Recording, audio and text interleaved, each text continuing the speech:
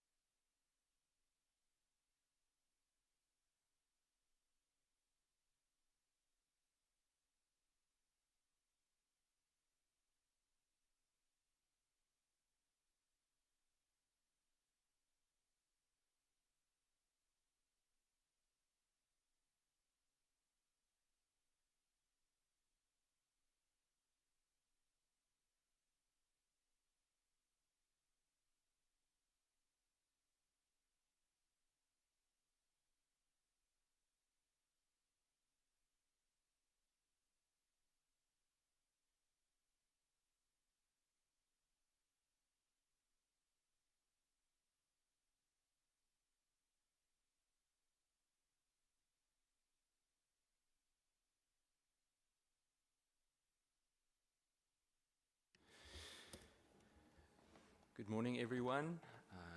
We are gonna begin.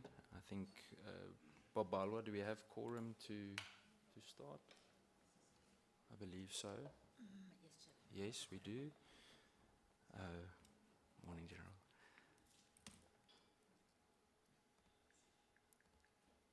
Colleagues, thank you for being here so early. We've got quite a packed agenda for the day. So that is the reason for starting early. I know everyone's trying to fit everything in before the end of the year. First of all, I would like to ask whether we can move to adopt the agenda. I see adopt and second. Thank you. Honourable Kolobana and Honourable Schikkerling.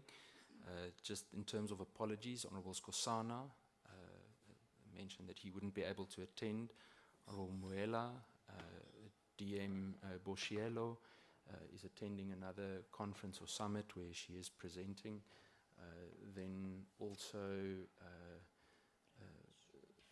Reverend Meshwe is also unable to attend today, but we have, I think, more than enough to engage in a fruitful discussion. Colleagues, I'm going to kick off immediately with opening remarks. And I don't want to waste too much time. I see Honourable James, welcome. Let us kick off. I'm going to start with regards to the crime statistics that were released earlier this week. The reduction in crime observed during the second quarter of 2024-25 financial year is a positive development and could really be a testament to the proactive measures that have been undertaken by the South African Police Service. I believe it's an achievement, and it does reflect a sort of effectiveness for targeted or of targeted interventions and collaborative strategies implemented to combat crime. The decline in certain areas, I believe, is a result of intensified crime prevention operations or follow-up operations.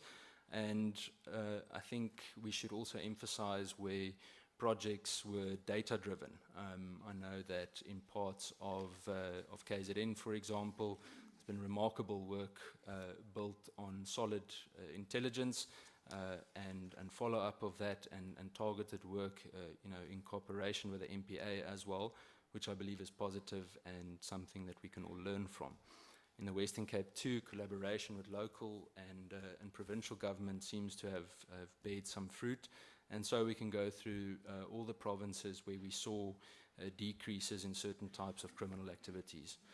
The reduction underscores the effectiveness of some of the strategies. I think the only small or minor question that I have in terms of something like Operation Chanela is that, from my knowledge, it's not necessarily fruitful to measure policing success according to arrest alone. We need to get a holistic picture of what happens after the arrest, and I understand that it's different departments that are involved, but that will give us a bit of a more detailed indication of the long-term success, that we don't unnecessarily engage in what I like to call transactional policing.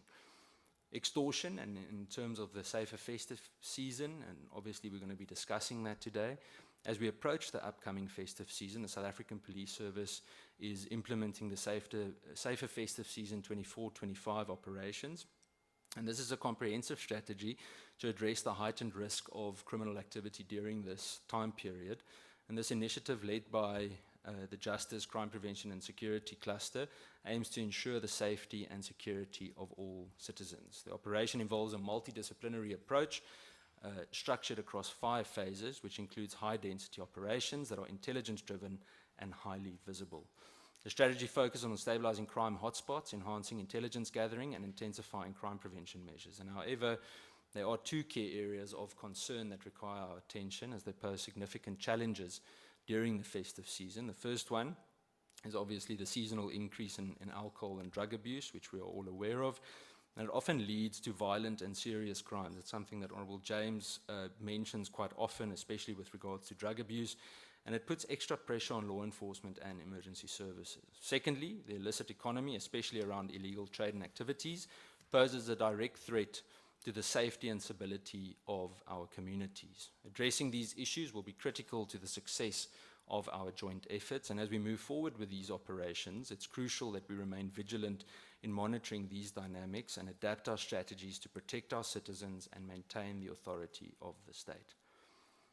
There are growing concerns about an increase in extortion-related crimes in South Africa. There are several factors that contribute to the rise during this time of the year, and it's important that we understand these dynamics in order to effectively address the issue. Firstly, the festive season brings a surge in economic activity, which can be positive too, and businesses are stocking up and consumers are spending more, which creates opportunities for extortioners to target both large and small enterprises. In particular, those in sectors such as retail, hospitality, construction, etc., are more vulnerable as they experience an influx of cash flow and goods. In addition, during the holidays, we often see a reduction in the presence of law enforcement officers, as some take leave or are reassigned to manage higher traffic in malls and tourist areas. This, unfortunately, then creates a temporary gap in security coverage, which criminals may exploit. Businesses, especially smaller or seasonal ones, may be more inclined to comply with extortion demands in an effort to avoid disruptions to their operations. The festive period also tends to amplify gang activity, particularly in urban areas and informal settlements. Gangs use extortion as a way to fund their operations, one of the ways to fund their operations, and the increased social activity during this time heightens the potential for territorial disputes. Moreover, informal traders who rely heavily on cash transactions are often targeted by extortionists due to the lack of robust security measures for their operations. Social pressures during the holidays, as families and communities come together to celebrate, can also drive individuals to resort to certain kinds of criminal activities that include extortion in an effort to meet financial demands. This can lead to the rise in criminal acts during the season. Lastly, it's worth noting that there's often underreporting of extortion crimes, as victims may fear retaliation or feel they cannot trust authorities. This can embolden criminals, especially when they believe that their actions are less likely to be challenged. In terms of the SAPS Amendment Bill, the urgency of bringing the SAPS Amendment Bill to Parliament next year cannot be overstated. And this is something that I really want to emphasize, that we are all really waiting for, and that we want to push very hard to ensure that it is brought to Parliament. The legislation is critical to addressing systemic challenges within the South African Police Service and ensuring that it operates effectively and transparently in serving and protecting all citizens. The legislation must prioritize stricter disciplinary procedures and mechanisms to address the growing concerns of corruption, criminality, and inefficiency. The list of police officers, including, unfortunately, senior police officers with overwhelming evidence against them, being investigated and out on bail, is growing daily without decisive actions taken by certain senior management of this SAPS, and the few provisions of the current Act to act decisively are not being utilized properly. In terms of detectives, the police service faces numerous challenges in the ability to effectively detect and investigate crime.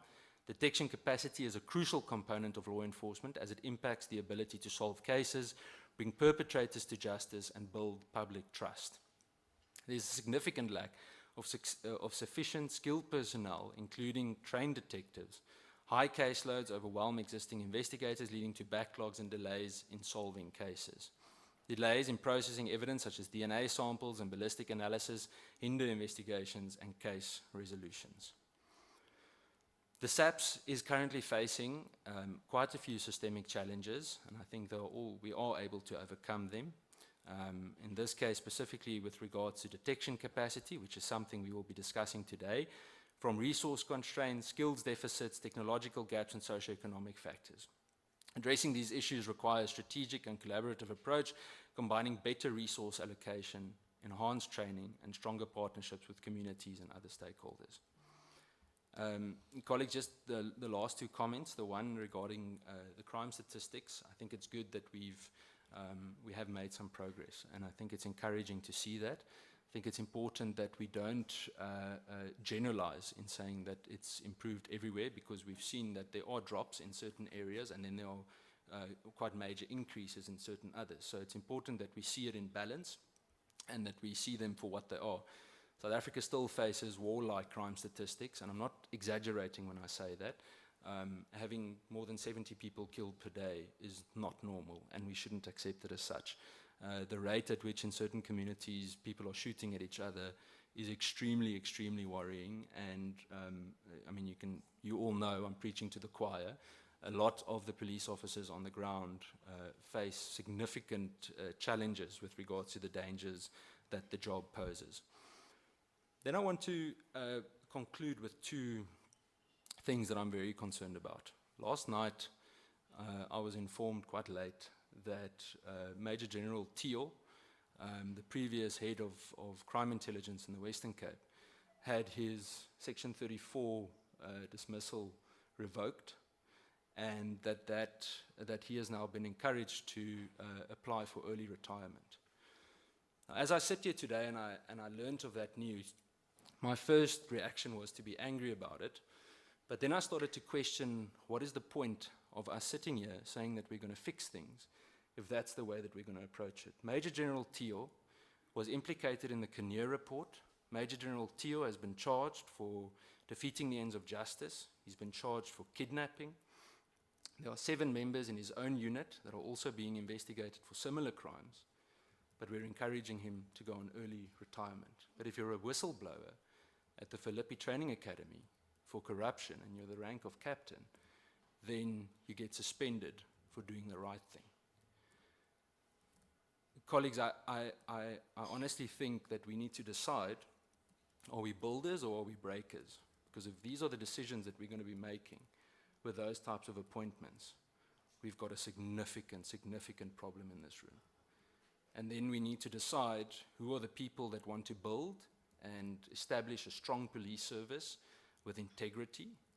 Because if we're going to keep those types of appointments, and I've already been threatened by lawyers previously when I spoke out on this specific matter, so be my guest to do so again, it's absolutely unacceptable. With regard to the specific matter, this person has been linked. You remember the discussion about Major General Mboto's promotion, the meetings with high-level organized crime figures in Cape Town included this very person, along with that specific Major General from the Hawks. And it puts us in a very difficult position because from Parliament, I know Honourable James asked it last week, Honourable Kola Barnard asked it last week, we said that why do we get lip service on certain things? We question a lot of these matters, and it's clear that there seems to be some sort of a clear divide. It's so encouraging when I see the success, the way, Minister, when you spoke about the crime statistics and certain targeted interventions, it's encouraging. It motivates people, it gives people hope. And then I learn on the other end that within the SAPS management, a decision like this is made. And what makes it worse, colleagues, is that this Section 34 not only found that the individual mentioned was not fit for the position that he is in, it was already found 3 months ago, and that a month ago he was told to apply for early retirement. So that means that even before this was revoked, the person was encouraged to go for early retirement. We cannot allow the police to become a political chess piece to comfort people when they do wrong. And I know I might not be popular for saying so, but it cannot be.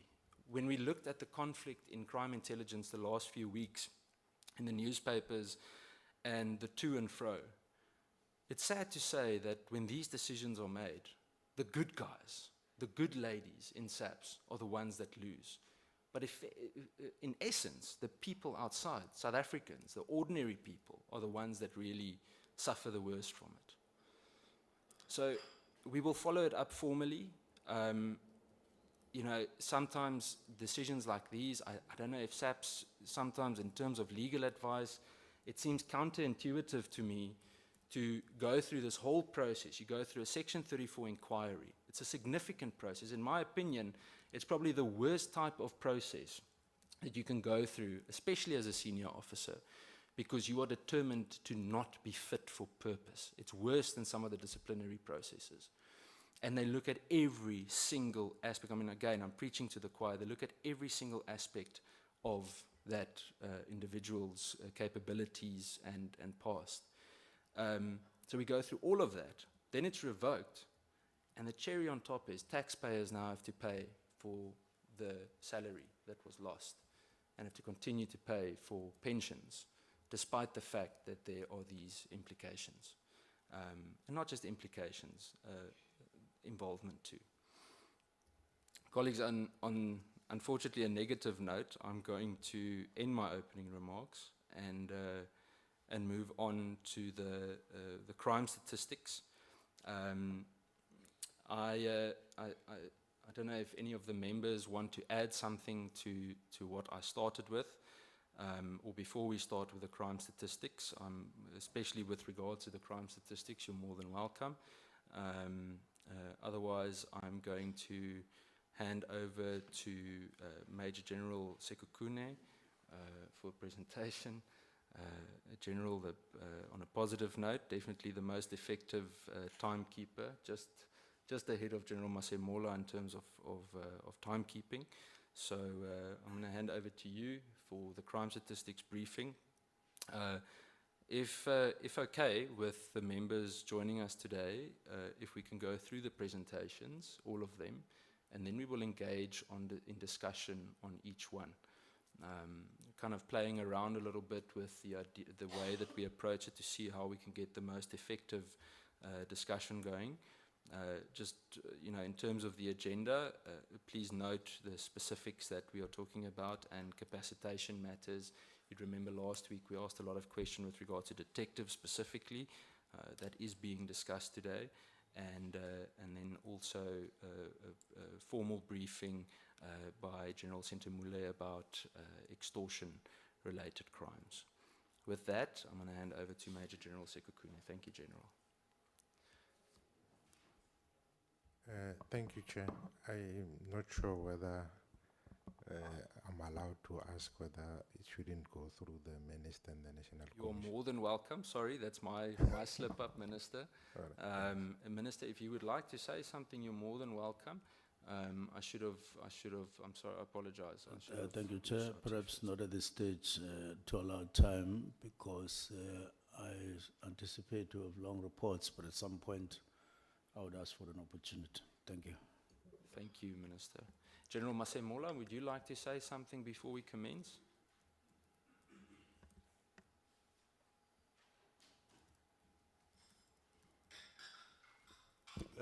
Good morning, Honorable Chair and Honorable Members. I think General Sekhukhune can continue, Honorable Chair. Other matters, I'm sure, will handle them as we go along later. Thank you. Thank you, General. General, please go ahead. Thank you, Honorable Chair and members of the committee, the Minister of Police, the National Commissioner, all the colleagues, and then people that are on the platform.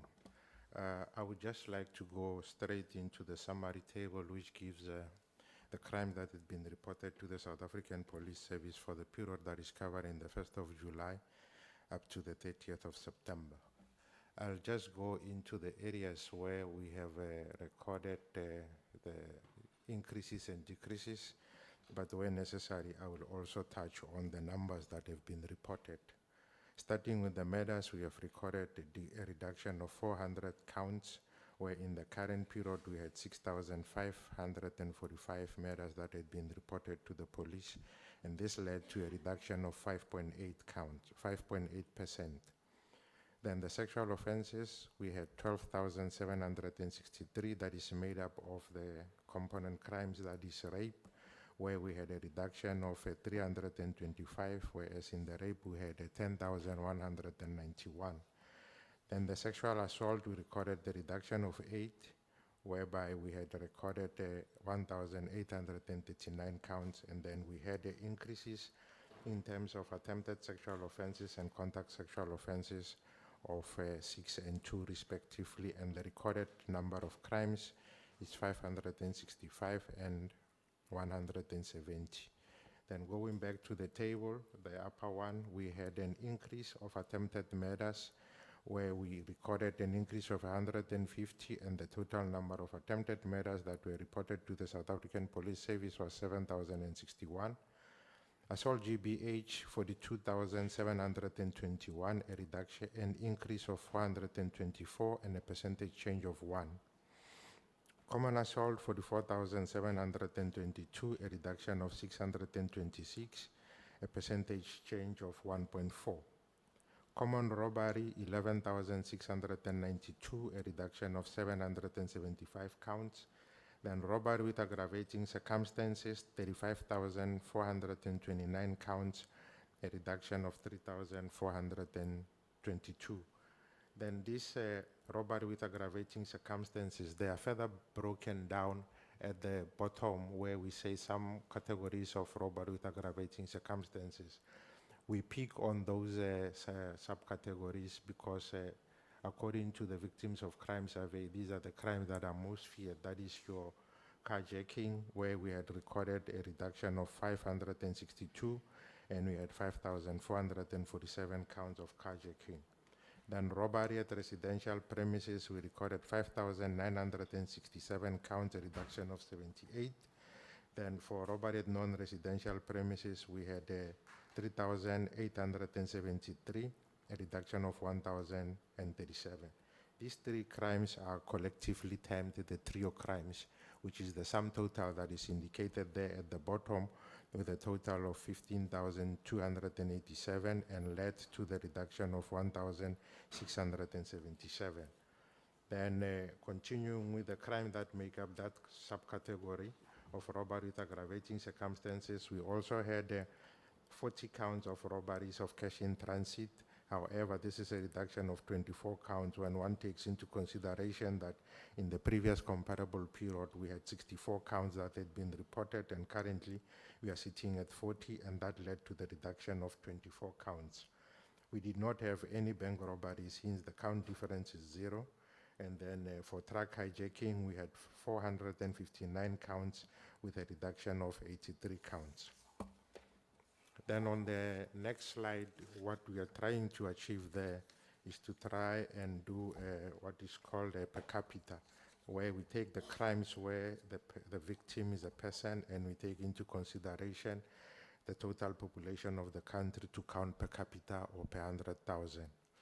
For the murders per capita, it is a reduction to 10.5 per 100,000. Rape is 16 per 100,000. Attempted murder is 11 per 100,000. Assault GBH is 69 per 100,000. Common assault 72 per 100,000, and common robbery is 19 per 100,000. And as I always explain, that the idea behind this is to say, if you were to take the total population of the country and divide it into equal portions of 100,000, what is the probability or the possibility of a person ending up being a victim of a particular crime? For rape, it's 17%, 17 per 100,000, and for murder, it's 11 per 100,000. Then on to the next table, we look at the other categories of crimes. The broad category of contact-related crimes is made up of arson and malicious damage to property, which collectively recorded a reduction of 2,290, and the reduction of the respective crimes is 157 and 2,133 for arson and malicious damage to property, respectively. For property-related crimes, we recorded a reduction in terms of burglary at non-residential premises of 2,302. And then what we normally indicate when it comes to robberies, burglaries at non-residential premises, is that it includes places that are normally not used for residential purposes. This would include your businesses like your church, your schools, and all these facilities that are not for residential purposes. So it is not only exclusively for business purposes, as it includes your shebins, your schools, your churches, and all these facilities. We recorded the reduction of 2,302 with regard to that particular category. And for burglary at residential premises, we recorded a reduction of 3,520. What we have observed most of the time when we do the weekly analysis in terms of the burglaries at residential premises and non-residential premises, what we have observed is that the time frames in which most of these are happening is usually after midnight, in the early hours of the morning, because it is our assumption that the criminals want to retain the element of a surprise when they break into these houses, when they know that all the people that are in the house are not on guard and are most likely asleep. Then we had a theft of motor vehicle and motorcycle, which recorded a reduction of 989. Then theft out of or from motor vehicles, we recorded a reduction of 2,030.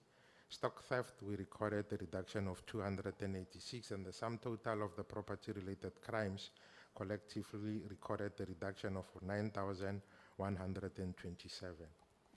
Then the other category of crime that makes up the 17 community-reported crimes is other serious crimes, which is made up of the 3 crimes, that is all theft not mentioned elsewhere, commercial crime, and shoplifting. And of these 3 crimes, the only one that has increased is the commercial crime, and sad to say that this commercial crime, we recorded the increase across all the 9 provinces, meaning no province has recorded the reduction when it comes to commercial crime. And this crime is mostly made up of your fraud and also issues like the money market, and where people intercept your digits in terms of when person send you money through ShopRite, they intercept, and then they take the money before you can even go out there. And it also include instances whereby people sell things online, and then when you get there, you find that they can't deliver, etc. Then this gives the sum total of reduction in terms of this other serious crimes, a reduction of 3,843. Then the 17 community reported crimes, which is the basket of crimes that the SAPS normally updates and report to the public on a quarterly basis, as has been the decision of a cabinet, is that we have recorded a reduction of 20,234. The desired trajectory of change within the 17 community reported crimes is to have the crimes reducing. Then on this next category, which is crime detected as a result of police action, the desired trajectory of change is to have these crimes increasing, because we presume that they are a proxy for proactive policing. This would be instances when the police go out and do roadblocks, etc., to retrieve illegal firearms and drugs from the people, whereby they somehow fall into those areas where the police are doing interventions. We recorded an increase of 341 in terms of illegal possession of firearms and ammunition. That means that we have recovered more firearms and ammunition from the community. In total, we had 4,325 recoveries. That is a 341 increase. Then drug-related crime, we had 47,189, an increase of 4,628. For driving under the influence of alcohol and drugs, we had 16,051, an increase of 1,924. And the sexual offenses detected as a result of police action, we had 3,356, an increase of 775 counts. And the total of the crime detected as a result of police action was 7,668. Then on this slide, I will try to only focus on the provinces which had recorded increases without necessarily going into the month-on-month breakdown. But as one can see from this slide, for the 17 community reported crimes, we achieved reduction across all the 3 months that make up the quarter, that is your July, August, and September. And the highest reduction was achieved in the month of September of 10,479. That is the count difference between your blue line there, which they're currently at 125,702, compared to the 181 that was reported in the previous comparable period. And in terms of the provinces, the only province that had recorded increase within this particular 17 community reported crime was the province of KwaZulu-Natal, which recorded 60 counts more compared to the previous comparable period. And then at the last column, I don't think it's visible from the slide there, we just did a percentage contribution of the particular province to South Africa. If you look at that, the provinces which are contributing the highest number of 17 community reported crimes to the country is made up of Gauteng, which contribute 27% to the national total, and the second highest is the province of the Western Cape, which contribute 19% to the national total. KwaZulu-Natal contributes 17% to the national total, and the fourth province is the Eastern Cape, which contribute 10.4%. All the other provinces not mentioned exclusively record or contributes less than 7% to the national total. That is not collectively, but individually.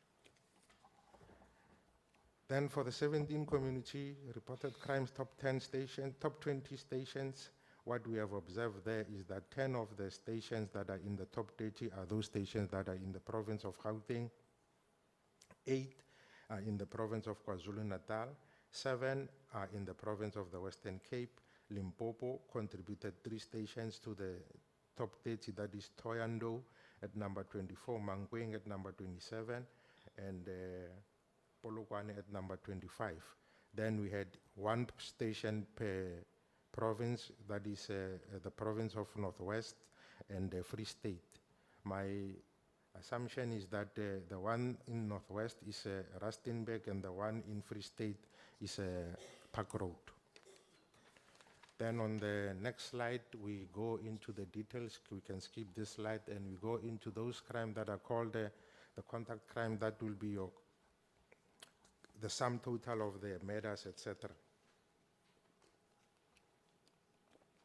Provinces which had recorded increases with regard to that is the Eastern Cape, Free State, and KwaZulu-Natal. The numbers are 416 for KwaZulu-Natal, Free State is 15, and then the Eastern Cape is 6. All the other provinces recorded decreases, and the contribution for the contact crimes can also be read from the slide. Then on the next slide, we have these stations that are color-coded in yellow. These are the stations that have formed contact crimes, and these are the ones that are monitored throughout the year on a quarterly basis to see whether there is movement of these particular stations in and out of the top 30, because there will be resources and interventions that will take place within those particular stations, and hence we need to monitor over a period of time whether these interventions are yielding fruit by whether that station falls out of the top 30 or not. The first column indicates that particular stations when you take into consideration the total stations in South Africa. The second column, which is provincial total, is only when we then bring down the scope to consider the position of the station within a particular province. One can see that the top 2 stations are in the Western Cape, that is Yamfuleni and Deft. The third station is Inanda, your fourth station is Johannesburg Central, and number 5 is Nyanga. I'll stick to the top 5 and then move on to this slide, which in my opinion try to go down into the details in terms of why do we have these types of crimes that are happening in South Africa, focusing on the murders, attempted murders, and assault GBH. But for the purposes of this presentation, I'll only talk to the causative factors as a result of murder. We drew a sample of 6,323 of the murder dockets that had been reported to the South African Police Service. And when we read the statements, we found that 1,069 murders were attributable to arguments, 386 were as a result of robbery, 372 were as a result of vigilantism, 231 as a result of retaliation, 221 was it attributable to gang-related, and the bulk of these 221 gang-related murders were in the province of the Western Cape. 87 of the murders were attributable to taxi-related conflicts. That will be instances where there is fighting for routes, etc. And then we also had 45 of the murders whereby law enforcement and security guards in the line of duty were shot. This excludes police, and if you were to add the police to this number, in total we had 63 murders of people that are involved in law enforcement. That would include your JMPD, your securities, etc. Then on the next slide, it is just provincial. On the next slide is the murders of women and children. Women is 18 years and above. We recorded increases for murders of women, 957, and the count difference is 76 increase. Attempted murder, 1,567, an increase of 53. We only achieved the reduction for assault GBH for women of 35 counts less. For children, that covers both boys and girls from the ages of 0 to 17 years. We recorded increases across the 3, 75% increase for murders of children, 35.7 for attempted murders, and assault GBH 7%. Then on the next slide, the provinces in terms of the murder that had recorded increases is your Northwest with 12 counts higher, Limpopo 6 counts higher, and the Eastern Cape with 3 counts higher. The other provinces recorded reductions in terms of the murders. Next slide. This slide simply shows when you take into consideration the population per province and then you do the per capita, we see that the Eastern Cape has the highest per capita in terms of your murders. That is 20 per 100,000, Western Cape at number 2 with 14 per 100,000, and KwaZulu-Natal with 12 per 100,000, and the rest can be seen from that table. On the next slide, we show the graphical representation of the same table that we had indicated. This time we just show the intensity of the per capita murder by using the color coding. The more deeper the color, it shows that the higher the per capita murder, and the lighter the color, it shows that the per capita murder is on the bit on the lower side. And then on that table, we indicate the population sizes that we have used to compute these numbers, and these are obtained from the mid-year population estimates as obtained from Statistics South Africa. Then on the next slide, we look at the top stations in terms of the murder. What we have observed in terms of the top 10 stations is that 5 of these stations are in the Western Cape, 3 are in the Eastern Cape, and we had 1 each in KwaZulu-Natal and Gauteng province. And this make up the contribution per province in terms of the top 10 murder stations. Then on the next slide, which I will not go into the details, we had already indicated the causative factors. The only difference is that this time around, we also attribute the causative factors to the respective provinces, which had indicated that phenomenon that was the causative factor for that particular murder.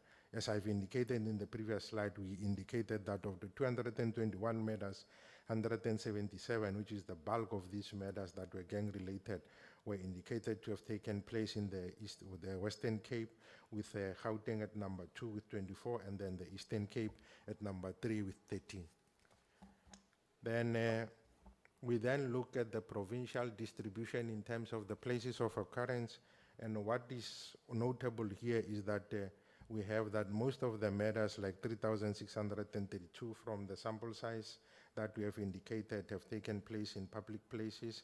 And then the second highest place where a person is likely to end up being a victim of a murder is in the residence of the perpetrator or the victim, including residences known to perpetrators and victims, e.g. family, friends, and neighbors, which indicate that there is a social element or acquaintance phenomenon that is taking place there. We also had 281 murders where they have taken place at a place where alcohol is being sold, like your shebeen, tavern, pubs, nightclubs, and bottle stores. Then we sadly have those other crimes which happened at educational institutions. That is 13 murders that have taken place at educational institutions. Then on the next slide, we just look at the instances where there was multiple killings, and this indicates the fact that the counts that we are counting, in some instances, they are as a result of mass killing. Like for instance, the Lisukisiki instance, where it was indicated that it was suspected to be a family-related murder. 18 people were killed. We also had 8 victims that were killed in a business robbery in Kanana. This case also resulted in 12 attempted murders. We also had 6 victims that were killed where it was suspected that the 3 men consumed alcohol outside their residence or rented accommodation and proceeded to the landlord's house, shooting him and another man inside before targeting another man on the pathway. Then we also had the Bronkhorstspruit issue, where it was suspected that the 5 victims were alleged members of Boko Haram, which what can be termed the construction mafia incident. Then the weapon of choice that is used, again, there is not one-to-one correlation between the weapon used and the number of dead bodies, as we have indicated in the previous slide, that some firearms can be used in the killing of quite a large number of people. It was indicated that the weapon of choice in the commission of murder is the firearm, and it was indicated in 2,976 counts, and the highest of these were in the province of Gauteng, whereby 857 were contributed to firearms. The second is KwaZulu-Natal with 743, Western Cape 589, and the Eastern Cape at number 4. Then on the next slide, we also talked to murders of police officers. We indicated that there were 18 police officers that were killed, and 5 of these police officers were killed while they were on duty. 5 of these is the breakdown is that 2 were the victims of crime, 1 was caught at the crossfire at the crime scene, 1 was a drive-by shooting, and 1 was responding to a complainant. And then if you add those other numbers that we indicated, that included the killing of people that are not necessarily police but law enforcement officers, this number then easily rises to 64 or 63. We also had attacks on rural communities. What is worth noting is that the murders in the rural communities increased by 5, sexual offenses increased by 2, attempted murder also increased by 2, and the total of contact crimes at the rural communities increased by 20. The rape increased by 2, and then we also had a reduction of 2 in terms of carjacking. Then on the next slide, we then look at who are the 15 victims of these farm community. We saw that 2 were farmers, 5 were farm dwellers, 5 were not specified, 2 was an employee, and 1 was a security within that particular farm. Then on the next slide, we look at the rapes. On terms of the rapes, we see that the provinces that recorded increases was Gauteng and Mpumalanga. The increases was 75 and 42 respectively. All the other provinces recorded decreases. Then similar to the murder, we also did the per capita per rape, and then what is the change from the previous release. We saw that now the Free State is considered to be the per capita rape per capita province, the highest in terms of per capita, followed by the Eastern Cape, and then Northwest and the Northern Cape come at number 3 and number 4. Then we also had the same graphical presentation where the darker the color, it shows that the highest per capita, and these are the population numbers that we have used to compute those per capita rapes as had been obtained from the mid-year population estimates of Stats SA. The stations is the next. The top 2 stations for rape are in KwaZulu-Natal, which is Inanda and Umlazi. Number 3 is Thoyando, and then number 4 is Mfuleni in the Western Cape again, and then Mthatha in the Eastern Cape, making up the top 5 rape stations. Then on the places of occurrence for the rapes, we drew a sample of 7,165. What we have seen is that most of the rapes, that is from this sample, 4,303, which is around 60% of the rapes, happens at the residence of the perpetrator, including residents known by victim perpetrators, family, friends, and neighbors. Then the second highest was public places with 1,647, and we also had 106 rapes that have taken place at educational institutions. That is the top 3 contributory factors. Then on the next slide, we look at the use and abuse of alcohol or the involvement of alcohol in the commission of these contact crimes. We had seen that 227 of the murders, alcohol was involved, and 145 drugs were involved. Then at the bottom table there, now it is the place. The top table talks about the use and abuse of alcohol and drugs in the commission of these crimes. And the bottom table indicates the place where these murders and rapes have taken place. 281 of these murders have taken place at a confirmed place where alcohol is being sold. That is your tavern, shebeen, pubs, nightclub, etc. And also 62 rapes have taken place at these facilities which sell alcohol. Then on the next slide, we look at the murders and rapes at the educational institution. The orange color gives you the rape figures and the blue color gives you the murder figures. At schools, we had 77 rapes that have taken place and then 13 murders that have taken place there.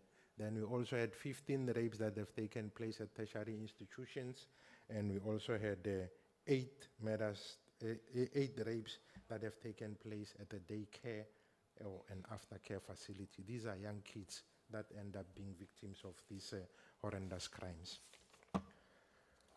Then on this slide, we tried to look in terms, this is what we call a 3-way table, where on the first column, the premises, it gives you the place where the murder happened.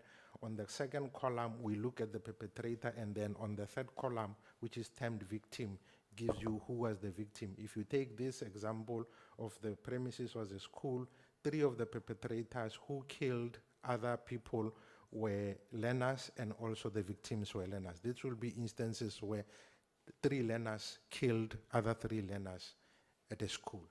This is how the table is supposed to be read: the perpetrator on the left and the victim on the side. Then we'll then move on to the rapes. On the next slide, the same, we give a breakdown in terms of the rapes.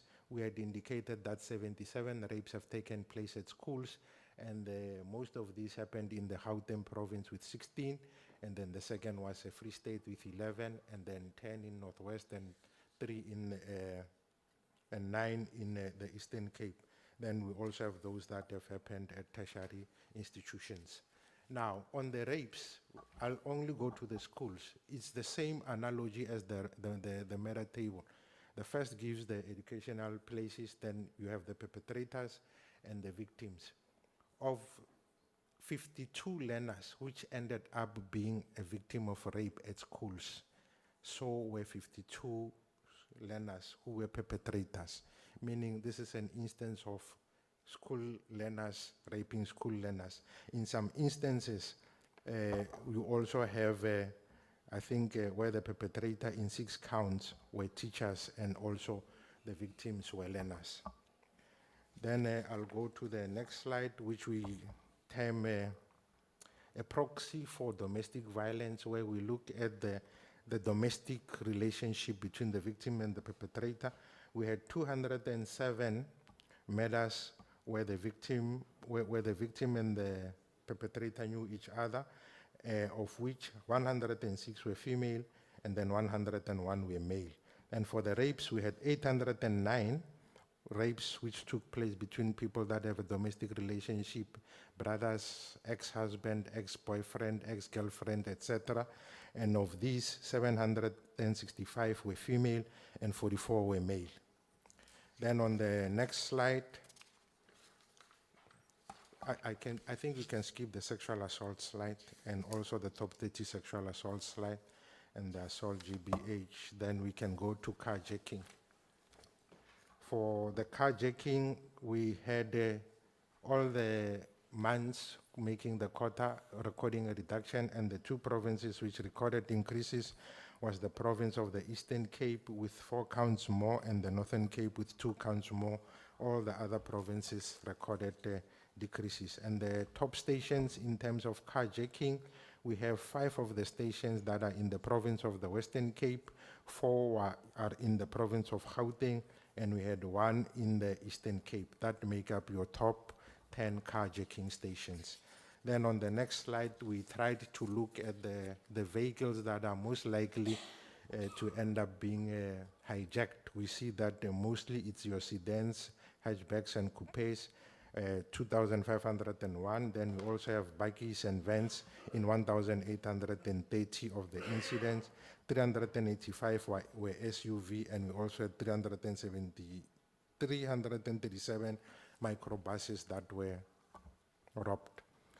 Then for robbery at residential premises, the provinces which recorded decreases, it's only 2 of the 9. That is your KwaZulu-Natal with 14 counts less, and Gauteng with 317 counts less. The other provinces, unfortunately, recorded increases in terms of robbery at residential premises.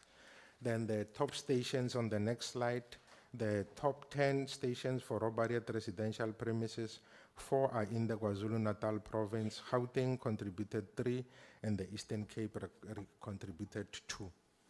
Then on the next slide, we look at robbery at non-residential premises. The only province that had recorded an increase was the Northern Cape with 1 count higher. All the other provinces recorded decreases. Then the top stations in terms of robbery at non-residential premises, number 1 is Johannesburg Central, number 2 is in the Eastern Cape, is Qonce, and the third one is Florida in Gauteng, Rustenburg at number 4, and then Toyando at number 5. Those make up your top 5 stations in terms of robbery at non-residential premises. Then for cash in transit robberies on the next slide, we had achieved reductions across all the 3 months that make up the month. In July, we had a reduction of 9. In August, we had a reduction of 14. And in September, we had a reduction of 1. And the provinces which recorded increases in terms of robberies of cash in transit was the Free State with 4 counts higher, KwaZulu-Natal with 3 counts higher, Northwest, Western Cape with 3 counts higher, and Northwest with 1 count higher. And at the bottom there is the contribution of those provinces to the robberies of cash in transit. Then on the next slide, we give a breakdown in terms of the types of the robberies of cash in transit there. We see that in 18 incidents, the armored vehicle was on the road. That will be instances whereby it is either bumped in or it is somehow stopped, and then the robbers would then use bombs to get access to the cash. And the provincial distribution of these was that 9 was in KwaZulu-Natal of the 18, and then 3 in the Eastern Cape, 2 in Gauteng, and the rest can be read from there. Then we also had the cross pavements. That will be instances whereby the people that are working within this environment are moving between the vehicle and the merchant, and then they get accosted, and then the money is taken either in bags, etc. So these are termed what is cross pavements. We had 15 of these, and 4 of these happened in the Gauteng province, 4 also in the Western Cape. I think this is 35 minutes, and then I still have 10 minutes to conclude. Exactly my point. Then the merchant rail, we had 6 counts, and then we also had static, when the armored vehicle was static in the street. And then we also had a note there that indicates that all 15 counts of cross pavements recorded the perpetrators that ran security guard in 8 incidents and shot at them in 7 counts other in order to gain access to the cash. These cases occurred after the security guard has collected money on their way back to the truck or the parking area.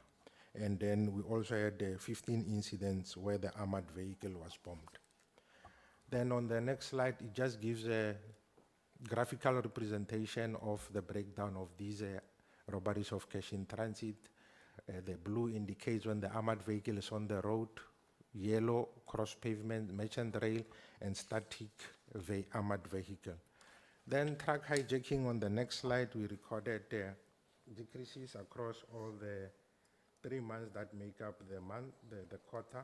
Then we also had the province of the Northwest and Limpopo recording increase, that is 1 count each for the 2 provinces.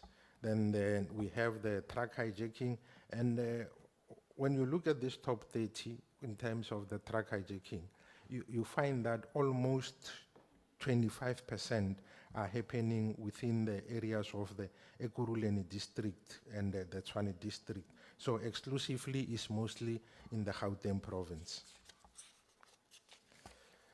Then we also tried to look at the causative factors for kidnapping. This will be instances whereby the perpetrators, the victims are kidnapped, and then after being kidnapped, either later on there will be a ransom demanded or some kind of an extortion taking place. This is not all the extortion cases, but these are those that are hidden normally within the broad crime of kidnapping. We had, from the sample size of 3,995, there were 180 instances where ransom was demanded, 29 where they were extortion related, and then we also had 13 that were human trafficking related. Then we then had the graphical representation of where the kidnapping that led to ransom being demanded.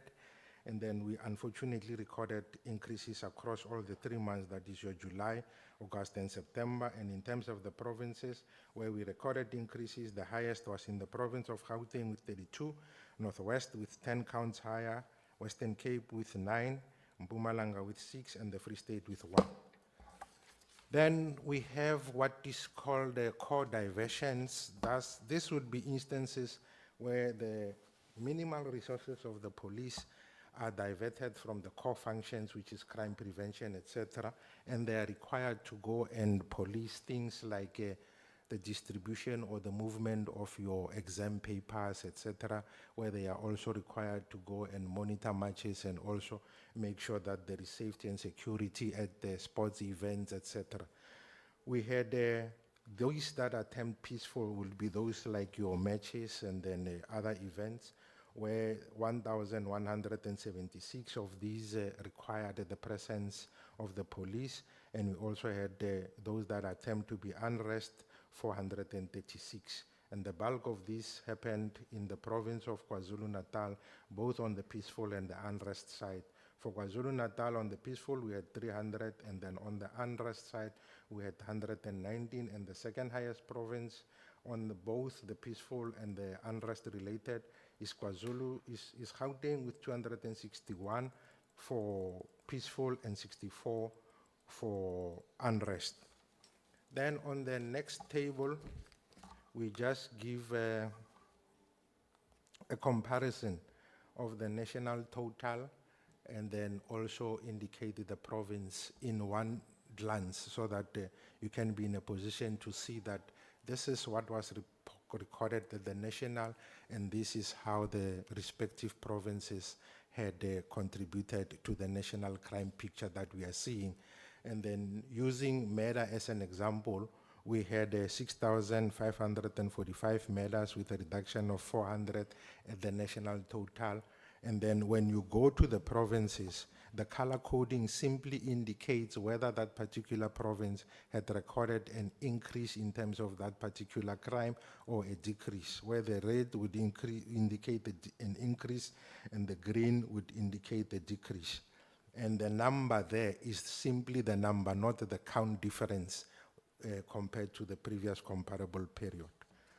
Then on the next slide again, we give a summary of the same explanation, whereby if you look at the bottom there, number 9, which is Gauteng, we had indicated that of the 17 community reported crimes, Gauteng managed to decrease 15 of these counts, and then unfortunately had an increase in 2 of the 17 community reported crimes.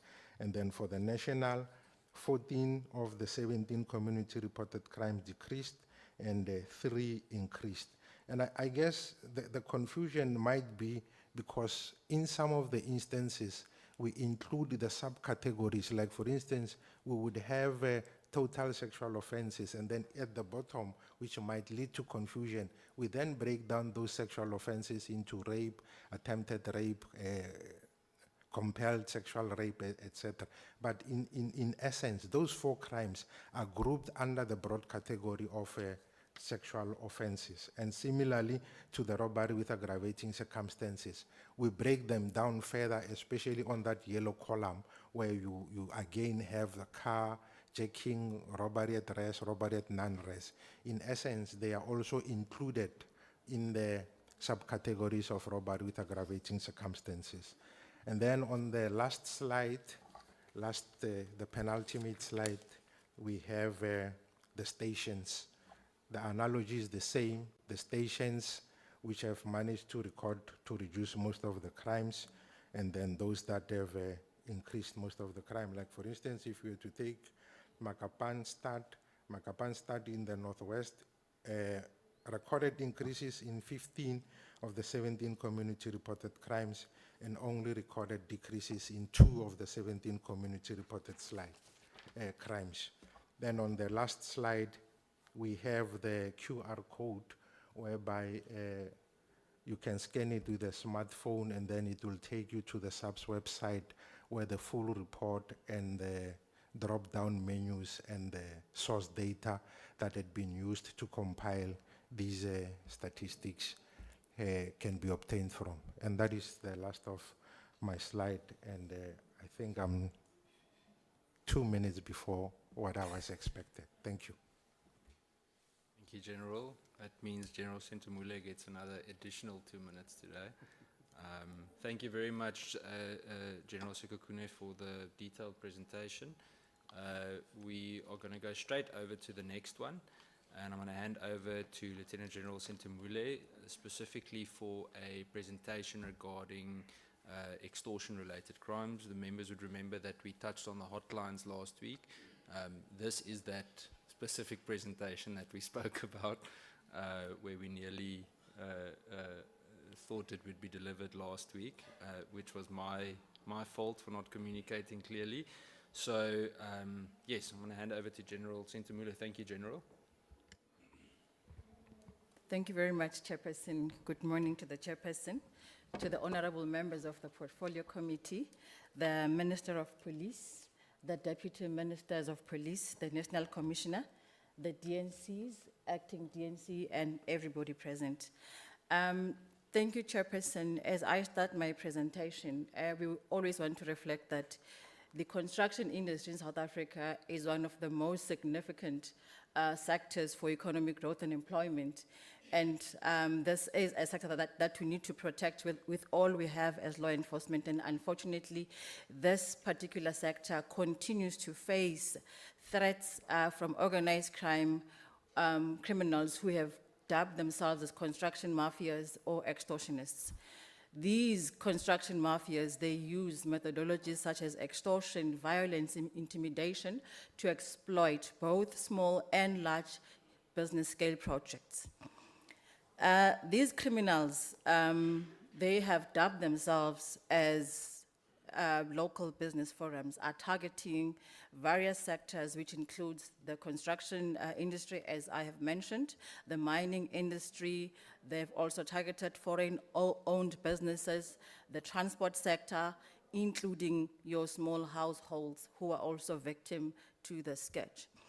The methodology they use is to demand money or stakes in projects, as well as protection fees, thereby leading to the harm in our economic development, investor confidence, and also our infrastructure. I'll move to the next slide, Chair. We did reflect previously on the history that brought us to where we are today in terms of dealing with the extortion threat as the law enforcement sector. And we did emphasize that the government response was based on the call by the President to apply stringent measures to address these extortions because of their economic impact. I want to reflect on the recent construction summit which took place in Durban, which marks a significant step for government in emphasizing the intolerable nature of this threat to our economy, as well as the business and our communities. The outcome of that construction summit included a commitment that was signed by all stakeholders who were committing to working together to eradicate the sketch. And this marks also our strengthened efforts in dealing with the sketch. In the previous meeting, Chair, I think the issue of definition was raised, and therefore we saw it fit that we include in our presentation the common law definition of extortions. As defined in common law, extortions refers to unlawful and intentional obtaining of some advantage, which may be patrimonial or non-patrimonial in nature, from another by subjecting the latter to pressure which induces him or her to hand over the advantage. I want to also simplify that by patrimonial, this can refer to anything valuable or any valuable object, which could be building, property, and that also can include anything that is of monetary value or even money itself. We also did touch on the modus operandi that is being used by these construction mafias or extortionists, and these include the forceful invasion of construction sites by heavily armed individuals, the demand for employment, and the 30% as it has become known. Again, they forcefully demand tenders and protection fees. They intimidate contractors as well as threaten to stop their work. Also, in some instances like Limpopo province, we have seen murders and attempted murders also taking place as a result of extortion activities. They also barricade roads and also forced shutdowns of construction sites. Construction mafias or extortionists are not only what we are focusing on. In our analysis, we have established, I think I'm on slide number 6, Rabi, on extortion typologies. Extortion manifests in different folds, and we have seen in our investigations that this includes the extortion in the construction sector. We have also seen extortion in the mining sector, the security sector. We have also seen in the transport sector, the business sector, municipalities, and unfortunately, we have also seen vulnerable communities such as the disabled, the blind, and the pensioners who have had their social grants or social security funding being extorted by these criminals. In dealing with this sketch, we have an operational approach which is premised on neutralization of the organized crime syndicates, and this is done through arrests as well as convictions. The pillar number 1 of this approach is prevention and investigation.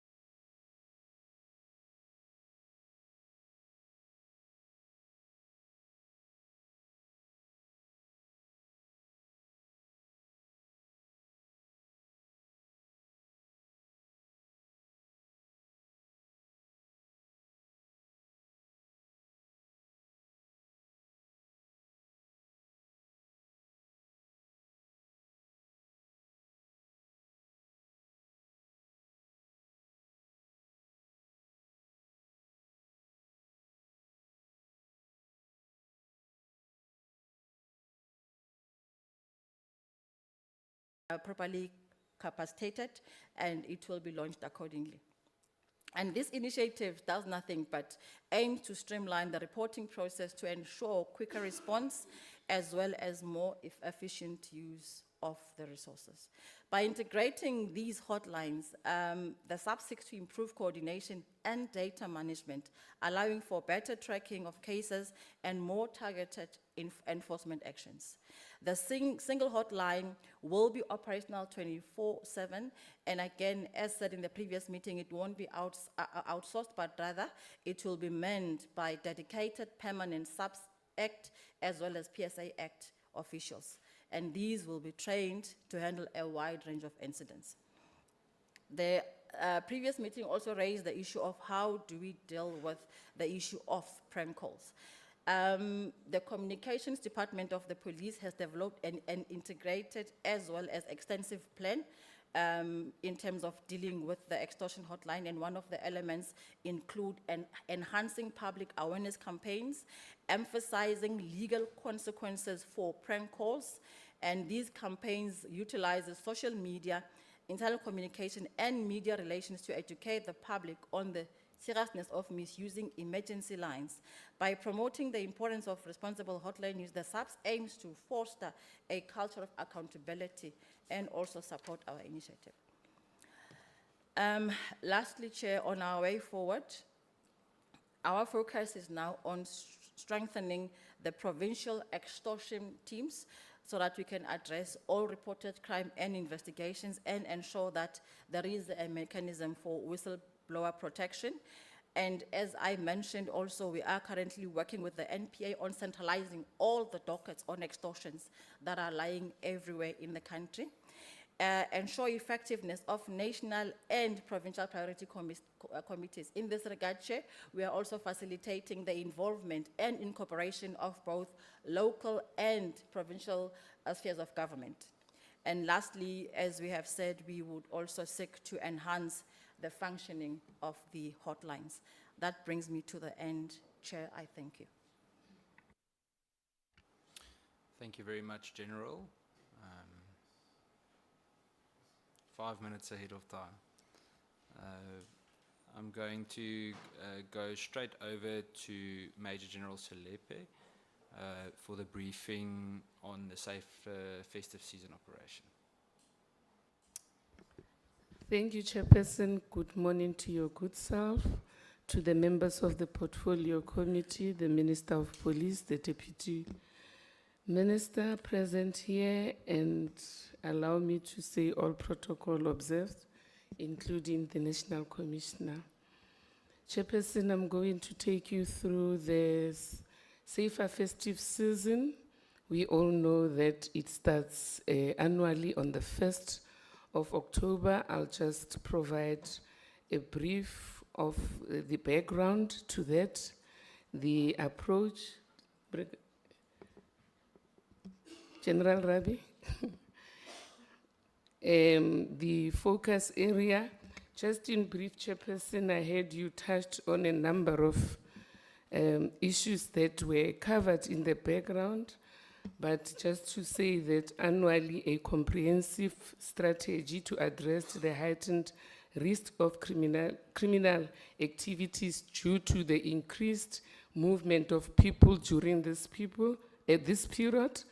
This initiative, known as the Safer Festive Season, it's what we implement annually, which is being aligned with the outcome 3 of the delivery agreement. It is spearheaded by the JCPS cluster, and it also involves high-density operations characterized by intelligence-driven and high-visibility measures that we put in place. It comprises of five phases, and it employs a multidisciplinary approach to combat and prevent various crimes. And national and provincial intelligence committees plays a vital role during this period, so that it provides crime patterns analysis and tactical intelligence to inform operational plannings and interventions so that we have a successful, safer festive season. Next slide.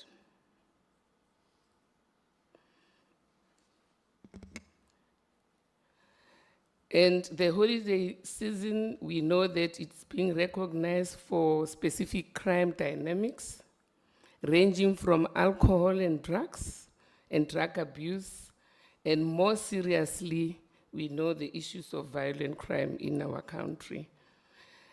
And this approach, which is proactive, it aims to ensure that safety and security of South Africans and its inhabitants by addressing these potential threats. And key areas of concerns includes the well-being and safety of our citizens.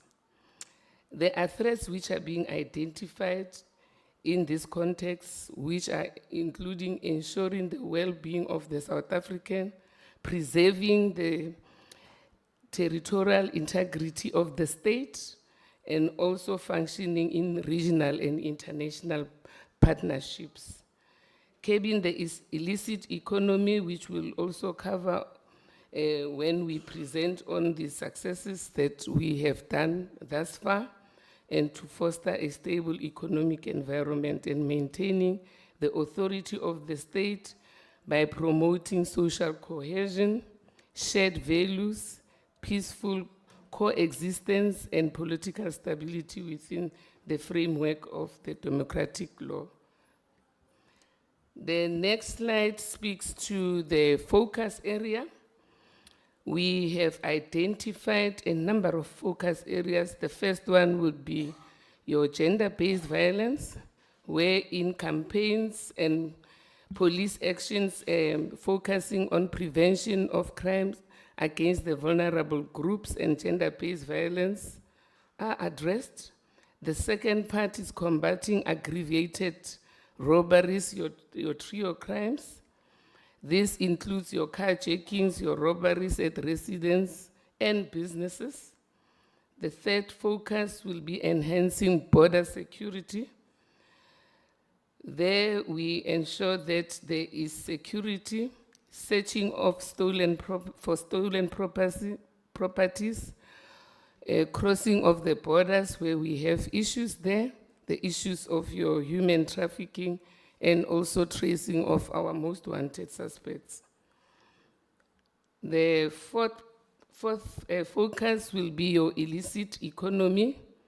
We know we've been dealing a lot with your issues of your illicit mining, your counterfeit goods, and illicit drug trafficking. And in the next slide, we are just depicting the hotspots. During your festive season under the Operation Chanela, we have included targeted actions based on focus areas. And I think that the former presenter also touched on the issues of extortion, which also forms part of all the operations that we deal with during this period. And also the next slide, it's other hotspots that have already been alluded to.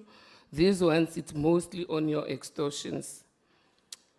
And the next slide, it's the approach, which is a 5-phased approach.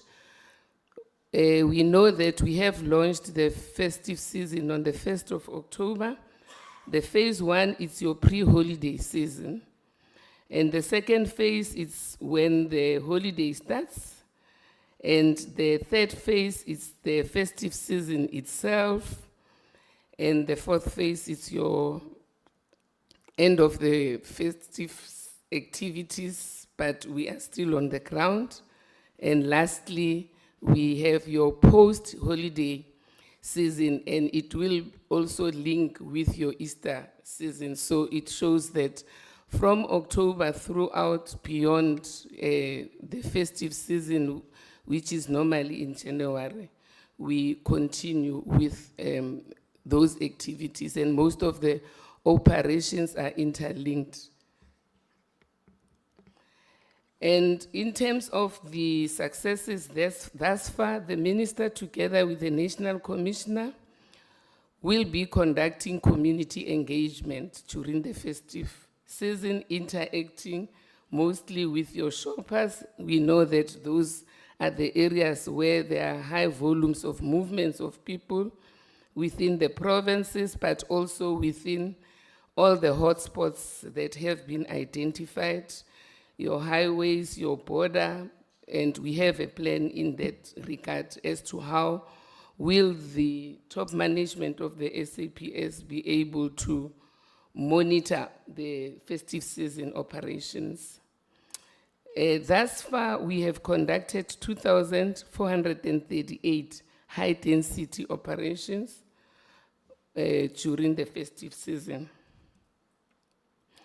We have alluded to the fact that the operations are integrated. We don't work alone as SAPS. These are integrated operations that have other departments or other entities. This is a reflection of how we deployed from the 1st of October to the 17th and moving forward. Here we are depicting the average deployment of SAPS members, your Metropolis and SANDF, the average total of 9,252. You will see, Chairperson, we have all the other role players and other departments as depicted on the slides there, average of 465 that are supporting the efforts that we are doing. And I think that they are not only supporting the work of SAPS, we are also supporting the work that they are doing as they lead in certain focus areas of the operations. To date, we have done your actions that have been executed, over 3 million of those. Amongst others, we have conducted the searches of importance to note, Chairperson, you'd see. We also do searching of the people, 972,361 of those have been searched. We've also conducted our coordinate search. Those are activities wherein we apply for a section 13.7 through the courts. Mostly we target hotspots like your hostels, where we are provided with your search warrants during those operations. We have done 13 of those, but also have done your tracking, conducted tracking operations. We have tracking teams that are doing that during the reporting period. We've also had your high visibilities, your VCPs. Of importance to note, roadblocks plays a very important part in our operations because that's where, at most of the time, we intercept certain activities or arrest certain suspects that are wanted. We have conducted 1,527 of those. We've also done your tracking of wanted suspects. Those are done by the detectives. During the festive season, 5,840 of those have been conducted. 2,042 unlicensed liquor premises have been closed thus far. You will see, Chairperson, we've also conduct inspections at various places. Your licensed liquor premises, your second-hand dealer inspections, we also issue notices. We also do inspections at both formal and non-official institutions on firearms. We have done 4,803 of those. We have also done inspections at formal businesses and informal businesses. And of importance to note, we all know the sketch that we have, that we are currently dealing with, your foodborne issues, the issues of the spaza shops, and to ensure that there is labor compliance. 274,624 of those have been conducted to date. We also do the visits to the mines and to the farms. Of importance to note, you will see during your festive season, we have lots of gatherings. We ensure that the enforcement of your SASRIA Acts and the regulation of the Gathering Act is complied with. To date, since the beginning of the festive season, we have conducted 2,584 of those. The next slide depicts the raids conducted by the detective during the festive season. 14,857 warrants have been executed by the detective for various crimes. And in the next slide, we are depicting the total arrests during the festive season. 95,015 people have been arrested. Of importance to note, you'll see in terms of the contravention of the Firearm Control Act, 639 arrests have been effected. 806 arrests for possession of firearms, 488 for possession of ammunition. We know that issues of the explosive are another problem that we have, where in our ATMs and with the mining activities, explosives are being used. We've to date arrested 29 only for the period of the festive season. Dangerous weapons, 2,520. Dealing in drugs, 1,537. Dealing in liquor, 3,948 arrests have been effected. Possession of counterfeit goods, we have 150 arrests. Possession of drugs, we have 9,629. And other arrests driving under the influence of alcohol or drugs, it's 3,193. Illegal immigrant, during the festive season, we have arrested 9,921. For illicit mining, 1,811. Human trafficking, 30 of those, and other crimes which are not listed. As I've already said, Chairperson, 95,015 inclusive of the detective wanted suspects arrests where people were arrested. We have done the seizures and recoveries. Next slide. During the operations, of importance to note, Chairperson, you will see we've seized or recovered a number of explosives, 689 of those. 718, it's the handguns. Homemade firearms, 68 of those. Firearms rifles, 95. And shotguns, 34. We've also seized abalone in the areas of your Eastern Cape, mostly Western Cape and Free State, and at times are being seized en route from other provinces into the Western Cape. Alcoholic beverages in liters, 199,959 liters of alcohol has been seized during the festive season, and we continue to do so. Cash in rands, a total of over 1.6 million has been seized. 114,794 cell phones have been seized during the reporting period. Contraband goods which are illegally imported, in terms of the rand value, Chairperson, 24.2 million worth of those has been seized during the festive season. Copper and copper cable in kgs, 13,558. Counterfeit goods, total items, 122,447, just during the period of the festive season. Dangerous weapons, 3,479. Then we've continued to seize and recover various drugs. You would see Dacha in kg, 22,568, and 13,663 Dacha plants. Cocaine in grams, over 7,000. Crack cocaine, over 1.3 grams. and tick 40,000 grams of those, over 40,000 grams of those, your nyaupe and others, Chairperson. You'll see the mandrakes are the most that we have confiscated in terms of grams, 283,707. We continue with the recoveries and seizures. Chairperson, of worth noting, we all know that we also have a problem in terms of your fuel pipeline.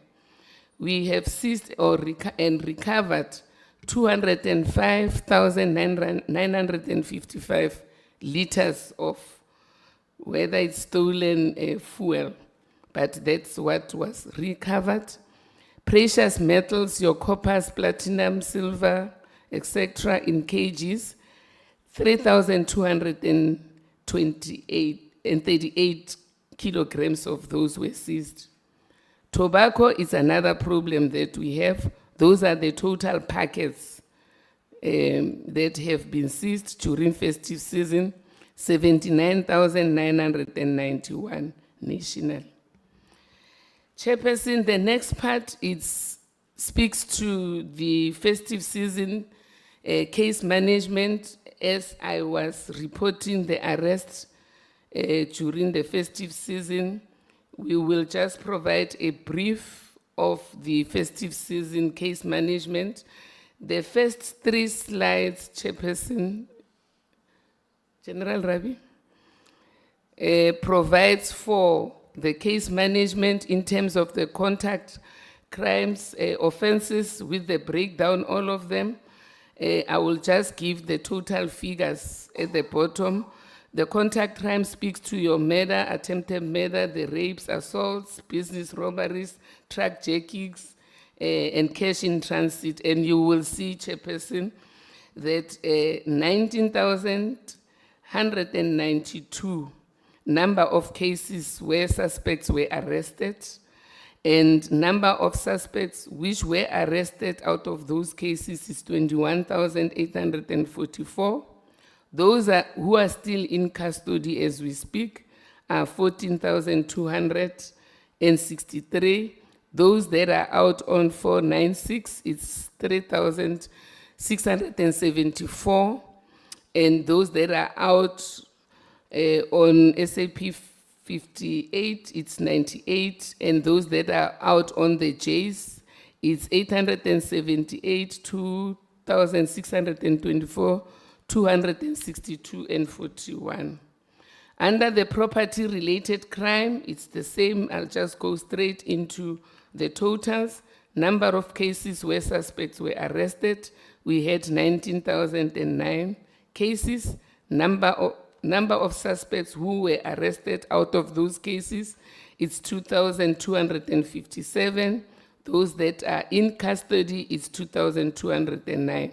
And the rest, it's those that are out on various forms, either on SAP 496 or on the J's. And in terms of the contact-related crimes, 2,925 cases where suspects were arrested. Number of suspects which were arrested is 3,119.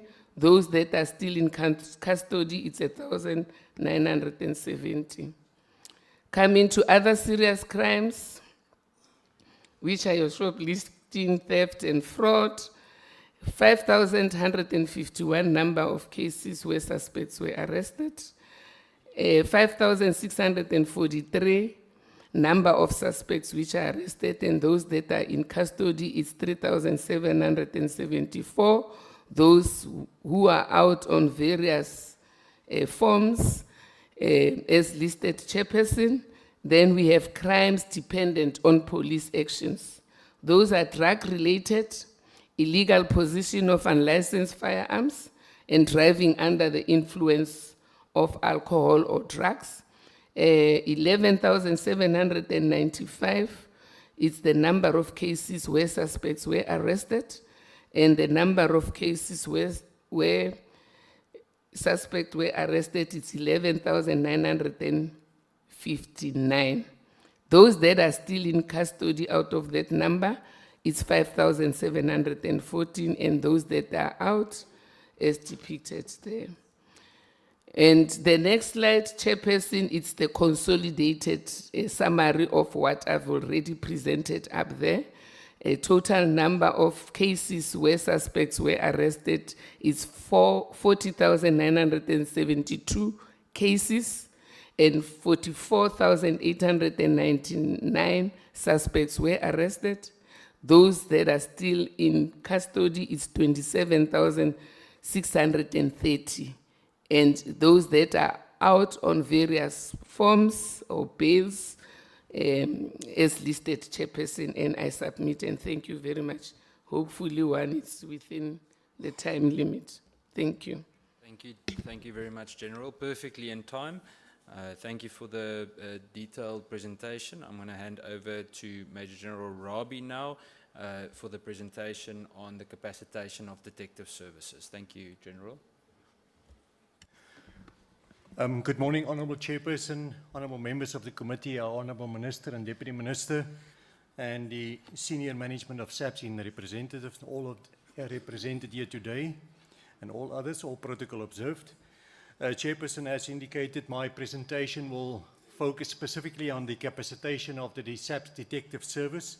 I'm not going to go through the table of content, maybe jump quickly to slide number 3, where we just give a quick rundown of the current capacity of the South African Police Service. If one look at the slide, the table at the top, one will note that in 22-23, our total establishment was 179,624. Now, at the end of September, we were standing at 185,196. And there has been a recorded growth of approximately 5,500. According to the fixed establishment, if we look at the current allocation, the fixed establishment is the funded establishment of SAPS. That means what we have money for and the post that has been funded in terms of the allocation that has been made to the department. Now, if we look at the detective service, approximately 20% of the fixed establishment is dedicated to the detective capacity. And, but if one look at what they currently have, it is at 15.1%. We also have to take note of the fact that we lose approximately 5,300 officials per annum. In the previous financial year, we lost a total of 6,430. The year after that, 6,677. And at the end of September of this current financial year, we were already on 3,572. And if that trend continues, it will be slightly higher than the 5-year average that has been calculated. The total requirement of the South African Police Service, if one takes into consideration the various work-study investigations, is 310,132. And we are well below that figure, or the calculated figure, for the ideal establishment of the department. The recruitment processes, Honourable Chair, that we embark on an annual basis is specifically aiming to strengthen the production core. And over the last 2 years, we've recruited a total of 20,376 entry level. And out of that, a total of 15% of that, 3,142 were allocated to our detective capability. It is a fact that our detective environment, the growth was minimal at 3.3%, as we were facing as a department several competing priorities, including, for example, the number of allocations that were required for the public order policing capability. But the detective environment has been identified as a priority in the department for urgent growth. And in the latest allocations, we've increased the allocation to detective environment with 17.9%. And that will take them up to 20.6% of the total establishment. In the current financial year, Chair, we are recruiting a total of 10,017 police officials. The first batch is currently in the college. They were recruited in April, 4,517. That will be followed by an additional recruitment phase, 5,520 in February 2025. And we have earmarked 35% of that to be allocated to the detective service environment. Now, beyond the 24-25 allocations, there are also other processes that we are going to embark on as a department to strengthen the detective capability, including the internal advertisement of posts that will be focusing on moving people internally to the detective service environment, as well as the re-enlistment of 200 former trained and experienced police officials. Now, with these interventions, a total of 4,669 police officials will be added to the detective environment. And the detective environment will therefore also be prioritized in the coming financial year with similar initiatives. It needs to be noted, Chairperson, that the effective capacitation of the detective environment is dependent on the allocation that is made to the department in terms of the medium-term expenditure framework. In the next financial year, we are going to target 5,500, which is less than what we have done in the previous year, as well as in the current financial year. The supervisory positions in the detective environment are primarily filled through the production corps promotions, and the same applies to commanders that are then filled from the supervisory pool. I'm going to the next slide. The next slide just gives an indication of the breakdown of the shortages in the respective provinces. If one look at the detective service, there's a 35.4% shortage in the Western Cape, 38% in the Northern Cape, 33% in the Free State, 38% in Limpopo. That gives you a total of approximately 26.9% shortage within the detective service environment. Gauteng is the shortage is primarily at your higher supervisory and commander level, so it's lesser than what we see in the other provinces. Now, the interventions that I've just explained, Chair, aims at reducing that shortage to 14.9% with the additional allocations that we are going to make, as I explained in the previous slide. This is just a summary. I'm not going to go through the detail where we just indicate what has been allocated to the detectives. What is important to note, Chair, Honourable Chair, is if you want to look at the last slide, currently we are going to target recruitment of 5,500 in the 25-26 financial year. Now, if one notes that our the average loss that we experience is 5,300, the effective gain will only be 200. But it's also important to note that if one look at the latest trends, that the number of people that we lost might be slightly higher than what we anticipate, what is represented on the slide as well. And then again, just re-emphasizing the promotion processes as well as the re-enlistment of within the detective environment, the 200 that we are targeting. This is just a breakdown of the budget allocation to our detective service environment. It's approximately 4.3 billion in the previous financial years. Then it goes up to almost 15.5 billion in the 24-25 financial year, noting that 13.5 billion goes to compensation. Note, Chair, that these figures that I'm presenting now is only for what we refer to as the general detective capability in SAPS and then your specialized unit. Within the general detectives, it does not include the DPCI. The DPCI has got their own allocation, just highlighting the 2.4 billion that has been allocated in 24-25 financial year. It also excludes the allocations that has been done to forensic science and the Criminal Record Center. We have also done some additional allocations on top of what has just been presented and highlighting the current financial year for GBV and resourcing 50 million, the buccal samples 50 million, establishment of cybercrime and other national functions 17 million, and the training of the detectives a total of 63.9 million.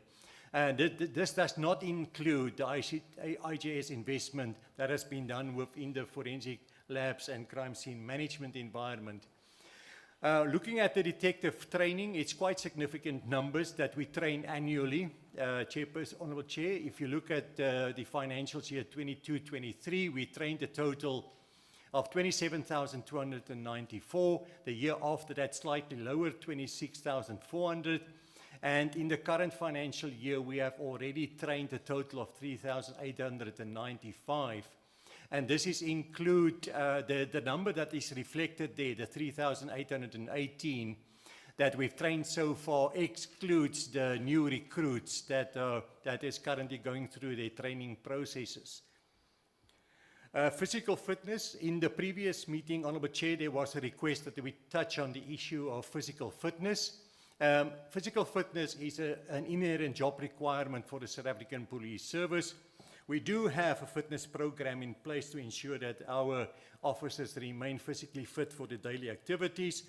The new recruits also undergo physical fitness assessments during the training processes, and the expectation is then that they maintain that after completing their training. We have a national policy in the department that mandates members to participate in 2.5 hours of exercise sessions per week throughout the year. All the SAPS Act members also must undergo an annual summative physical assessment to ensure that they adhere to the fitness standards. The health assessment includes the SAPS Physical Activity Readiness Questionnaire. The physical fitness includes your pacer test, your push-ups, the sit-ups, and this has all been developed around age and gender, so it's age and gender specific. And just to conclude on that slide, it's an ongoing requirement throughout the career of a SAPS official, and members are encouraged to commit to a healthy lifestyle and support each other in achieving acceptable BMI and professional appearance. When it comes to the Detective Service facilities, Chair, highlighting victim-friendly facilities, that is a capability that is being used by the Detective Service. In the previous financial year, we established 2 new ones, victim-friendly facilities. In the 24-25 first semester, we've already established 5. And then in the remaining semester of this financial year, there will be additional 2 in the Eastern Cape, 3 in Gauteng, 3 in Limpopo, 7 in Northwest, and another 2 in the Northern Cape. Looking at the vehicle fleet, this is the figures that are reflected here is the total Detective Service environment. We have a total of 13,432 vehicles, and this includes 5,332 sedans and hatchbacks, 7,500 LDVs, etc. And 732 of these vehicles have been recommended for boarding, and they are not currently available for operational use. The reason why we see so many LDVs and bakkies in the allocation, it is not necessarily the most economical option for the Detective Service, but we have to procure them because of challenging road conditions in the various provinces, your rural areas, and mountainous regions, and the height of these vehicles, the clearance height, is specifically required to access crime scenes and victims. Now, when one look at the urban areas, you will find that there you will see more smaller sedans, hatchbacks, and SUVs that are being used. They are the more cost-effective option, but we have to take the road conditions into consideration. Slide just gives a breakdown of the criteria, Honourable Chair and all members, that we apply. In simple terms, the ideal requirement is that we have 1 vehicle for every 2 detectives in the department. Now, looking again at the general detectives and the specialized units that we have in that environment, they are, at this point in time, a total of 18,237 personnel. They have access to 8,121 vehicles. So that is slightly above the acceptable criteria. Currently, we have 1 vehicle for every 2.25 members. Now, to address that specific imbalance that I've highlighted now, we need to procure another 1,686 vehicles. Now, that represents a shortage of 17%. The challenges that we see in that environment when it comes to vehicles, there has been a decline in the number of vehicles on which we have available in the environment, where we had a total of 9,095 vehicles in 22-23, and it's currently standing at 8,121. And at the same time, we saw a slight increase in the number of personnel that has been allocated to that environment. When we look at the ICT requirement, we have been capacitating our detective service environment with forensic digital software and toolkits since 22-23. There's a total of 61 and 25 licenses that were procured during those 2 years that I've mentioned, and training that was provided, training courses 40 and then 14 in the following year.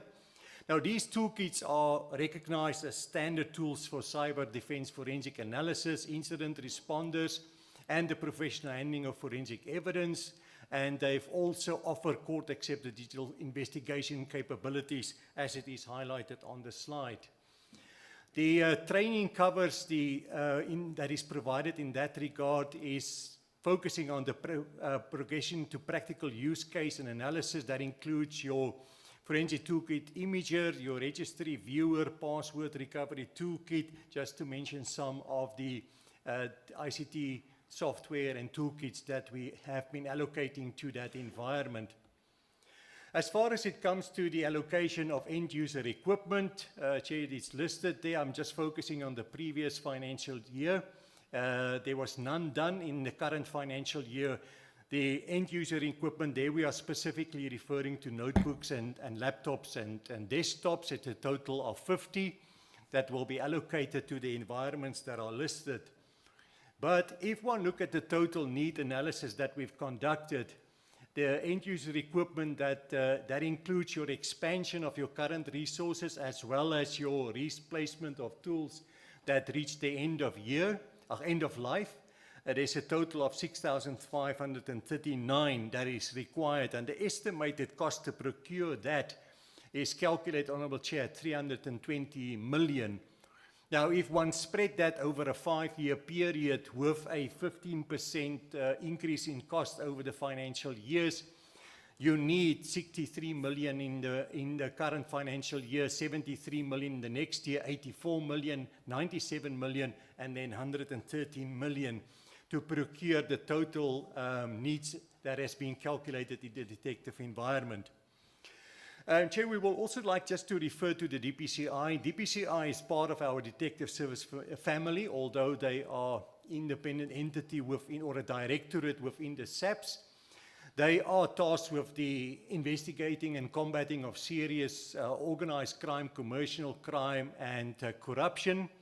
It is also important to note that in that environment, the total ideal personnel requirement is 5,332. And as at the end of October, the shortage in that environment is 2,597. They do various training interventions to capacitate the investigators with specialized investigator skills, as it is listed there.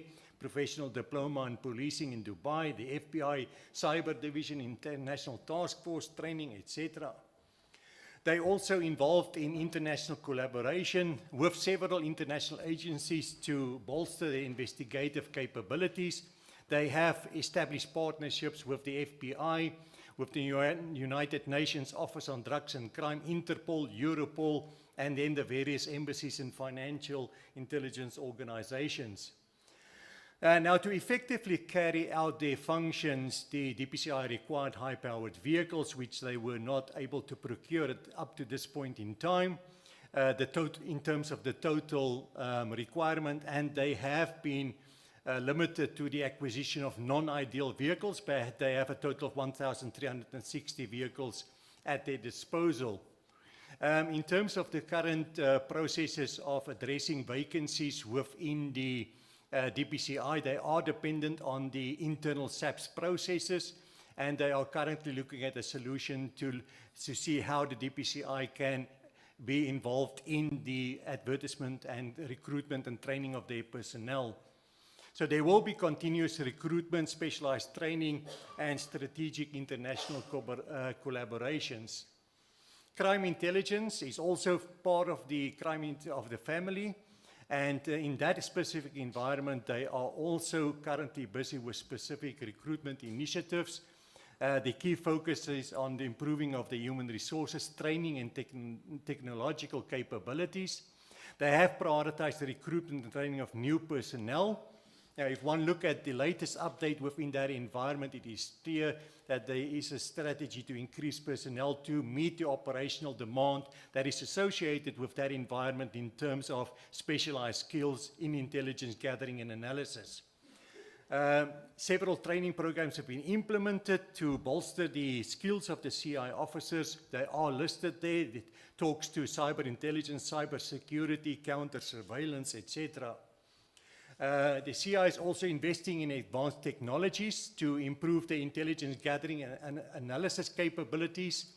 That includes the upgrading of surveillance equipment, sophisticated software for data analysis, and the securing of communication on specific channels.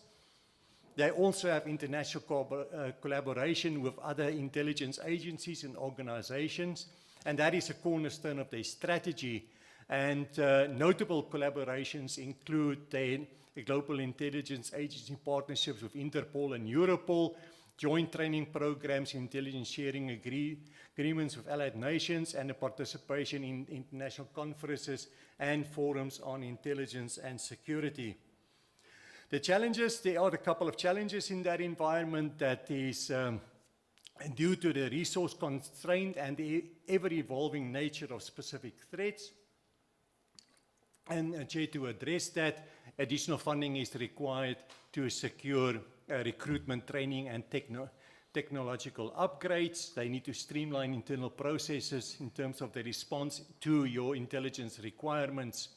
So looking ahead, the CI division is focused on further strengthening its capabilities through continuous improvement and adapting to emerging threats. This includes the expanding of the recruitment efforts to bring more specialized skills into the environment, use of cutting-edge technology, and building stronger international networks. In conclusion, Chairperson, the detective environment, as I indicated, saw not as notable increase in personnel in the previous financial years, but it's expected to grow with 16% by the end of this financial year. The supervisory positions will be filled. We will continue with that process. We'll focus on securing additional funding to increase police capability to enable steadily growth in overall policing.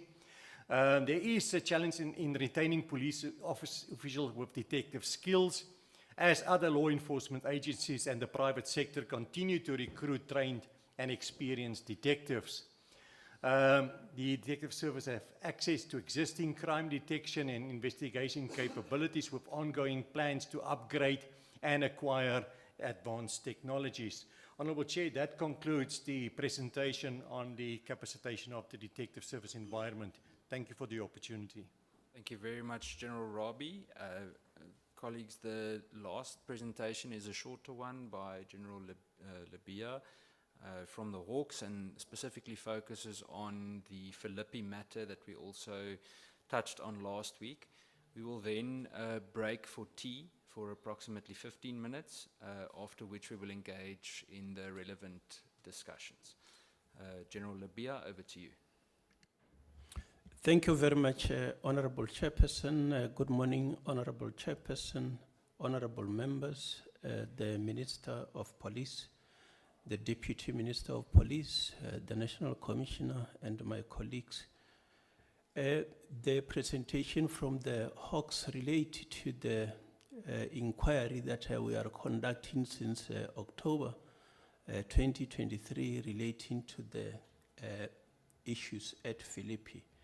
In the first slide of introduction, we just indicated that during October 2023, the complainant, who is an employee at the Philippi Training Academy, reported various allegations of possible corruption, fraud, contravention of the Public Finance Management Act being committed by senior officers at the Philippi Training Academy.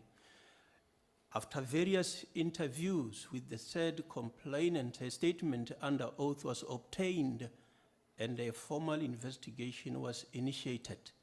a team of dedicated investigators were put together to investigate and expedite the investigation. The next slide talks about progress on the investigation. All possible witnesses, as per indication of the complainant, were interviewed and statements were obtained. There are no outstanding statements of possible witnesses. The 19 statements have been filed in the inquiry docket. The matter was referred to the National Prosecuting Authority in the Specialized Commercial Crime Unit, Cape Town, on the 26th of September 2024, whereby a dedicated prosecutor was allocated to the matter on the 30th of September 2024. Additional taskings were received by the investigator from the prosecutor, and the same were finalized and feedback provided to that prosecutor. A final decision will only be taken on receipt of analysis by the forensic audit report. Feedback was received from the South African Police Service internal audit section, in that they are busy with a full-scale audit and investigation. The scope includes the information from 2018 up until 2022. They have currently captured information relating to the mass account from 2018 financial year up until 2020-2021. After completion of this account, the tax shop account will be dealt with in the same fashion. Only after completion of the full investigation will they be able to provide the Directorate for Priority Crime Investigation with a forensic audit report that may indicate if there is any criminal activity that they have detected. Their expected date of finalization was indicated as the 31st of March 2025. As I have indicated, no additional information is required from the investigation team. Moving to the next slide, this is just a feedback regarding the questions that were posed by the honorable members of this committee. The first deals with the allegation regarding the interviewing of witness and their safety. All interviews that took place at Philippi SAPS Academy were conducted in a boardroom provided by a specific warrant officer. We just removed the name as this one is being shared in public space. This boardroom was located next to the finance office, which is not located near the alleged suspects' offices, which is also afforded a certain amount of privacy to the investigation team and interviewees. In addition, an office space was made available for the investigation team to obtain affidavit in a more personal and enclosed setting. Once again, this office was secured and not within the vicinity of other individuals.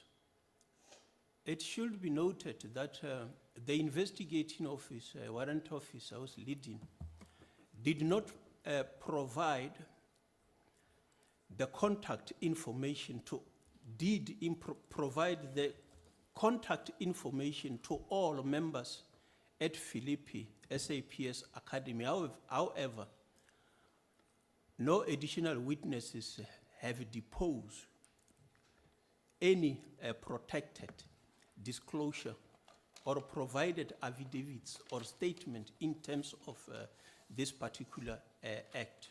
That also speaks to the whistleblower.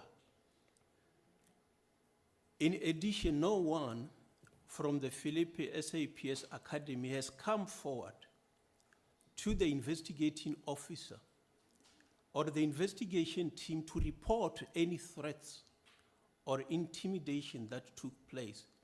It is only the complainant captain, whose name we shall not be reflecting, who has stated that he is being intimidated and threatened.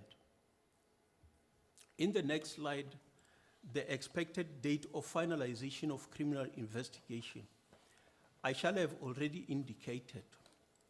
The criminal investigation is finalized with regard to all allegations provided by the complainant. The DPCI team obtained all witnesses and are now waiting the outcome of the forensic report that is conducted by the internal audit section of the Greater Service. The section commander of forensic audit have indicated after contact with the investigating officer that there is a need to provide a full report from 2018 to date. In this regard, it has been indicated that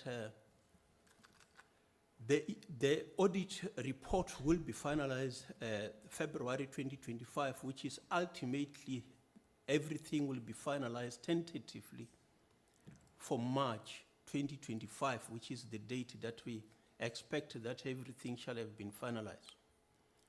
With regard to the allegations relating to a particular sergeant who stole the ammunition and his commander, all what we can say that the criminal matter was dealt with by the Greater Service and happened before the current investigation was initiated by the DPCI and does not form part of this investigation.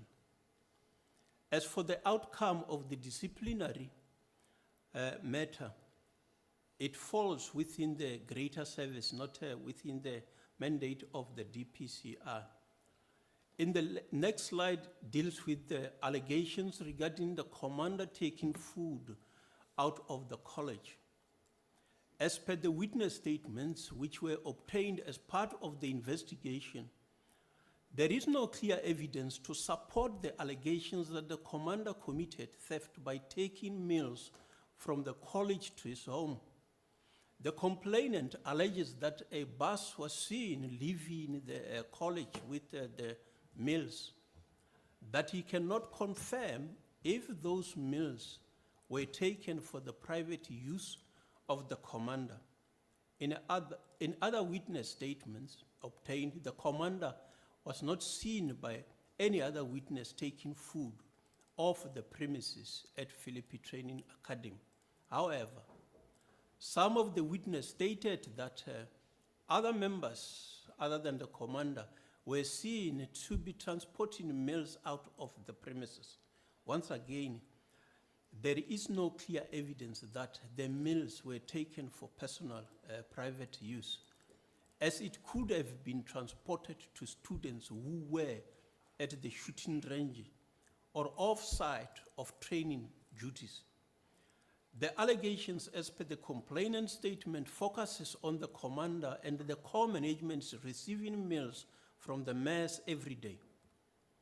This has been confirmed with a witness statement who is employed in the mess. However, it pertains to the possible departmental charges and not criminal, as no food was stolen and the authorization was given by the commander for them to have food. With regard to the situation, access to bank accounts and applications for Section 205, to the best of our knowledge, no access has been revoked as the allegations have not yet been proven. And at this stage, it would appear that there is not enough evidence to revoke access. Section 205 subpoenas are awarded or are authorized on the basis of prima facie evidence of alleged offenses and is signed off by both the prosecutor and the magistrate based on the applications and evidence presented by the investigating officer. In this regard, all evidence and the allegations were tabled before the prosecutor. The prosecutor then made the decision that he was not satisfied with the evidence presented and would not be able to sign the subpoenas. In respect of the allegations and evidence put forth, the complainant leveled two allegations. Firstly, that a captain received money from the mayor's account. Upon investigation, it was discovered that these allegations were true. However, acceptable explanations were provided for why payments were made into the captain's personal account. The captain, during load shedding, assisted the academy by purchasing meals, specifically in this instance, the KFC meals, for the students who were undertaking training at the academy. The captain was given the personnel bank card of Philippi Training Academy. However, when the captain tried to use the card to make payments, it was declined.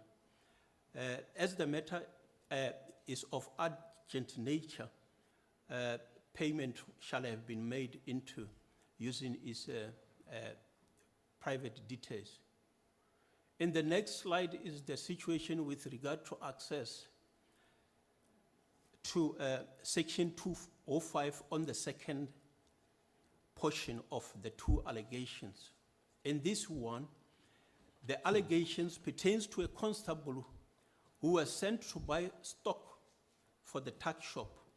He was provided with the personnel bank card of Philippi Training, and upon payment, it was once again declined. As a matter of urgency, monies were then paid into his personal bank account in order for him to make payment and purchase the stock items. Once again, no money was lost by the state, and all slips were attached to the payment that he made. Section 205 subpoenas are an infringement on the right of privacy in other way, which means that care should be taken on this. Otherwise, it's the limitation right in terms of the Constitution, which is why those rights get limited and then we get access. As police official, we have the power to request this, which is the limitation of the constitutional right that can be claimed of privacy. Regardless of the above, an application for Section 205 subpoenas were still made, and all evidence and the allegations were presented to the prosecutor. However, the prosecutor exercised a discretion and did not support the application. In the next slide is the allegation of the voice note in possession of the chairperson. The investigation team has not had sight or did not receive this voice note, and I think once received, they will be able to deal with that one. The investigating officer can confirm that a lieutenant colonel collected money from the students for private tracksuit requested by them. This does not amount to criminal conduct, and once again was done in the best interest of the trainees at the academy upon request. The suspension of the complainant, again, the departmental processes do not fall within the mandate of the DPCI when it relates to the members of the greater service. However, it can be confirmed that suspension is unrelated to the criminal investigation and was initiated before the complainant came to report to the DPCI on this complaint. With regard to the outstanding investigation, the next slide, as I have indicated, internal audit report is outstanding. The report will define the difference between possible irregularities versus criminal conduct. The report will also quantify any loss to the state. The report will also determine the way forward in the matter. On receipt of the forensic report, the dedicated prosecutor will consider the formulating of charge sheet, if so, convincing. And should the prosecutor decide that they need to arraign the suspects, the DPCI will secure the attendance of those suspects in court. As indicated, at this stage, the DPCI is awaiting only that report. Once the report is received, it will be able to corroborate or suggest that further investigation may need to be conducted. Once that is done, the matter will be again tabled before the National Prosecuting Authority for the dedicated prosecutor to make a decision. I thank you.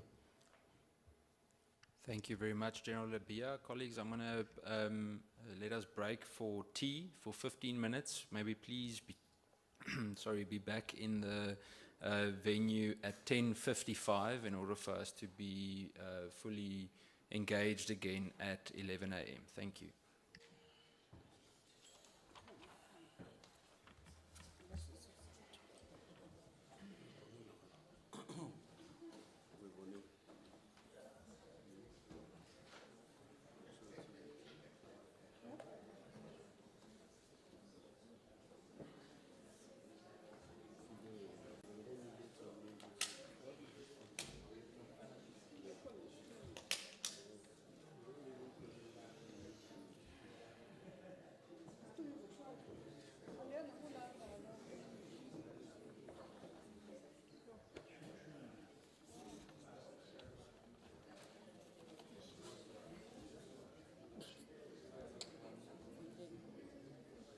Yo, I forgot the key, my friend.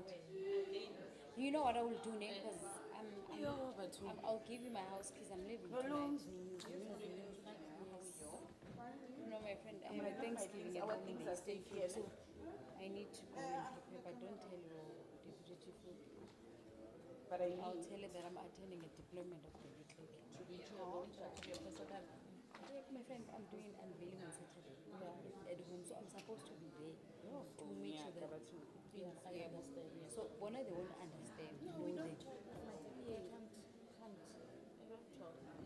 So you're leaving tonight? Yes. From here? No, after the sitting, because I must first sit there and sign so that. After Sunday, don't go, but just give me the business because the kids are there. Oh, John, I want to minister because there's something that I want.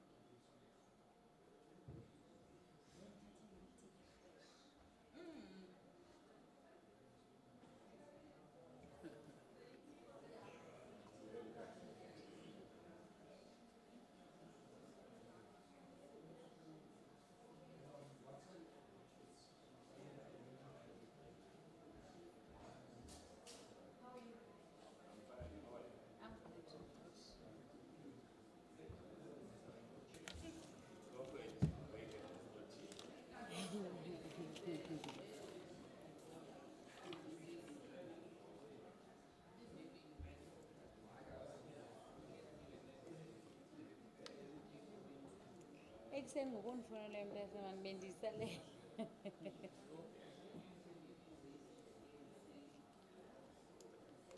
Ndigqibe ebusuku bendigcwalisa le nto engapheliyo Jona ngoku I'm doing exactly that.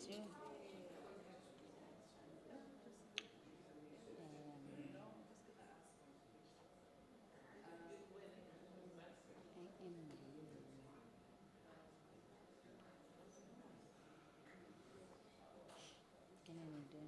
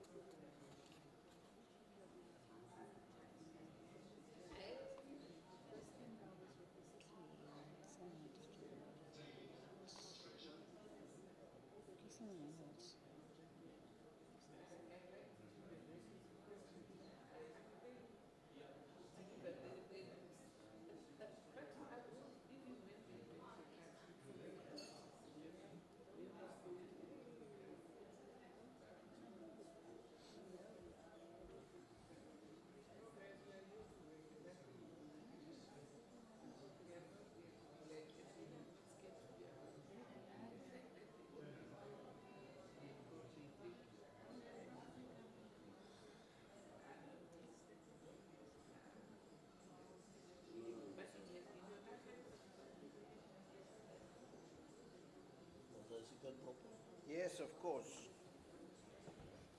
It's just shoo in here, yo.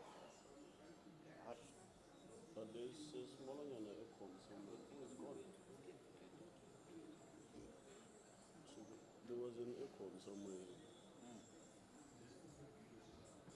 Let me see if I can go Oh, find there some it is. water. Those kids will not forget them.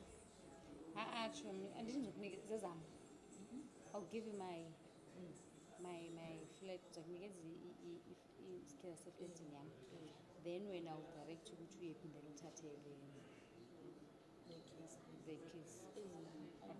not give him now so that even if you have money.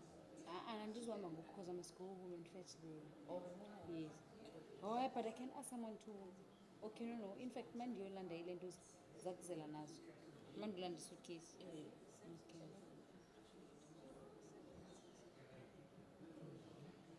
Yo, okay. So, you spoke to him? I spoke to him. He then said, he said the group's right, but as long as we know what we want. Oh, yeah, yeah. Yeah, he said, as long as we know what we want, but we must then say, now because this is happening, nifuna report njani? Report njani sifuna kubo. He's correct because for police, I think they've done what they should do. Yes. And they're doing what they must do. The only people who must be engaged is the minerals to say, how did we come here? And he's also saying that who feel oversight. Oversight that abazabe benayo on Friday. Ne? This Friday? This Friday is an West. The department of minerals and officials will be there. Okay. So it means now you'll be the bayenzayo. Even if the minister is not there, but the officials they know what so but I think they understand them and just that first year was Yeah, the thing is, we are not asking the relevant people and the relevant questions at this time, which is, if we were to stop these things, how did it happen that this mine got abandoned? Where was the department will show compliance with this company so that nobody can take advantage of.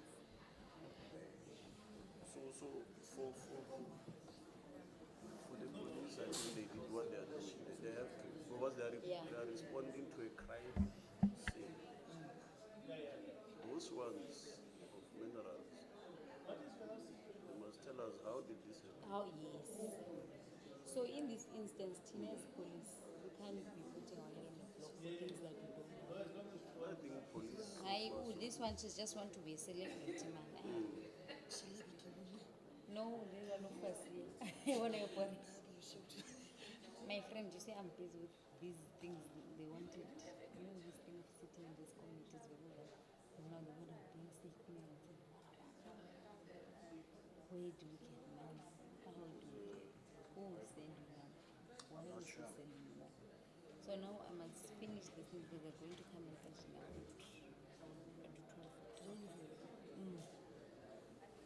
But I think once they're done with me, they will do it with you guys.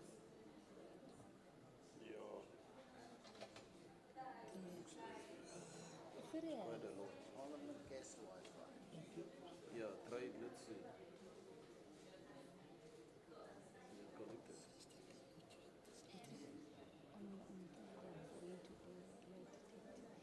Oh, it needs a... That thing where they ask you questions and then if you lie, is the lie detected?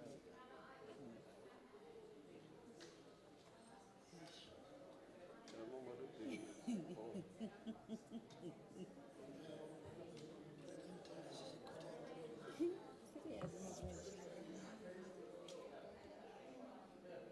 But then I didn't know. Yeah, they that's said really people I was not supposed to submit.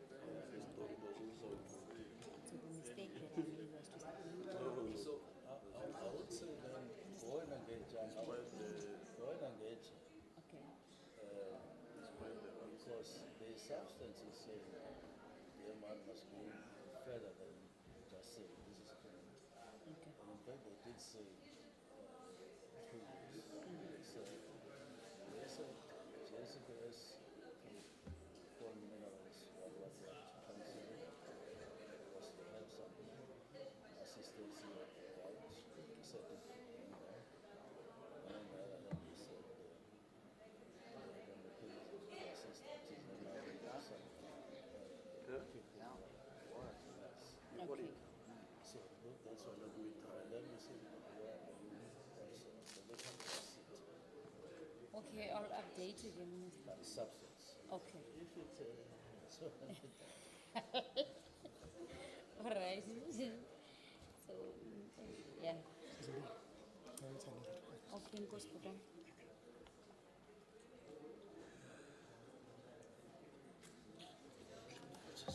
It doesn't say, my friend.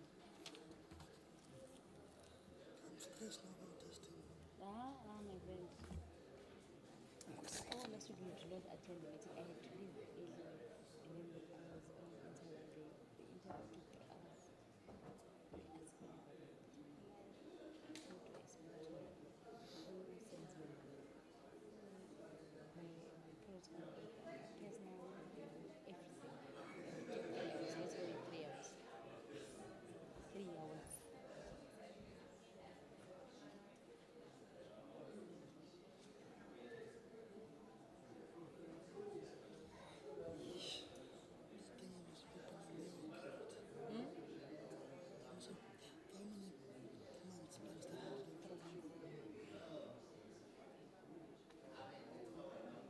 But the number that I've made was to give them all my bank statements. And also to you're supposed to only give them the one that you use, like your inside. Is some advice so that in future you must also do that. So if they ask you, you must only send them Oh, it's my son. not just part. I get your man. I don't know them, my friend. You? I was with them for 20 years. No. But what if someone says When I was 20, I was you cannot come? No, you say, for example, I know that my arrows was saying, okay, my boyfriend sent me money, 4,000. He sent me 5, he sent me 1, he sent me 2,000. Then they asked me, so now I'm explaining why did he send me money at once. 20 years means the last year was. Oh no, 3 years ago, I decided to use things. Now I'm neutral. I'm a security expert and intelligence expert. Oh yes, I said I go for ANC deployments. So he sent me for patrol and food sometimes. It is a picture of If he has it, he send it. If he does not have it, he does not have it. in the front, and there's Mandela. There's a lot, my friend.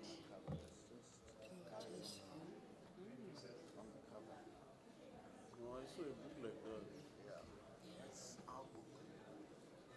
But in terms of You and who? our personal rights and you sent it, but you sent it back and it's fine. For what? For example, you are supposed to give me 20,000. I've got something which When they are interviewing me, you must say that I'm a business person that who sends me money, then I give it, I give it back with interest. You must say it there when they are doing interview. So that when they go through a bank statement, then they are able that to. one I remember looking at it. The one of if you let me see first. You said the name is what's the name of the book? This one, Undercover with Mandela's Spies. Or is this one? So it's still available.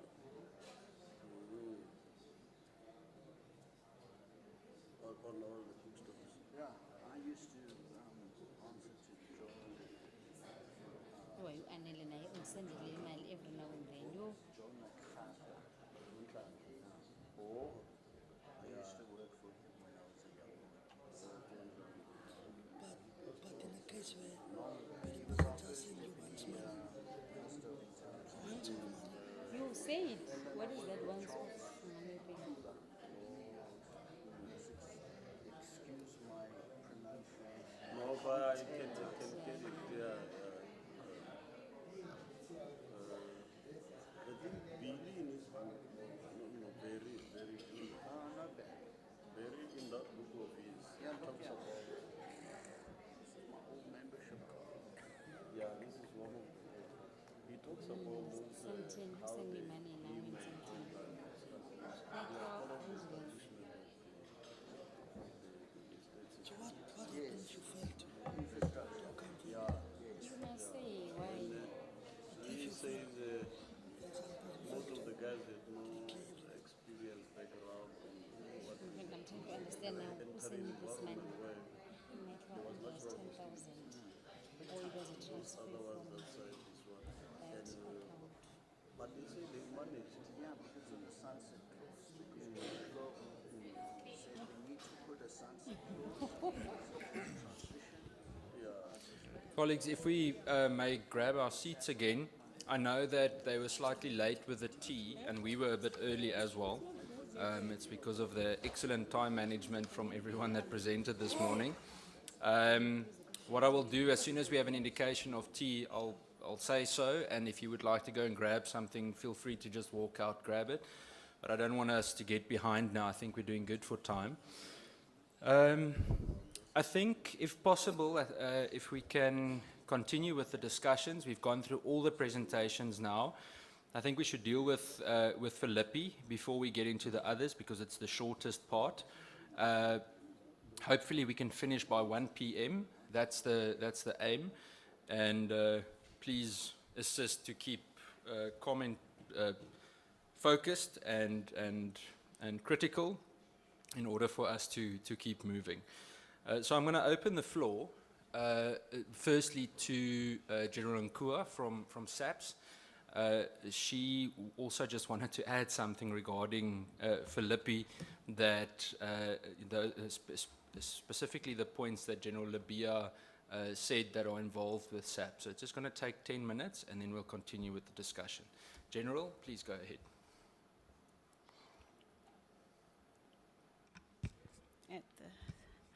Thank you, Chairperson, and good morning to the Chairperson and to the Minister, and all protocol observed.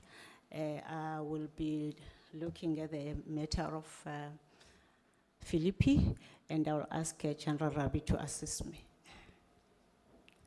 Okay. The first part, it was the situational analysis, the letter that we received from the Chairperson as a department regarding the allegations of the pointing of the firearm by a lieutenant colonel to a colonel, which after receiving that, we instructed a brigadier, a commander who is a higher level than the two, to go and attend to the complaint and then of this firearm pointing. Based on the findings, can you just go to the next slide, please? Yes, the brigadier went there and then he interviewed the alleged victim via his cell phone because he was on vacation leave, and then he put the version of which was received by the chairperson to the alleged victim, and then the alleged victim and then indicated that there was no time that the colonel did threaten to shoot him or point firearm at him. And the colonel indicated there was a management discussion with the co-management on the 29th of October at about 7:30 and about non-compliance with the duty parades. A short while after, a captain came to the alleged victim to say the lieutenant colonel wants to go and see the doctor, asking the authority to take the lieutenant colonel to the doctor. The colonel went to the office, and when we went to the office, he tried to speak to the lieutenant colonel, and then the lieutenant colonel looked very upset and was crying. And then the colonel, the alleged victim, left the office, and later was informed that yes, the lieutenant colonel left the firearm and handed it to the captain, who then handed it to the Amara, just for safekeeping, because he was going to the doctor. And that is what was confirmed also by any other people. And then according to the victim, all these allegations about this incident was unfounded as well by the person who investigated the matter. It agreed that the allegations were unfounded. The next part, we did also, because he was now on sick leave, the lieutenant colonel, and then they went into his house, and then when they were there in this house, yes, they found him, and then he said, yes, he went to the doctor because he was not feeling well, especially emotionally, and then he stated that the visit of Portfolio Committee at SAPS Academy had taken an emotional toll on him. Further indicated that he was suffering from stress and anxiety, as was seeking medical indication since after the visit. According to the lieutenant colonel, at no time did he threaten the colonel to shoot him, and he removed his firearm from his holster and handed it over to the captain there for safekeeping, and he wanted to consult with his doctor. And then the captain confirmed indeed that there was no point that the lieutenant colonel pointed the firearm to anybody, and even to himself.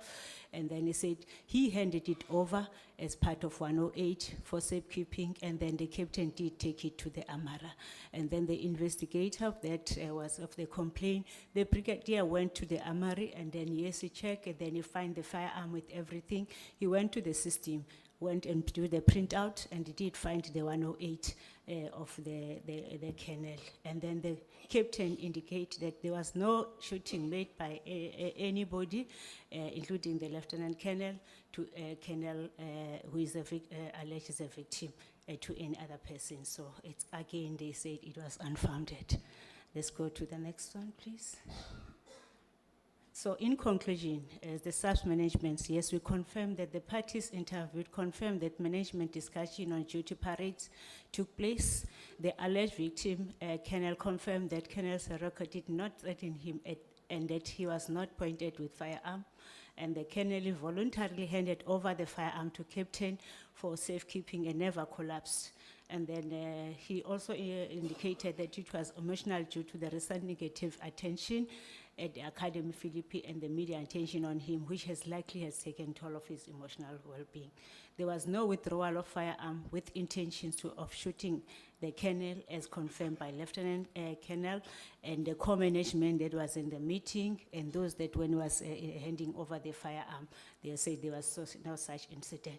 No criminal case was opened and no incident that was reported to IP, as the inquiry on allegation on version provided to the Portfolio Committee on Police was unfounded.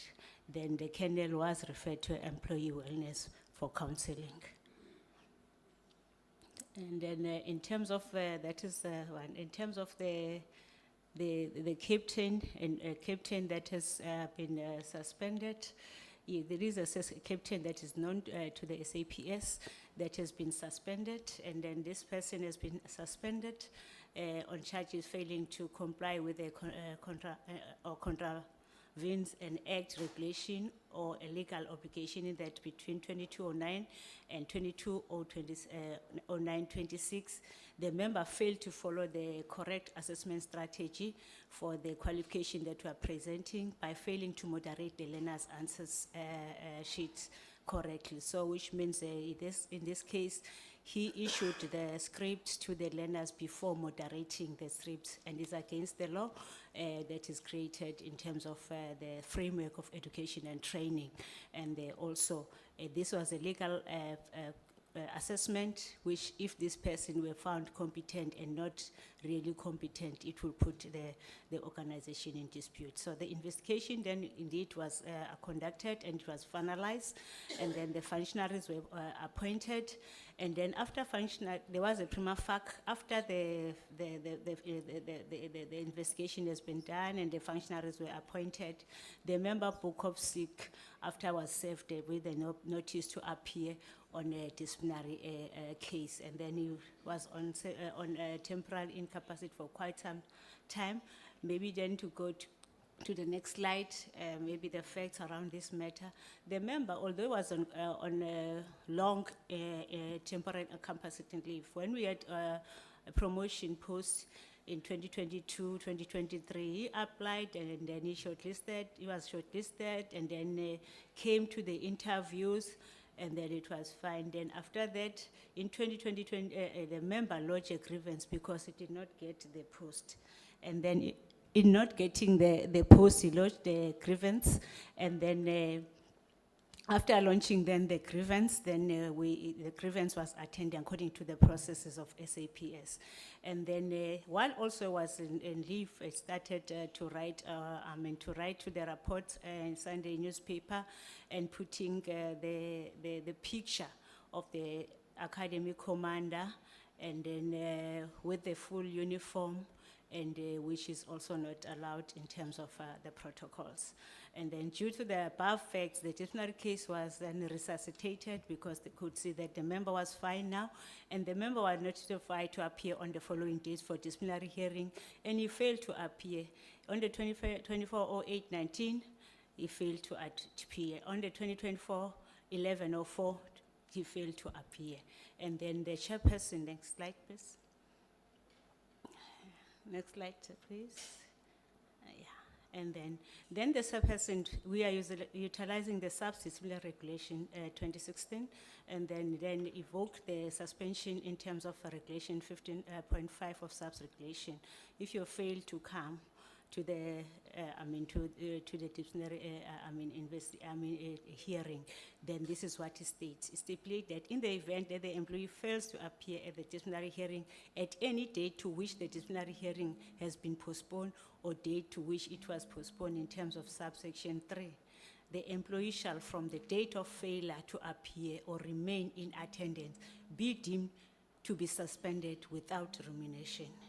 And then that is the chairperson must postpone the disciplinary hearing indefinitely until the disciplinary hearing shall only convene at the instance of the employee concerned, after liaising with the employer rep as contemplated in subsection sub-regulation 1B, provided in the event that the employee fails to take steps to reconvene the hearing within 2 months of the such date, the chairperson must record failure on the record of the disciplinary hearing, and the employee shall forthwith be deemed to be discharged from the service in terms of this regulation.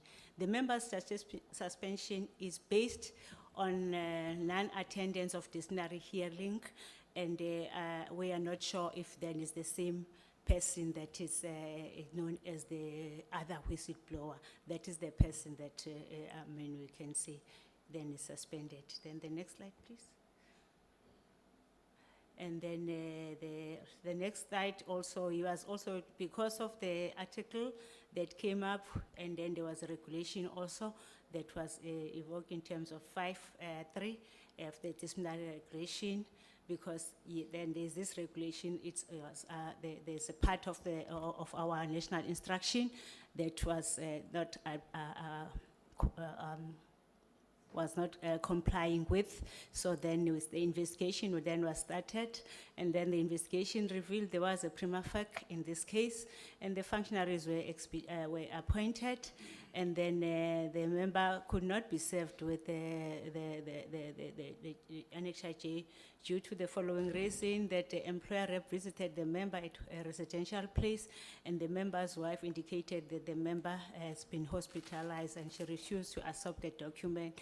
They've been trying to visit. She doesn't. The person does not want to open for us to for the organization to visit him. So the member submitted another sick note until the 31st of January.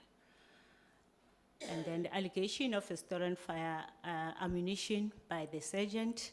And then this is another matter where a warrant officer booked out 200 PX4 storm magazines from Amara to be utilized during the training for practical shooting at the shooting range, and the warrant officer made an entry in the occurrence book of the 200 PX storm magazines. The street survival trainers and the trainees went to the shooting range and carried out the shooting exercise, and then Captain X was present at the shooting range and as a street survival coordinator and the chief range officer. The trainers counted the magazine, and then they found that there were two some magazines that were missing, and then the trainers and the trainees searched for the magazine and could not find them, and they left the shooting range. On the same Tuesday, 2022-07, 1710, Warrant Office X returned the magazine to the Amara. Remember, there were 200, and then they could not account for the two. They returned only for 198 instead of 200. And then when they come back, and then they made an entry on the occurrence book. Next slide. And then a criminal case then for negligent loss of state property was not reported. According to the protocols and the regulatory framework of SAPS, if there is a loss of that nature, you're supposed to report the criminal, you're supposed to record the loss that has been, incurred. But the colonel who was acting during that period was not informed about this incident, and no one also was informed about the incident. And when then the captain made an arrangement with survival, that after finding that there were this loss, the captain made arrangement with the stress survival trainers to contribute money to purchase these two magazines. Some of the trainers, they refused, and then the others, they said they will purchase. Then they indeed purchased the two lost PX4 stamp magazine. By doing so, they were now violating the National Instruction 6 of 2018, version 3, as amended by Consolidation Notice 14 of paragraph of 21, paragraph 113, which says loss of damage or loss of or damage to stock and equipment provides that if a stock or equipment gets lost, stolen, or damaged, the loss management procedure must be followed to recover the loss. Any defect or shortcoming on stock and equipment must not, under any circumstances, be rectified by the person concerned purchasing a replacement item. Already it was a problem here, then it's a disciplinary investigation needed. Next slide. And then later during the same period, the incident alleged that when one magazine was missing, while the street survival trainers were with the trainees at the shooting range, a captain was on the rest day and Warrant Officer X was a chief range officer. The trainers were using 2 shooting range. Warrant XX as team finished with the shooting range and collected the firearms and magazine from the trainees and discovered that 1 magazine was missing. And then the warrant then go and instructed the trainees to look for the magazine, but they could not find it. One trainee told warrants that Sergeant So came to take 1 magazine from him. Warrant XX instructed the trainee to go and collect the magazine, and indeed he went there and collect the magazine, and all firearms and magazines were accounted for that particular day. Then the warrant officer, when he went back to the office, he decided to institute a disciplinary action against the sergeant and registered a misconduct case because he believed that the sergeant has been the one that stole the 2 magazines that they replaced, and then at the shooting range. And then the docket, that were missing. Upon further discussion with the captain explained that they paid 200 for each magazine and that no criminal case was reported and no loss file was registered. Then, which means now it's a violation of the laws and also of the law. Then the colonel instituted a disciplinary process against the captain and warrant officer immediately when he became aware that when those magazines they were lost, then they were then replaced. They went and go and buy wherever they bought the magazines and then they replace, which is against the regulatory framework of the SAPS. And then the captain counteracted by opening a criminal case of intimidation and corruption against the colonel as per CAS 108/08/2022. And then warrant officer registered a criminal case of theft of 2 PX4 Storm magazines against the sergeant as per case this, and warrant officer, the other warrant officer, registered a criminal case of attempt theft on magazine against the sergeant as per Breakfell case 22508. It's the same incident but reported in different police stations. And then the case docket were assigned for investigation. The outcome of the disciplinary matter then, as was the disciplinary investigation, was instituted to the captain and the warrant officer. The captain was found not guilty due to the discrepancies that happened during the investigation. However, the warrant officer XS was found guilty and sentenced to suspension for 1 month without salary. That was 2023-07-01 to 2023-07-31 and was reinstated on 2023-08-01. Next slide, please. A loss case was registered during 22 as per incident number, and then a liability investigation was conducted. The matter was finalized with recommendation that the loss to amount of 110 for 2 magazines per magazine be written off is in terms of Treasury Regulation 12.5, and the file was closed for the loss properly, so as it's supposed to be done.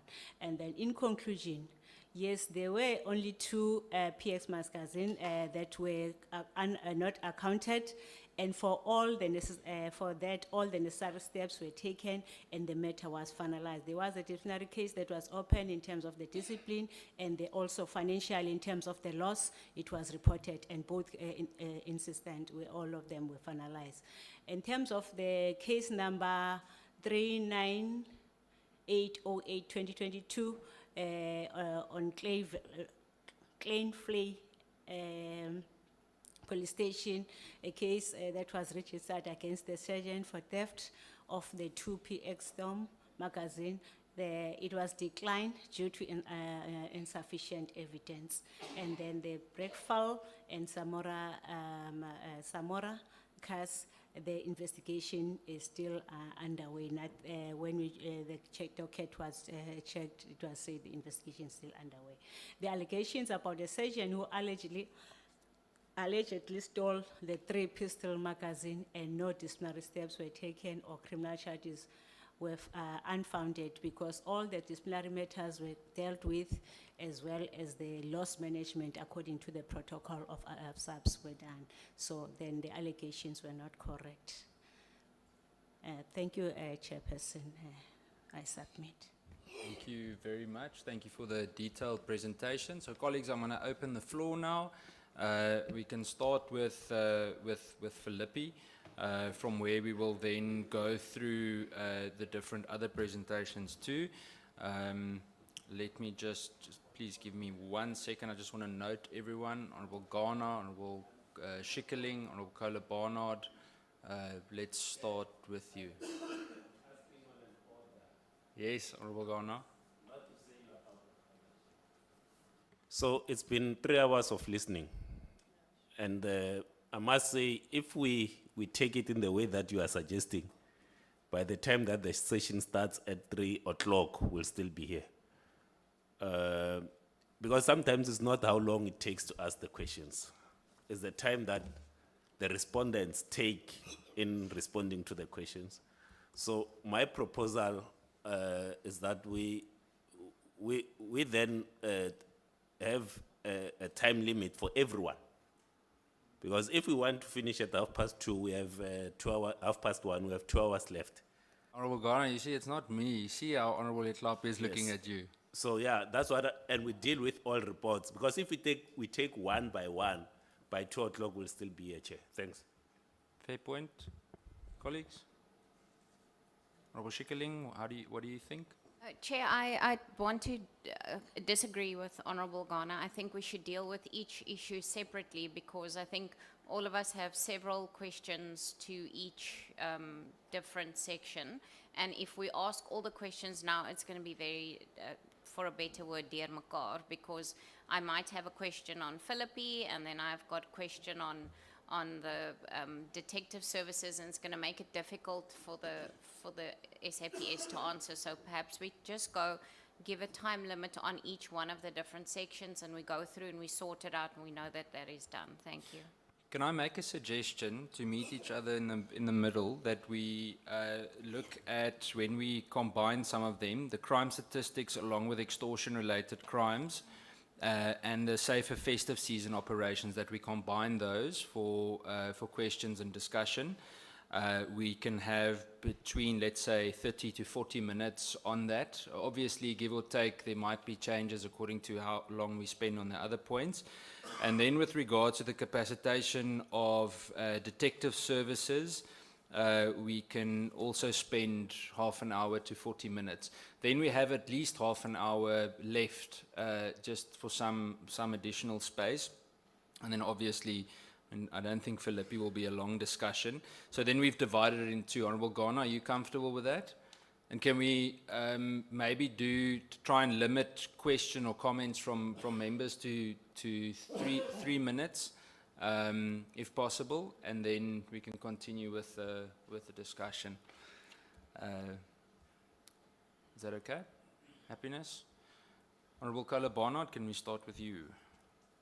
So sorry, let me just clarify. So we're starting with Philippi, and then we're going to crime stats, extortion, and safer festive season, followed by capacitation of detective services. Thank you. I just had the one question.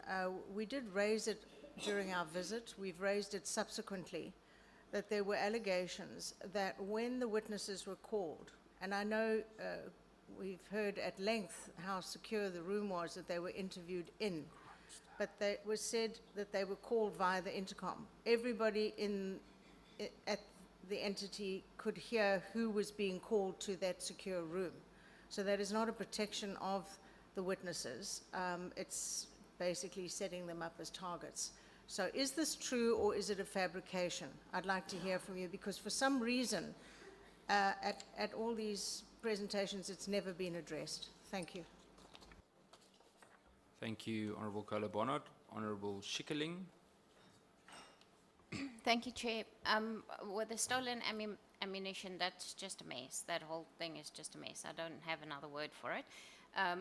In that presentation, it says that after the press release, the investigation was reinstituted against the member, but then in the same presentation, you said you don't know if the whistleblower is the same person. That doesn't make sense to me, so I don't understand that at all.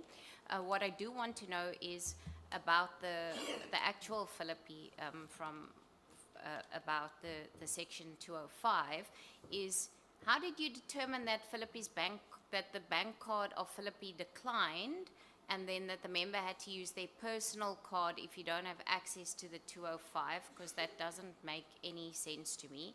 And surely this is a state bank account. Philippi's bank account must be a state bank account. It's not a personal bank account. So I don't know how you couldn't get a 205 on it. It's not like we're infringing on anybody's personal rights here. And there must be somebody at the college that receives the bank statements, because how do you do proper recording for your yearly or monthly management accounts, which makes me wonder if there are actually monthly management accounts being done, because surely if you have access to the monthly management accounts, you don't really need the 205. That I don't understand. And we're investigating the whistleblower who's not being protected, but the people that are being investigated have not been suspended. That doesn't make any sense to me. If you're investigating somebody for such serious allegations, surely something would have been done. And then lastly, this whole situation started in October 2023, this investigation. We're a year later, it still hasn't been finalized, and from your report, you say that it's going to be finalized in March 2025. Surely the police cannot take so long to investigate their own issues within their own different departments, because that leads me to a question. No wonder we're sitting with cases that are not properly investigated in South Africa, that take 2 or 3 years to be investigated. It cannot take 2.5 years for us to investigate our own internal issues. That is absolutely ridiculous, and this thing should have been finished long ago. So I really feel that you should come back with a better report, because actually you've given us no new information. My apologies. There's no new information what you told us today.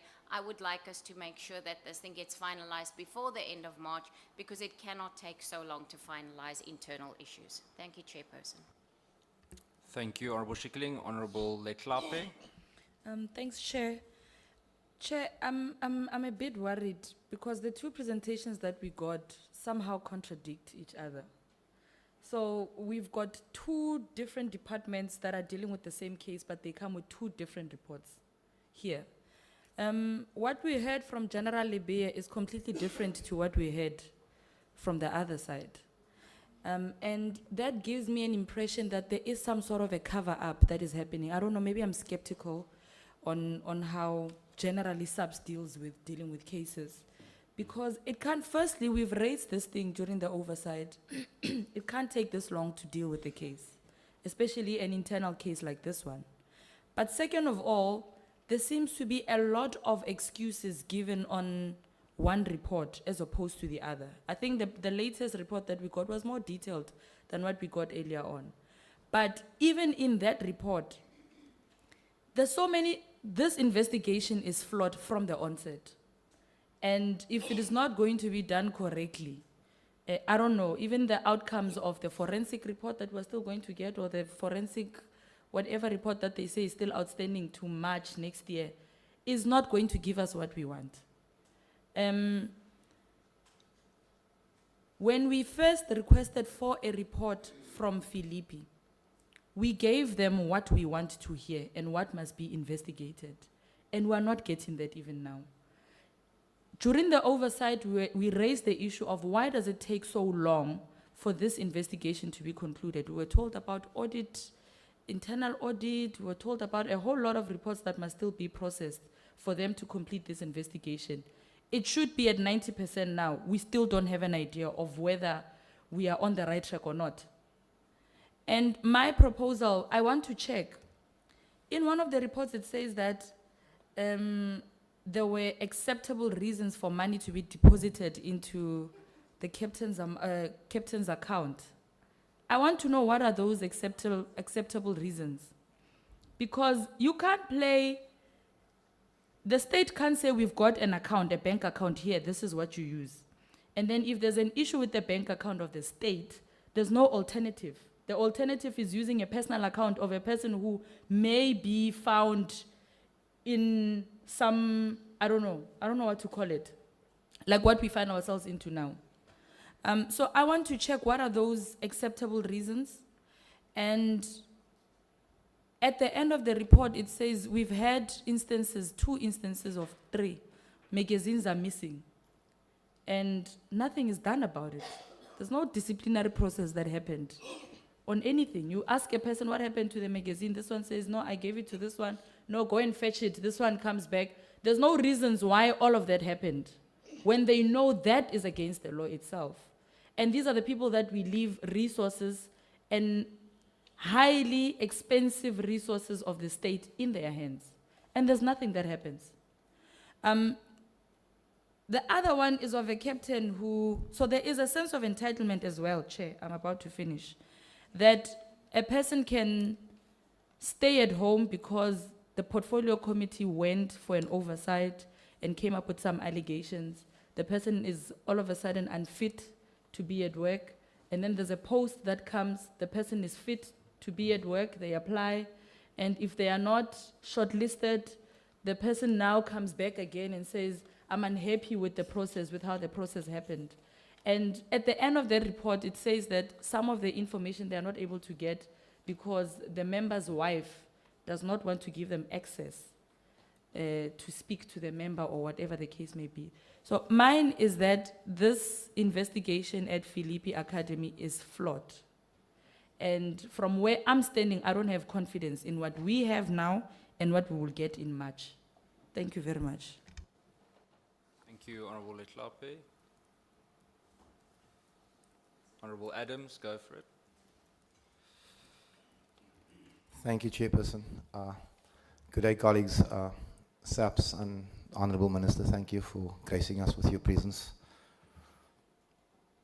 I would like to know if any consequences are going to be imposed on the person who wrote that report, because there's a very simple question that needs to be asked. You know, with the same energy that you could EFT money to your own account, you could have EFT'd money to KFC and we wouldn't have this problem. If that report had to be before the court today, the South African Police Services is paying costs, just like the National Commission is paying costs to the Labour Court. Society out there doesn't look at that uniform or this committee or any arm of SAPS with any respect anymore. And this is one of the reasons why. It appears as if the enforcers of the law have no respect for the law. That is my full input on this issue. Thank you. Thank you, Honourable Adams. Honourable Taibosh. Thank you, Chair. Chair, I've looked and I've listened and I've read. I'm worried. I'm really concerned that this is the South African Police Services we're talking about here. We have a simple case at one of our own institutions, or 2 simple cases, and it's taking more than a year to resolve something like that. I'm worried. There are things happening out there. Criminals are so sophisticated. They are busy with big things out there. Yet, here we're sitting with all the top management of South African Police Services, and we spend 3 or 4 hours to discuss cases that happens in our own institutions. And these things does not get resolved. How are we going to resolve crime out there, Chair, if we can't resolve what I call very simple, and really, this is not rocket science. Ammunition going missing, people are either guilty or not guilty. The Philippi case, I'm just very concerned, you know. I am seriously concerned about the overall situation or condition within our SAPS services. That pride is not there anymore. To don that uniform is not there anymore. People are, you know, and you go to the police, you go to any SAP station, and people are not sitting up properly, they are laying in their chairs. You walk up to the counter and they look at you as if you're in the wrong place. Not can I help you, sir, or something to that effect. It's not, you look at the vehicles, how the vehicles look. It's I don't know, it's become, it's almost a holiday camp. Sorry to call it that, but it's almost like a holiday camp, what's happening to our police services. You know, I don't know,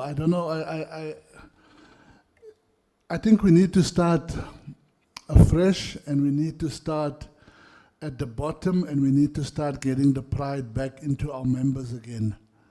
And maybe when we got the pride back into our members, and our members can walk up straight, and they can, you know, when somebody walks into the police station, they can, good afternoon or morning, sir, how can we help you? You know what I'm saying?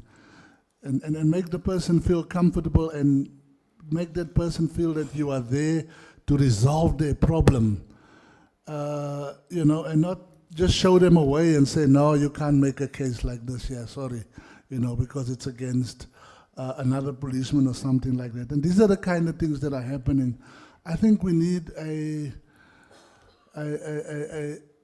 change of the face, of the actual appearance of our police force.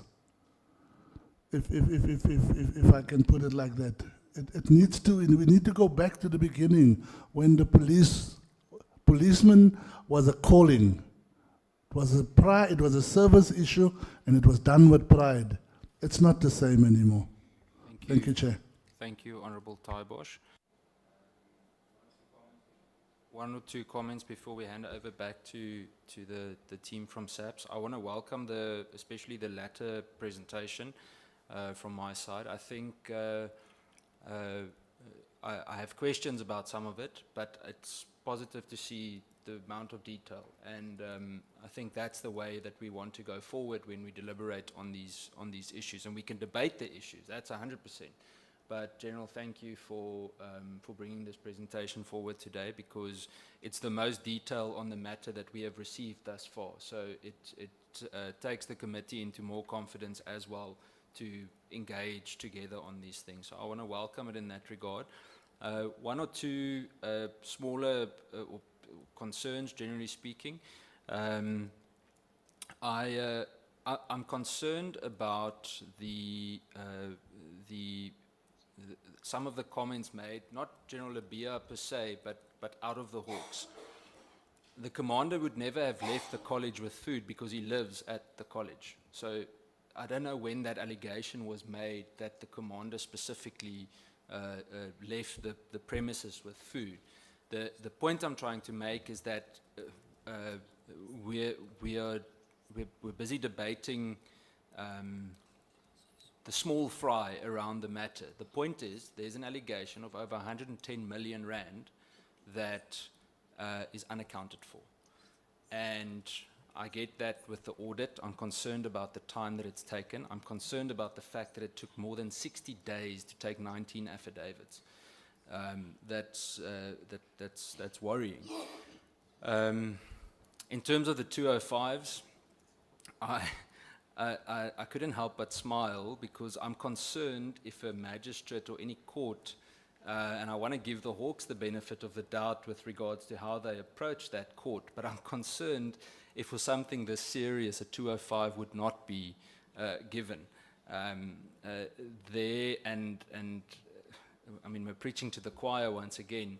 There's more than enough indications of questionable behavior, not only at Philippi, but at some of the other colleges too. I think Philippi might just be the tip of the iceberg. So I'm concerned with the court's approach there.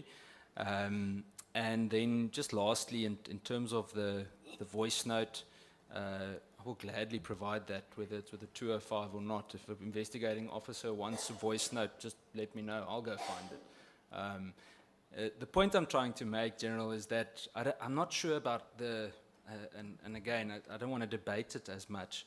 I'm not 100% convinced of the urgency of the investigating officer, and I'm starting to wonder, when I spoke to some of the members when we broke for tea, we shouldn't actually get the investigating officer to come and spend time and indicate to us, because the time frame just doesn't seem to make sense.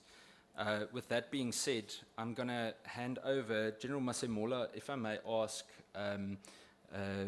whether, or maybe I should ask Minister, I don't know if you want to, I just want to know how are we going to facilitate the answering. Maybe I can hand over to you and then we can take it from there. With regard to the comments that have been made or the questions that the members asked, and then we can either deliberate or go on to the next topic. Thank you, Minister. Thank you very much. I would suggest that we get those responses from the presenters, then I'll come later. Thank you. 100%. Thank you. Maybe let's start, General Labia, if you would like to comment on some of the matters, and then I'll hand over again to General Nkua to indicate anything there. I must just say one thing, just the difference between the two. Important to understand, the SAPS presentation is specifically or mostly pertaining to labor-related or disciplinary-related matters. Remember that. The Hawks investigation is predominantly focused on allegations of corruption. I think there are elements of it in the SAPS part too, but just understand how the two have been divided up. Thank you, General Labia. Thank you very much, Honorable Chairperson and Honorable Members.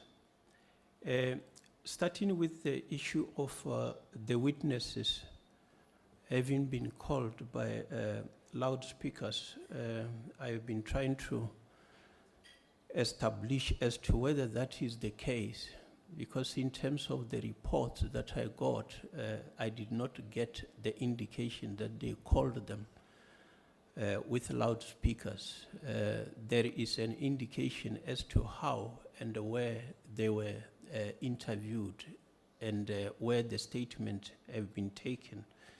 So that part of the question, I shall still have to establish from the leader that oversee closely this investigation.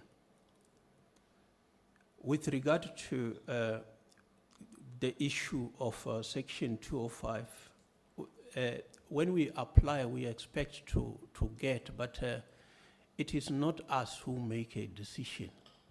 We submit, and the prosecutor also propose, and then the discretion still rests elsewhere.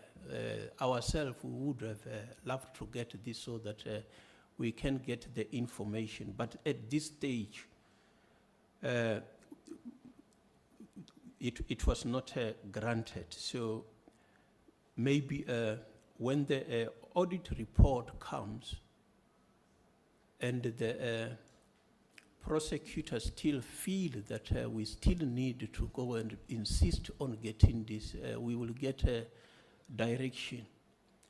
The investigation is conducted in what we call prosecution-guided investigation. That is why we have got specialists. It's not just ordinary prosecutors. Here we are dealing with specialist prosecutors who are in the specialized commercial crime unit of the NPA, who guide the investigator. What is that which is needed? The information that will be kept by the organization, that from time to time on a monthly basis they will have the information regarding the banking details.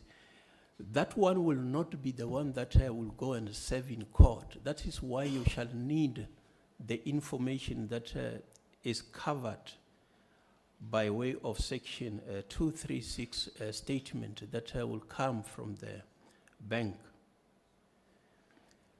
In terms of the timeline that it takes, to be completed in 2025.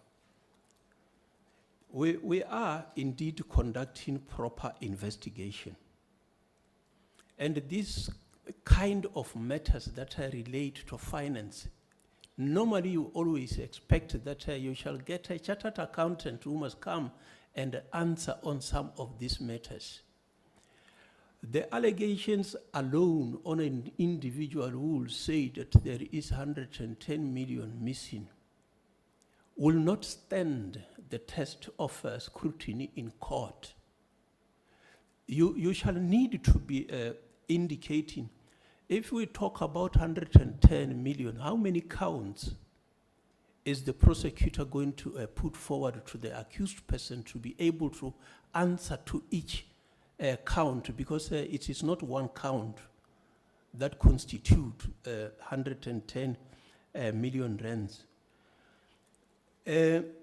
Yeah, if and only if those who are doing auditing work were to complete before earlier, we can be able to finalize that earlier. But we are advised that the only time that they will be able to complete this audit that come from 2018 is only in March 2025. Even if you were to outsource this kind of work, it will be a very costly exercise, and some of them take even longer than the time that we are given here. So based on that, we have accepted that the greater service with the internal auditing section will be able to understand the priority nature of this matter, so that we can have a report that guides or what is that which need to be looked at. The view that the investigation was flawed from the onset, and what the committee wanted to hear, which is not what the committee is hearing. I think that for us is to get the information, everything that is alleged, to be corroborated by some sort of evidence. If we were to rush into a conclusion and say that so-and-so complainant say this money is stolen, we go to court. If we table before the prosecuting authority and say decide, they will say that there is no prospect of successful prosecution, so it can be concluded tomorrow and say I decline to prosecute, and a private person who have got interest can take the matter forward. I don't think that we shall have done justice on that one, which is why it is important to get this forensic report that our internal auditors from the greater service will be providing. The explanation, normally when an individual is suspected, which we will do once the investigation is completed, we normally expect somebody to give some sort of explanation. If one was advanced to say that you are alleged to have done this, the person is expected to either admit or make an exculpatory statement. So in this regard, when the person is making an indication that can be believable, we keep that and file in the relevant inquiry, which the prosecutor shall have to analyze and say that what do you make of the content of this before you apply your mind. So what we are doing is that we are gathering every evidence, anyone who have got information to provide, so that we document that and make it available to the prosecutor. We can still call upon anyone that have got tangible evidence to approach us, so that we can get at that evidence and see if it can assist in enhancing the content of what is already contained in the case docket. I think that is what I can say from the investigation point of view. I think the chairperson has already indicated that ours is to focus solely on the criminal part and not every criminal activity, but solely on this one where the money is believed to have been stolen. Thanks, Honorable Chairperson and Honorable Member. Thank you, General. Over to you. Thank you very much, Honorable Chairperson, Honorable members of the committee, Minister, Deputy Minister, National Commissioner, and all my colleagues. Chair, I will address some of the issues, and I'll also request General Zulu also to come in as the Divisional Commissioner responsible for human resource development. And Chair, on the three issues, the main three issues that were covered by General Zulu, starting with the first one of the pointing of the firearm, the alleged shooting incident. I think that one, Chairperson, we have given clarity in terms of the fact that upon the conclusion of the investigation, it was indicated that no such an incident happened, but yes, we take note of Honorable Litlape's concern where the member indicates when he was interviewed, where he indicates that because of the pressure that he got with the visit of the PCOP, he felt so stressed. So yeah, that one is, yes, I'm noting it, Chairperson, because the Portfolio Committee was exercising its oversight role, and I'm sure you will continue doing that irrespective of whether members are feeling pressurized or not. But that one, Chairperson, such an incident didn't take place. Then on the second one, Chair, of the suspension of the captain whom we say is a whistleblower, just to indicate, Chair, that the reason why this member was suspended, Chair, it's a matter that emanates even before, long before the visit by the Portfolio Committee at our Philippi Academy. And the member was not suspended because of him being a whistleblower, but he was suspended in terms of him and failing to comply with certain requirements in our disciplinary regulations. And the current state of affairs, Chairperson, is the fact that the member must reconvene, must state to the Chairperson that he is ready to come, because the member has been at home for quite a long time. And the latest report that we received from the doctors is that he'll only be able to be well next year, end of January, which is another period. So this member has been on prolonged sick leave. So it's just for him to come back so that the case can be finalized. It can be finalized either way depending on the allegations that are on the table. So, and the issue of the sergeant who stole ammunition, Chairperson, this one we agree, Chair, that when we started with this process was not handled properly, because any ammunition that gets stolen, we need to open a criminal case, and we also need to open a departmental. But it was later on rectified, though there are still some discrepancies in terms of how this case was handled. So it will require some audit, Chairperson, by head office discipline management. And there was a question also, Chairperson, in terms of why we didn't suspend, some of the alleged perpetrators. I think with the suspension, there are conditions, Chairperson, when a person can be suspended. And currently, what we are having on our table does not suggest that we need to suspend anyone at the academy, Chairperson. And the report that I received from internal audit, they did confirm that all the documents that they require to conduct their own audit, they were obtained.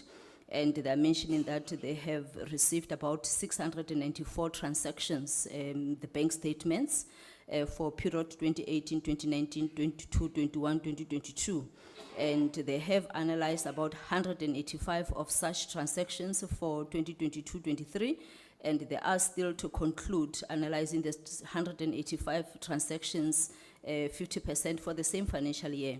And they haven't even started with analyzing the transactions of 2023-2024. They're indicating that it is a massive job, Chairperson, and I was checking with them now as to whether can they speed up the process, just to shorten the process.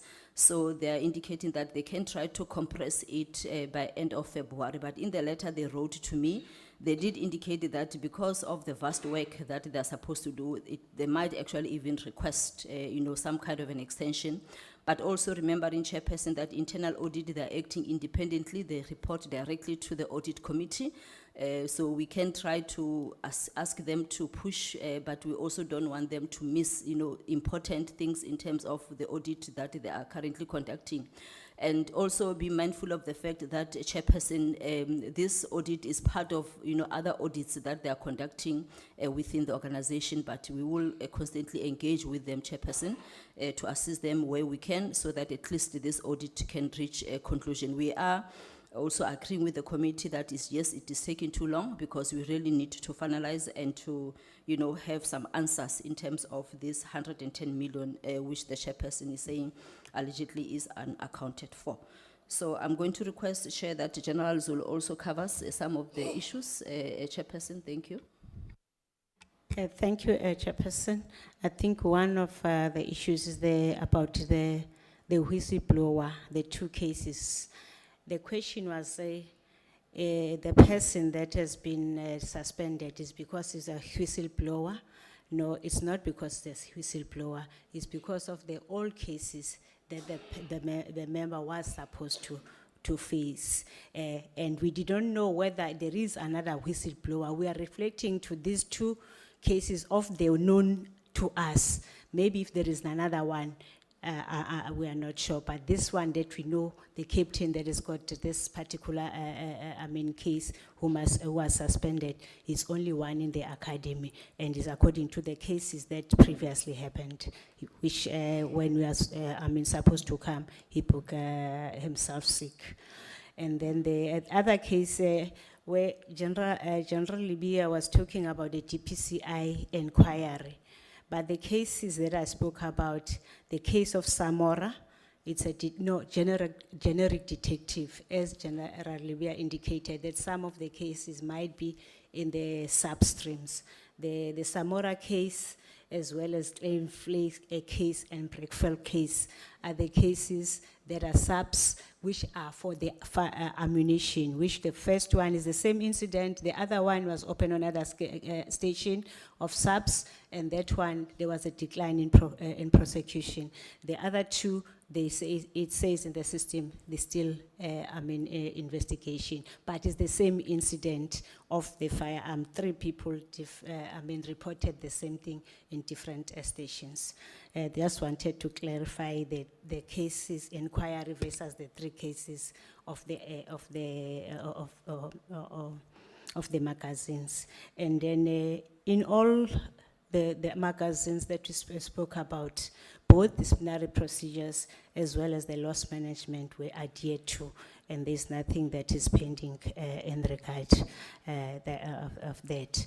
And then when we talk about the documents that were sent to the wife, we requested the member to come, and then to come to the police discipline, because we could see that the member now is active, he comes to the interviews, is normal now.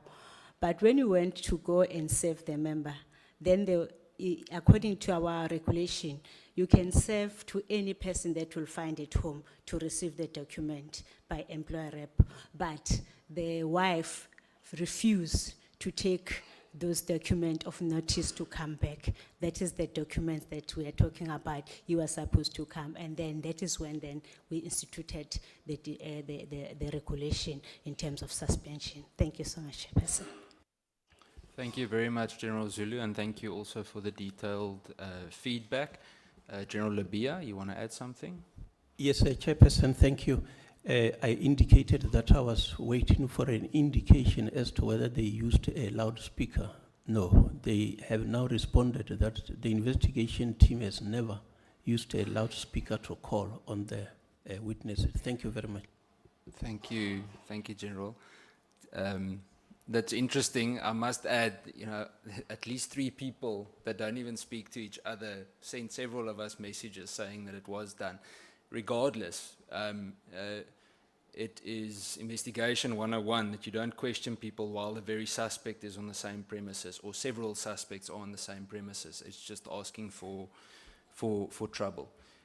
Members, is there anything you would like to add? No. Honourable Schikkerling, and then after that we can move on to the next point. Thank you, Chair. There's one question that wasn't answered, and I would like to know if the training college submits monthly management reports. And then what General Libya just said was, they asked the investigating officer if they were called over the loudspeaker. Have you asked the witnesses if they were called over the loudspeaker yourself? And have you been there to ask them? Thank you. Thank you, Honorable Schikkerling. General Zulu, if I may go to you first for the monthly management reports, and then I'll hand over to General Labia. Thank you.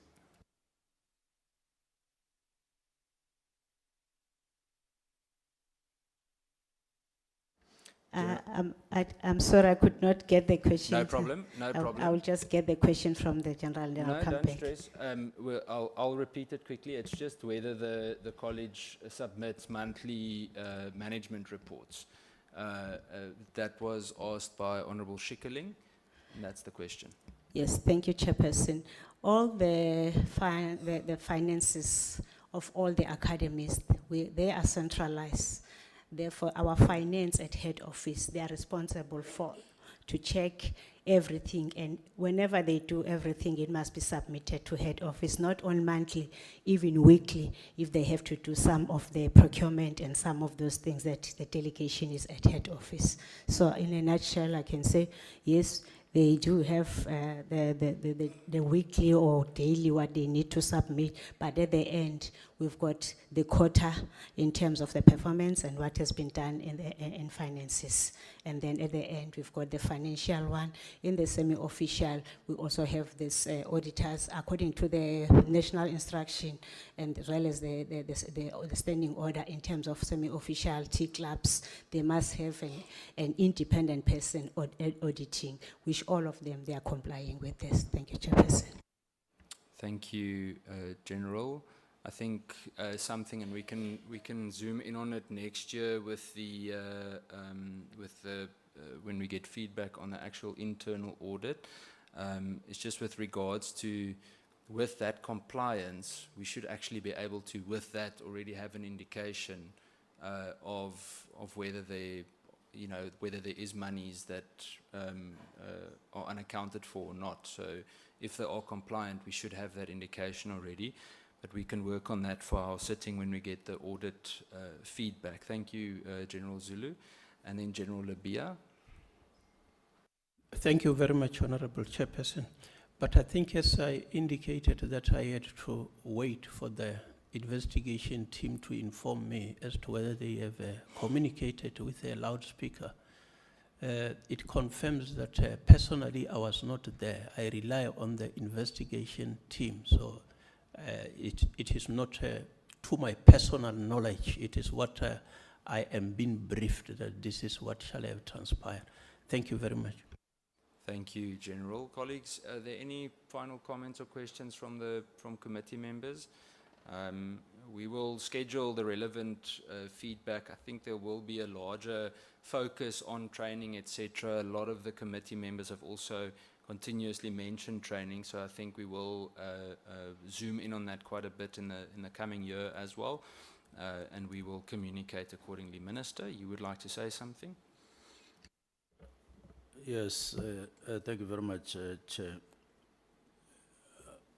The first thing that we would want to indicate to the Portfolio Committee is that we are solidly committed to making improvements in all aspects of SAPS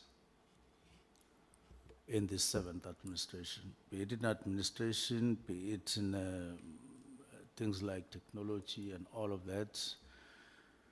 We are determined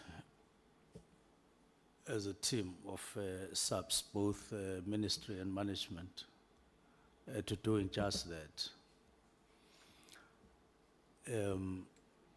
I'm saying so that we don't leave each other on the way because of doubt. We may not be there, but just for the committee to know, we're committed to this more than 100%.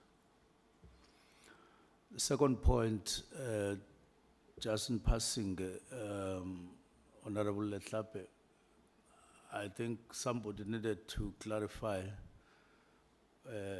if I heard it correctly, that she was saying DPCI report and Hawks and that one of the department are different, but it was explained that DPCI is dealing with criminality or criminality-related kind of investigations or matters, the college, when where SAPS are dealing with internal matters, and there's no clash or contradictions, unless maybe there's a point or two where such were identified.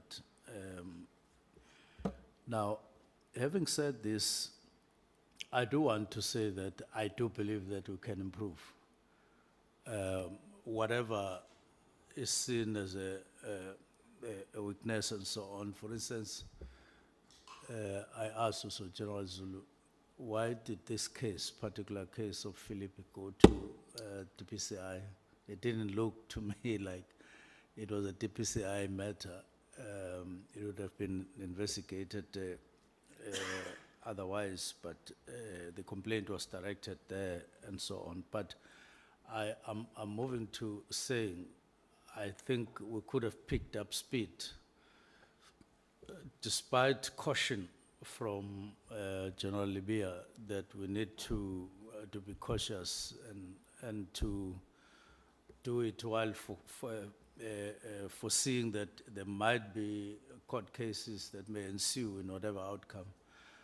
But we could have picked up speed, because if you prolong your investigations beyond what people can tolerate in their minds, in their working minds, they lose faith and integrity in that kind of setup. And maybe we'll have to talk to pick up speed and not actually to wait until March, unless there are certain things that are complicated. I take it that even with caution, we can still pick up speed on the investigation and maybe come up before March with the auditors. These are not huge company investigations, multi-billion rands. Is fairly straightforward matters. We will make improvements on our internal issues. That's the commitment. And then I wanted to go where you started, Chair, on a specific matter of a deal. Firstly, to say that there are concerns about that issue because it has taken long. It's a suspension and other things that have come in over time. We could have handled it better. But what are we looking at currently in this administration? We want to operate within the law and also ensure fairness in all these matters, and want to, in that framework, we have had several discussions to say there mustn't be too many backlogs, because once more, slow processes and backlogs, either because of the time frame or because of the number. There's one member of parliament, I think, was asked as a question how many suspensions do we have at the moment, and indicated 40. And that is quite a big number. Not to say that you can't have 50, because if people misbehave and we have to do that, you have to do it. But if you analyze further and you see some are 2 years, others what, and so on, you then begin to see it's not recent, it's more of an accumulation because of slowness in some of those processes. So I wanted to firm up that we want to operate within the law, want to operate with fairness, but at the same time, we don't want to accumulate too many backlogs such that people will have no faith in our processes internally as SAPS, because that's not a reflection of good administration as it were. And that's one other matter where I'm saying we are committing to making improvements to make sure that we inspire faith and integrity in whatever we're doing. Now, one of the things that we pick up in our processes, sometimes we're to and fro, which could be part of what characterizes how the matter of DO has been dealt with. And at some point we said, well, Deputy Minister Matali must deal with this matter. Was it you? So the matter has been processed, but from where we sit, well, it started with DO requesting to see me. And on hearing what he was saying, I said, Deputy Minister Matali must deal with it.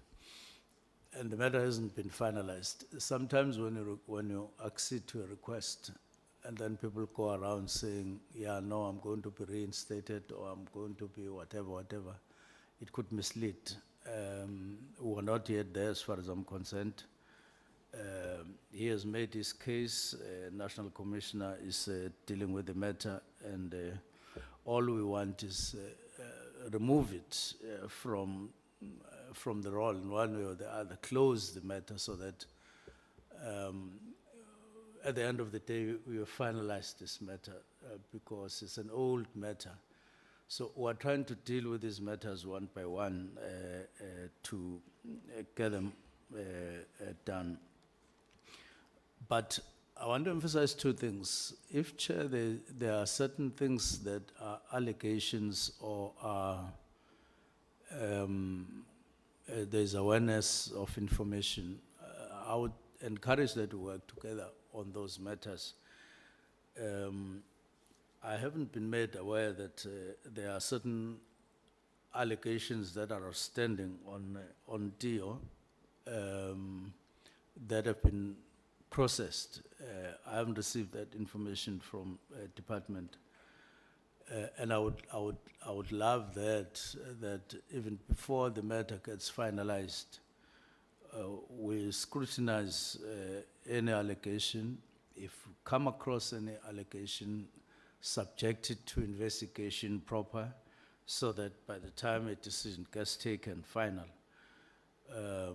it's taken on the basis of the framework, it's taken on the basis of fairness. That's one part. But if there are also investigations that have not been finalized and management is aware of, like DO being linked somehow to Kenya investigations or all of that, we have to look at that and say, but we've come across his name and how, subjected to a fair kind of process, so that we don't get seen as an organization that recycle people without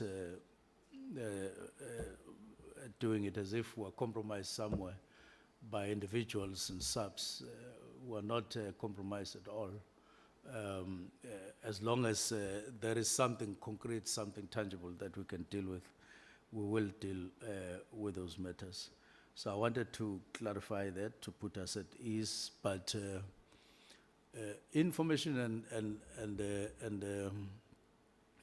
allegations are such that they may reach all of us in one way or the other. The important thing is to share.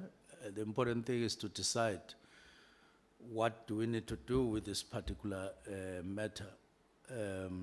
And if we become aware that there's a process that is already in place, we'll look at the process and give it a chance to see if it succeeds and so on, because the objective is one: clean up SAPS of any issue but in a fair and within the framework. And so members should feel confident. If there are things that you are aware of,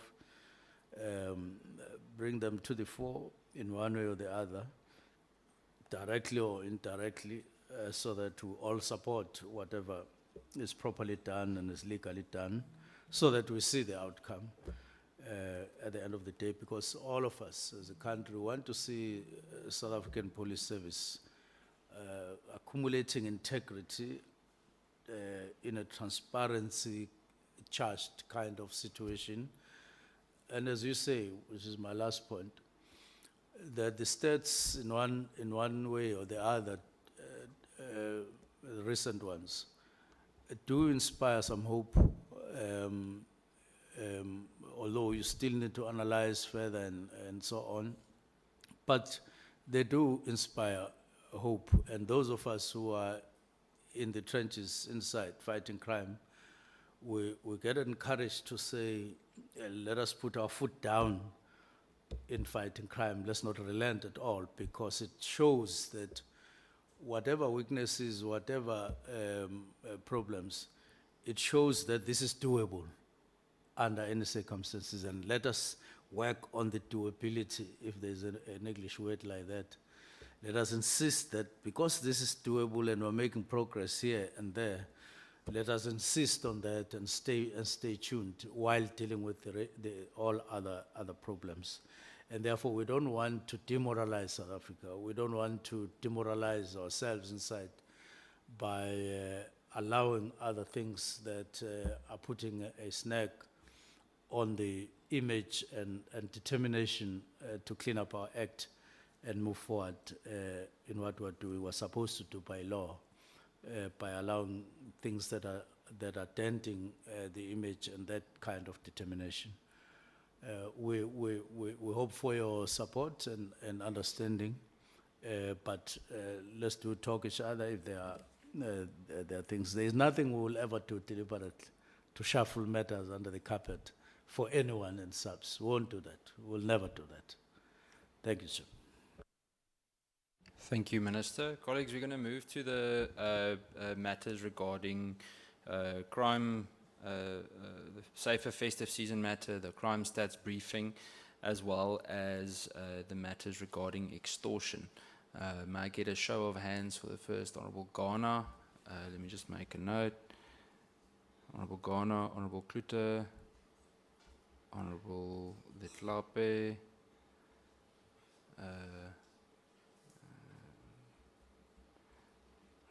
Barnard, Schikkeling, got you, and yes. Okay. Honourable Ghana, I can start with you. Thanks very much, Chair. And I'll try to speak to the three reports, starting with the crime stats. Maybe let me just start by saying this. The work of the policemen and women needs to be supported by all of us. And from time to time, they need to hear that we support them. And I said yesterday during the declaration that when the police get it right, as they are getting it right in Stilfontein, we must commend them and not always be on a fighting mode.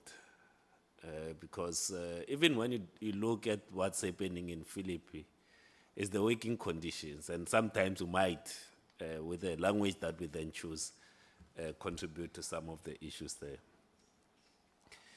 So, when the first quarter was presented, I made this particular point, General, that whilst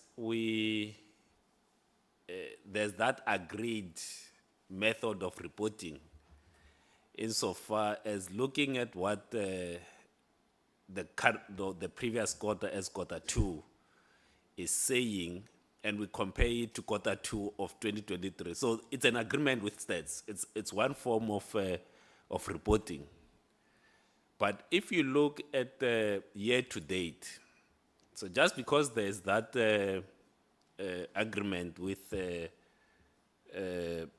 or the stats advises that let's use on year chair. If you look at the current trend in terms of year to date, and I will say, Honorable Minister, I will say since your appointment as a minister, there are categories of crime that are climbing. So if you were to do quarter 1 v quarter 2 comparison, what you see is that murder, there was 6,190 in quarter 1. And in quarter 2 is 6,545. So within the same year, if you were to draw the graphs, and let's say you take the last 12, 13 quarters or 12, 16 quarters, and you just see where the trend is going, it's starting to go up. That's what trend is, because trend you won't get it from a year-on-year analysis. So one of the things that's missing, and it's a point that I raised, that there's a story in a quarter to quarter which is positive, as in year-on-year, it's positive. But then within the financial year, murder is increasing. Within the financial year, since we started this financial year, rape is increasing. Contact crime is increasing. So there's something within the financial year that we are not getting right.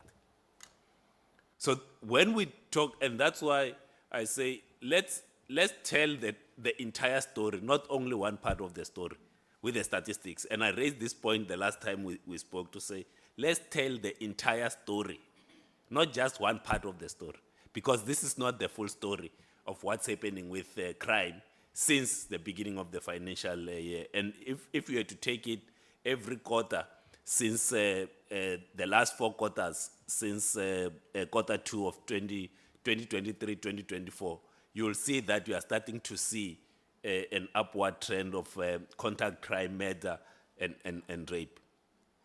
So there's something interesting with the kidnappings table. So there are a lot of kidnappings that are happening. But if you look at it, very few they request ransom.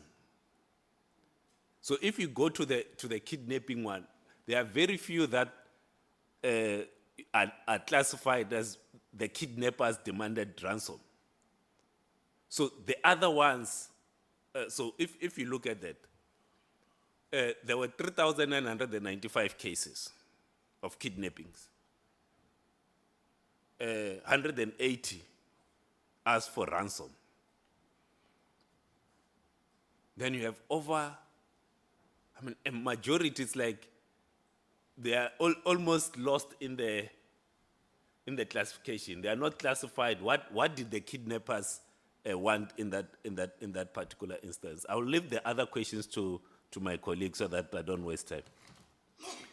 I appreciate that there's been an effort insofar as the extortion reporting is concerned, but the report is still not complete.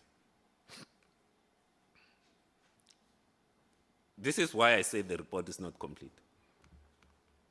Whilst there are over 1,400 people that were arrested, the classification of what they were arrested for, because you arrest someone, in our state it says you arrested them for extortion. But when they are charged, the charge, and this is where the gap in the report is to say the people that were arrested, that we classified them under extortion, what was the charge that they were charged with? Because the last time, remember when we got the first report, Chair, the last time, and General Masimula will remember, because we had this conversation, is that you find that people were charged with intimidation, they were charged with pointing a firearm, they were charged with assault. But then in our reporting, we have put them together as extortion. So the next time, we understand that we are starting this reporting, and each time our aim in working with the police is to strengthen the report so that when we tell the story, and I said, you might remember, General, in the last meeting, that we are also battling with a definition so that we classify proper. Because the definition that we are using for extortion is not complete. It's actually not saying the same thing. And so I then put two things. I said, you have the rise of extortion when the police fail. So people that have money, that are middle class living in well-off communities, there's a legalized way of protection fees. It's private security. Private security is paid to protect those that have money. Those that don't have money, then they are forced to pay protection fees to unregistered, whether it's neighborhood watch, street committees, and so forth. And when we do the analysis, and I raised the same point last week to say, let's do it looking at what is happening. Because in well-off communities, you find that these protection fees are not there for extortion purposes, but they are not there because already there's a legalized protection fee, which is private security, armed response. It's legalized. It's a protection fee that we all know that those that are in well-off communities are paying. The same will go for businesses, for big shopping centers, and so forth. So there's a protection fee that they pay to the private security companies. But those that are outside of that space end up being extorted by these protection fees, paying 50 rand, 100 rand, depending on the kind of area. I think there's a scope there for us to look at. And if SAPS succeeds, then we'll see the protection fees, both for the well-off and the less well-off, go down. Then let me conclude with this, Chair, so that the other members can ask. I'll come back to the detectives in the next quarter. So this is what South Africans, at least in our conversations, they want to. They don't want to feel or to be told that no, police work is happening. They want to see it. They want to see police work happening. They want to see the police. You know, like when people are in shopping centers, if the only people they see is those security guards, they start asking, but where's the police? So for the safer festive season, this poll must be on the ground as much as possible, supported by other units. But the police needs to be visible where the people are. I believe, if there's a heightened sense of protection, people starting to feel safe, then the support from communities to the police will increase. What we want to see is men and women in blue patrolling the streets, patrolling the shopping centers, where the people are. We must not just leave it to the private security and the protection rackets and these gangs to then provide security for the people. From ourselves, we stand ready to support the work of the police. But if we work together, I think South Africans will start feeling safer. I'll pause here. The other reports, Chair, as I said, will take it offline. Thanks. Thank you, Honourable Garner. Honourable Kluter. Thank you, Chairperson. members of the portfolio committee, minister, deputy minister, and all officials of the Department of SAPS. Firstly, allow me to welcome all the presentations that was presented by SAPS. I will just touch on the Safer Festive Season report. I welcome the Festive Season operational plan of the police to ensure safe festive season for the people of South Africa and businesses and property. So my question that I wanted to ask, or the three questions that I wanted to ask, is that the operational plan makes no reference to the involvement and participation of the CPF, the community police forums, working with the police to ensure that safer festive seasons. Is there a reason why the community police forums are not included in the plan? What other stakeholders will be engaged by the police as part of the festive season operation to ensure the safety of the people? Whether the SAPS will be able to cover the operation in terms of the budget. What is the communication strategy that SAPS will adopt and implement as part of the ensuring the safety of the people? The last one, in conclusion, Chairperson, I wanted to check on extortion. Is it only the two provinces that have a special 24/7 hotline? Why not the other provinces? Thank you, Chairperson. Thank you, Honourable Kluter. I'll hand over to Honourable Letlape. Thanks, Chair. Chair, let's first welcome the report. I want to look at the crime situations first. If you were to look at this report now, like the Minister has just said that they are doing well, that's at a provincial and a national level. If you were to go down to what happens in the different stations, you actually get to realize that some of these crimes are much higher than they were. They're just on an average covered by those police stations that are doing well.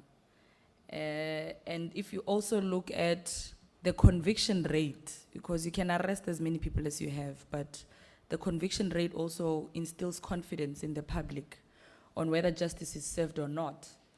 And maybe we must sometimes, maybe in the next quarter when we present this quarter report, we must do it in the presence of the Justice Portfolio Committee, so that we discuss how conviction rate and how the end of the chain of justice also has an effect on the outcomes of the crime stats.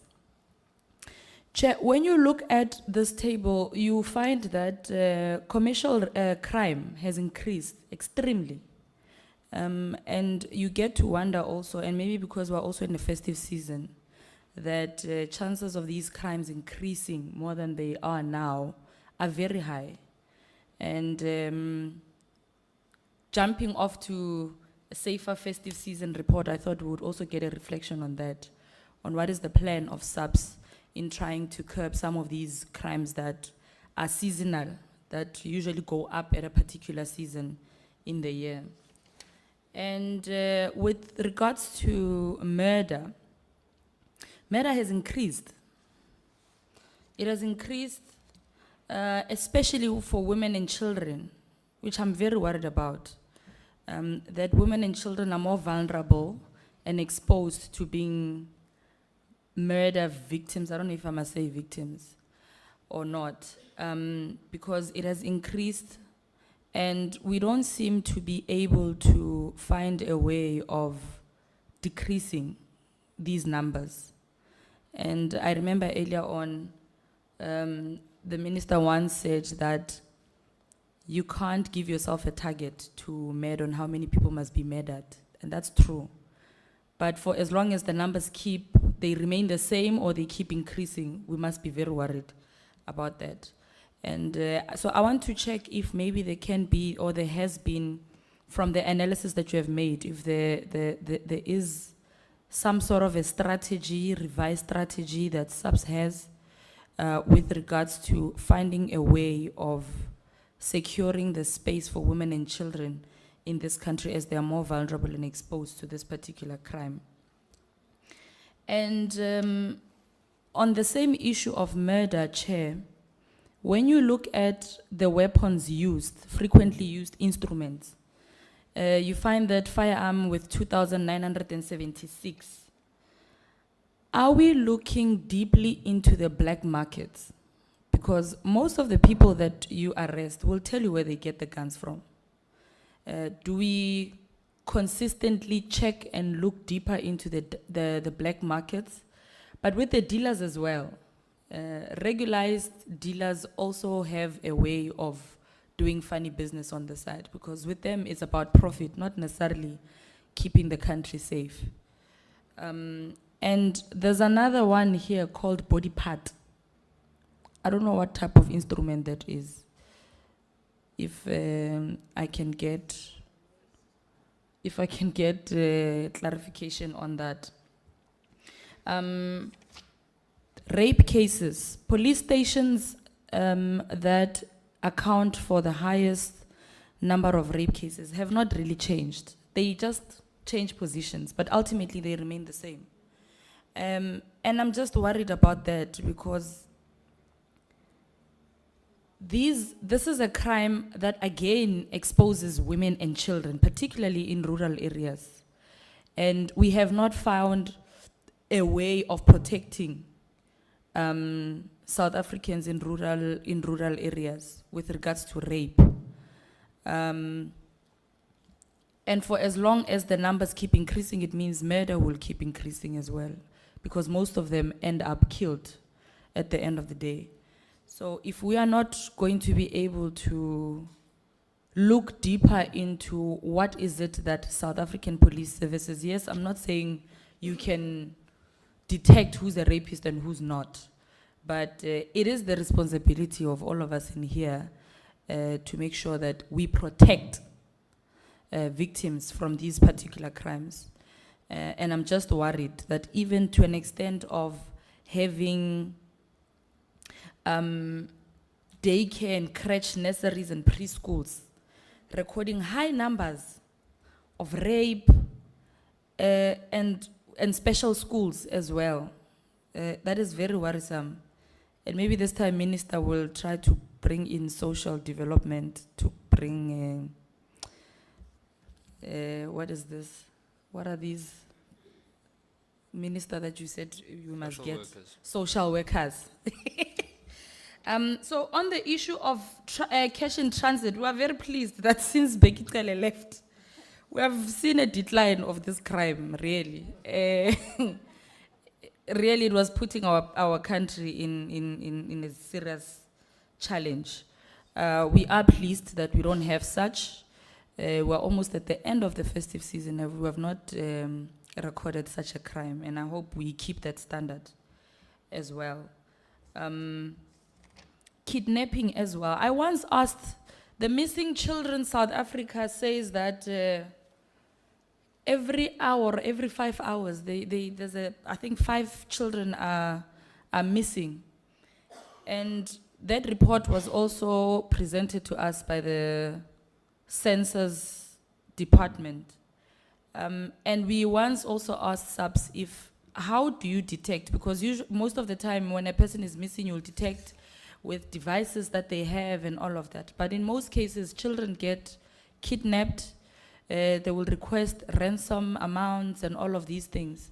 But if a person doesn't have a device on themselves, what do we use to try and recover these missing children? Most of them are children, young girls as well. They are trafficked and all of that. In most cases, they also skip the border. They cross these borders and no one is able to account for them. And maybe that's another thing that we must look into. On extortion, I want to check how many extortion dockets have not been worked on now. Because I think in the report it says that, on the extortion report it says you have now centralized the dockets of extortion, which then gives me an impression that there is a specific team that works on it, or I don't know how you structure it. I want to check on the number of extortion cases that have been registered. How many have not been worked on? How many have been worked on? And if there is or there are time frames on by when do you wish to have reached this particular point as one crime that has been prioritized. And also I want to know how much is spent or was spent on this call center established for extortion.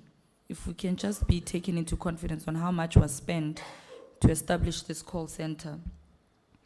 The safer festive season. I was talking to the National Commissioner earlier on. It's funny that you say you do stop and search during this time. But when there is a crime committed and a victim tells you the possible locations or areas where their stolen goods can be repossessed, police officers tell them that they don't have a search warrant to enter a house. And it's very funny that now during this time you can just stop whatever car that you want and you search it. And a simple thing as a location that tells you exactly where goods are, police officers are not able to enter in those areas. I want to check if we do unannounced inspections at firearm dealers. You don't inform them. Like most police stations would want members of parliament to inspect, to inform them if they are coming to do oversight. Do you do unannounced inspections at firearms? Because we were told that you do conduct inspections. How often do you do that? And do you let them know? Do you not let them know? Because I am of the view that most of these firearms, some of them come from these dealers that you say authorized to deal with firearms. And then I just want to check with regards to the confiscation of alcohol and drugs. What do you do after confiscating these things? There's a case where a person was caught with drugs, and not drugs, marijuana. And when they got to court and told him, we got 10 kg of marijuana in your possession, he says, it's not 10 kg, it's 15. What happened to the 5? So want to check, what do you do in cases where you confiscate? I see you confiscated a lot of it with drugs as well. What happens to those, and how secured are they where you put them? I will end it there for now, Chair. Thanks. Thank you, Honourable Lehlape. Honourable Kala Barnard. Thank you, Chair. According to your analysis, why the shift to violent and opportunistic crimes? Are they perhaps linked? There is an overall decrease, but this shift in itself is very concerning. Commercial crimes are soaring, up by 18.5%. Barely a day goes by when one doesn't hear of someone being tricked by absolute brilliant experts, who claim to be from a specific bank's fraud division, saying their account's been hacked, and next thing they go off with all the money. It happens every day to the brightest people you've ever heard of, and they still get caught. Brilliant criminals. Do the SAPS have the resources, the serious skills necessary to hunt these people down, or is it mainly being left, for example, to the banks to doing the policing work? Because the banks tend to say, we're investigating over and over. And I fear that the commercial crimes unit's not being given sufficient resources.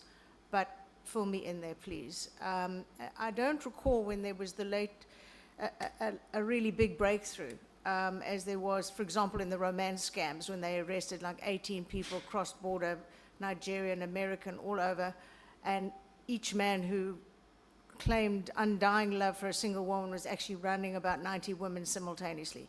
It happens everywhere. I had a person yesterday who's lost everything in a romance scam. So it's going on constantly. what skills and what equipment do you have to track them down? Now, it's generally believed that high police presence curbs such crimes as we hear of. Have you done that comparative analysis?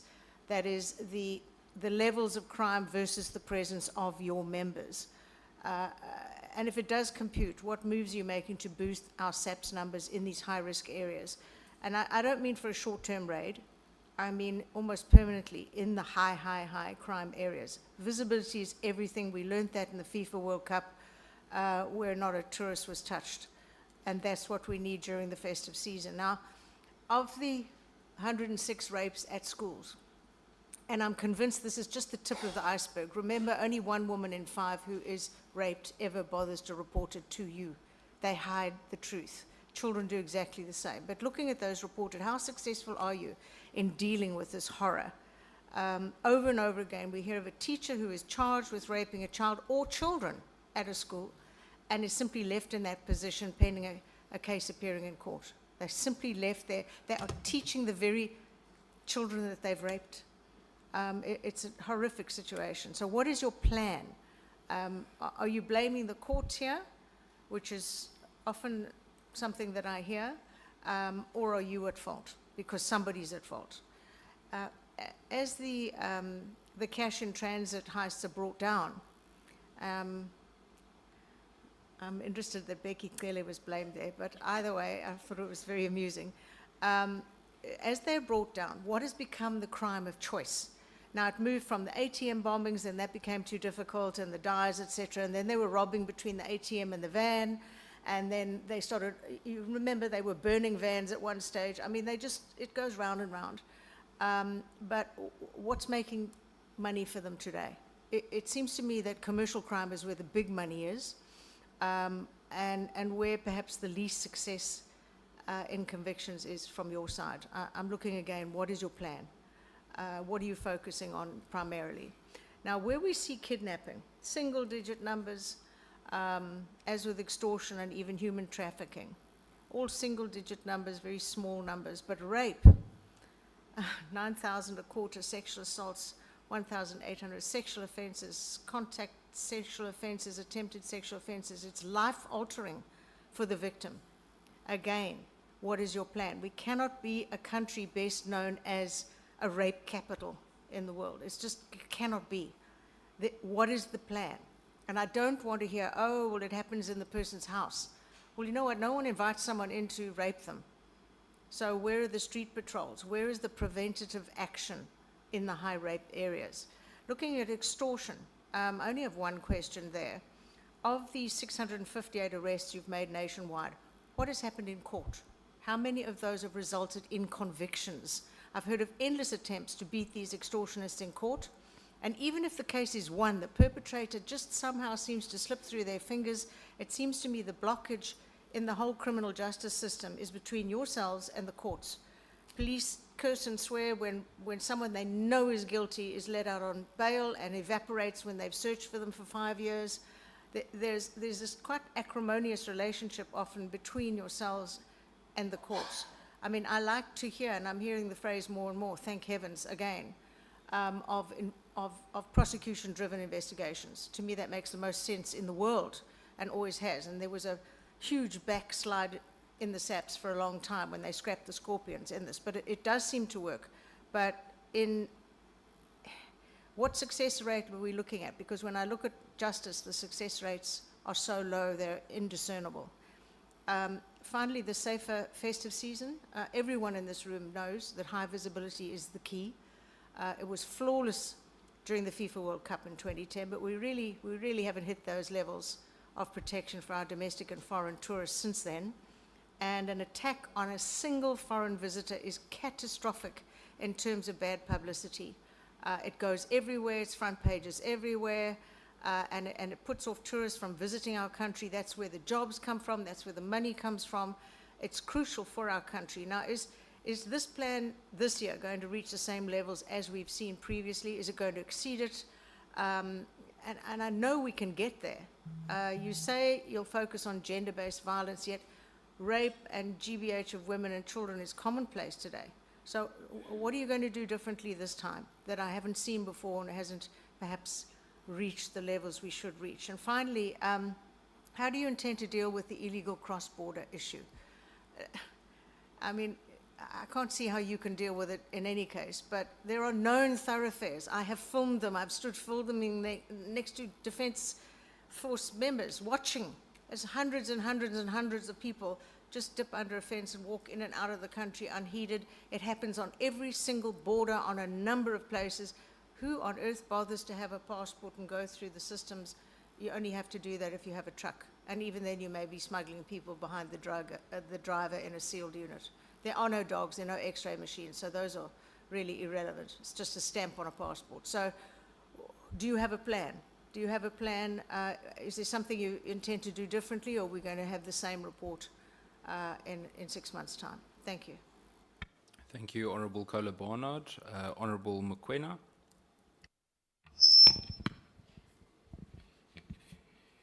In some areas where crime has declined, like murder, sexual offense, rape, etc., what will the police attribute to the decline, and what to build on the decline going forward? With regard to seizures and recoveries, the file of litters is very high. What is the plan to deal with the seizures of fuel? Thank you. Thank you, Honourable Mokoena. Honourable James. Thank you so much, Chairperson. I've noted on the report we speak about drug-detected crime. Now, drug-detected crime, considering the impact that drugs has on our communities, in our families, that is not enough. That does not show that we are taking this seriously. That does not show that we actually understand the magnitude and the impact that drugs has on our families. I want to know, of the SAPS members there, does anyone have a child or a family member that is on drugs?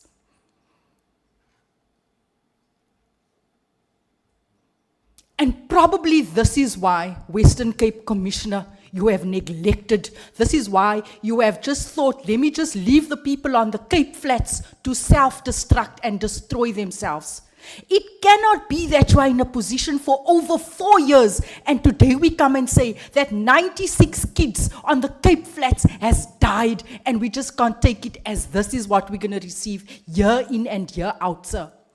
If you have tried and if you have done your best, then I understand. If you can say to this house here today, I have tried, I have said that I don't have resources and nobody has listened, then we know that you can stay in that position, then we know we can go after the National Commissioner. But it cannot be the situation. It cannot be that we have a report that speaks to drug-detected crime that doesn't tell us where the dealers are, Minister. That doesn't tell us where the drug labs are, Minister. That doesn't tell us where the trafficking is taking place, Minister. That doesn't give us any of that information. It cannot be that we have a report, Minister, that speaks to so many arrests, and I can tell you that those arrests are all our children that has been arrested for half a tablet and a little bit of dagga. Where are the drug kingpins? Where is the effort? Where is the net joint operations in our communities? Why are you neglecting the Cape Flats and our communities like this? Do you not see our children are mad in our communities? They don't even know what's their names. Our children don't even look like our children. They mirror the way they look. They look like someone else. Why aren't you taking it seriously? Why is it that Mitchell's Plain Police Station ranks number 2 in an area that is hard hit by drugs and gangs, and that police station, Western Cape Police Commissioner, does not have enough vehicles? Why is it that last week a 14-year-old child, I was on scene, and this is why I'm so passionate, Minister. A 14-year-old boy was shot and killed in front of his mother and father. And there was no van for over 1.5 hours. Why is it that that body has to lay there for 4 and 5 hours before we find a pathology van, and all the children on the way to Cape Flats thinks that murder is their portion? What are you doing about drugs in this country that's destroying us? Do you realize that drugs has a role to play when it comes to your rape?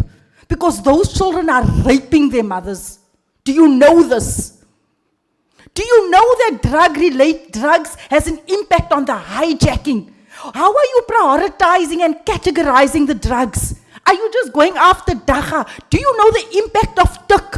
Are you having special operations that addresses your chaos-causing in our communities, such as Tuk? Why aren't you categorizing the drugs? Why aren't you speeding up the reports at the labs? Why is it that a drug-related case takes over five years sometimes? Why is it that when we arrest the dealer today, he's out 2 days later? What are you doing about the many lolly lounges in Eldorado Park? What are you doing about the Pela Pos? Let me call this Pela Pos chair, where dozens of children go and get recruited into gangs. Where is your gang strategy? Why aren't you reporting on how many gangs you've dismantled? Why is it that we have members in positions, Minister, and I'm so sorry that this shouldn't come across as an attack, because General Sabia can tell you, we work with you, I work with him, and there's a lot of success. We support you. I support you. Why don't we see war when it comes to fighting substance? What are you doing this? Where's your safety plan now? What does it say about drugs? When are we going to see the army deployed on the Cape Flats? We all want the title, but nobody wants the responsibility. Why haven't you been to the Cape Flats, Western Cape Commissioner, to go and apologize to those families for failing them? Okay, Honourable James, Honourable Schikkeling. Thank you very much, Chair. Chair, a lot has been covered by my colleagues, so I'm not going to ask that many questions. I just want to say... Chair, just a point to intervene. Sorry, Minister. Sure. Now, each member fires something like 10 questions, 5 questions. Even if you are bright, you just can't keep pace. And I think at some point you need to stop and then answer questions while you are fresh in mind, because I think the portfolio committee, none is contributing. It's just questions, and therefore I think those questions we need to be given an opportunity to answer. If we have to wait, we have to wait until everybody asks every question. I don't think we'll cope. We'll need 5 hours to respond. And I don't think you have that. And it would be unfair to us if we were to sit here, write questions, then another page, then another page. We don't have an opportunity to respond. So I'm just begging you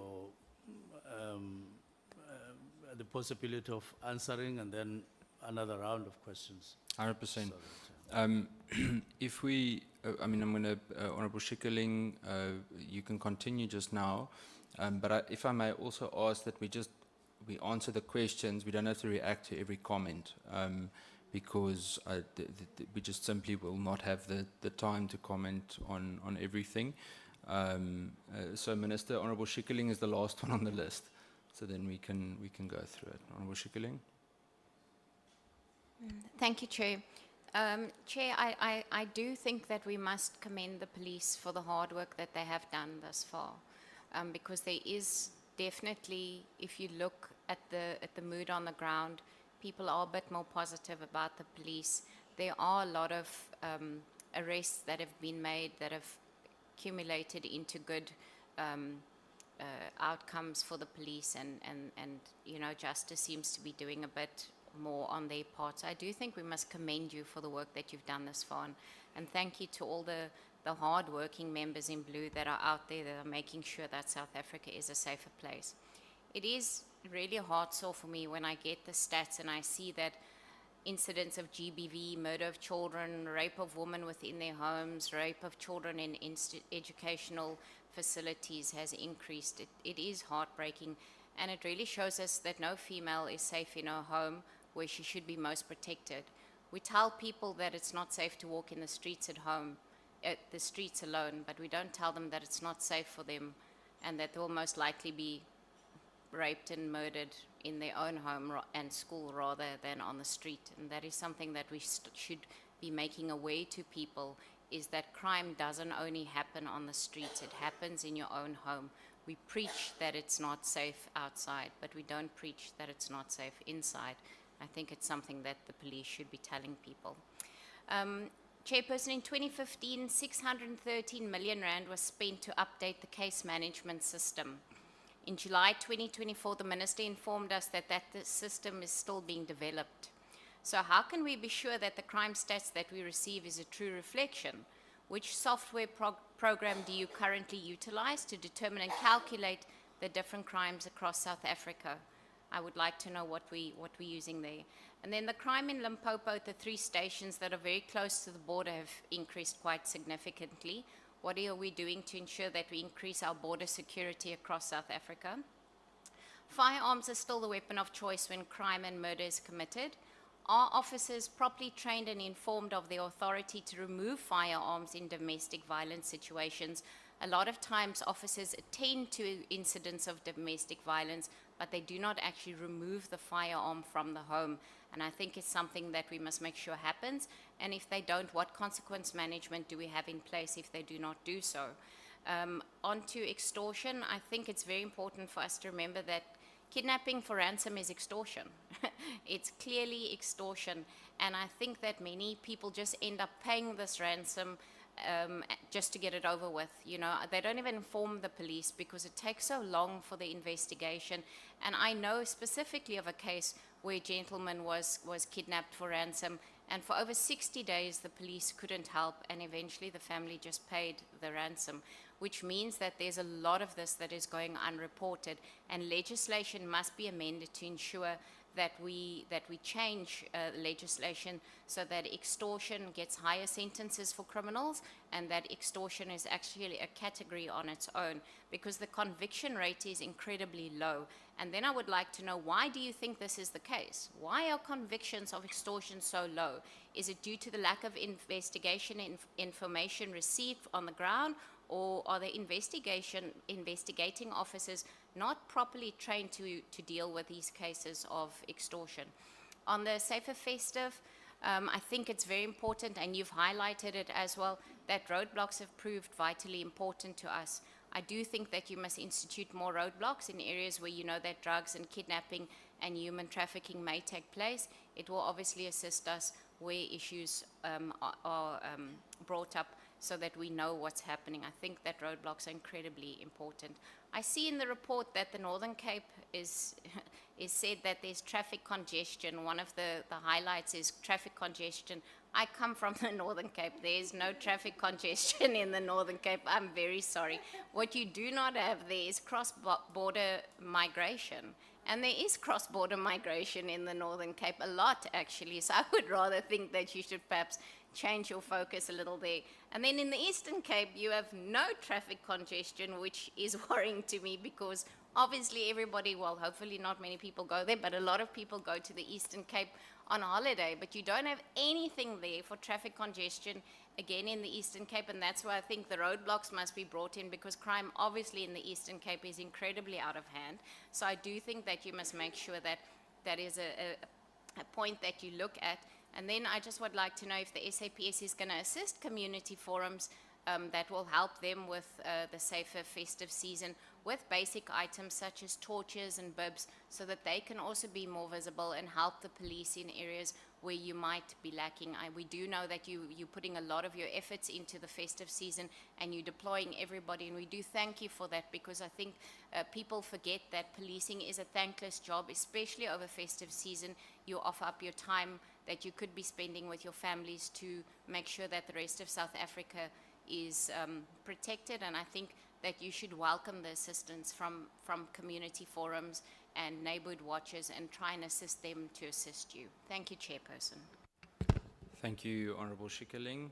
Minister, now we can go ahead with the feedback. Again, we just need to go over some of the questions. Chair. Yes, Honourable Taibosh. If I can come in, I did put my hand up and I see you're not acknowledging me. No, I gave the first round. Now it's response for that round, but I'll acknowledge it. You can go. I don't have much to say, Chair. I just want to support Honorable James. You know, when she was speaking, I was looking at the faces of the reaction of our police ministry and the management on that side. And it was some of, it's like she's off her mind, she doesn't know what she's talking about. But she's talking with so much truth and passion. I know it because I know what she's talking about. I come from there, you know. But the reaction is one of disdain. It's, you know, if there is no political will to police, then it doesn't matter what you do. You know, we can get you the most expensive equipment. You will still fail. She's not mad.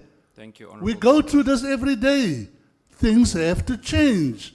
We need a change of attitude. Right from the top, from the minister right down to the constable and the reservist.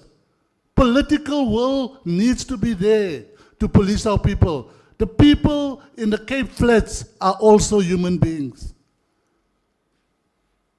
They are also human beings. They are also taxpayers. They need to be protected. We need to get our act together, people, please. Thank you. Thank you, Honourable Taibosh. Minister, I'm going to hand over to you.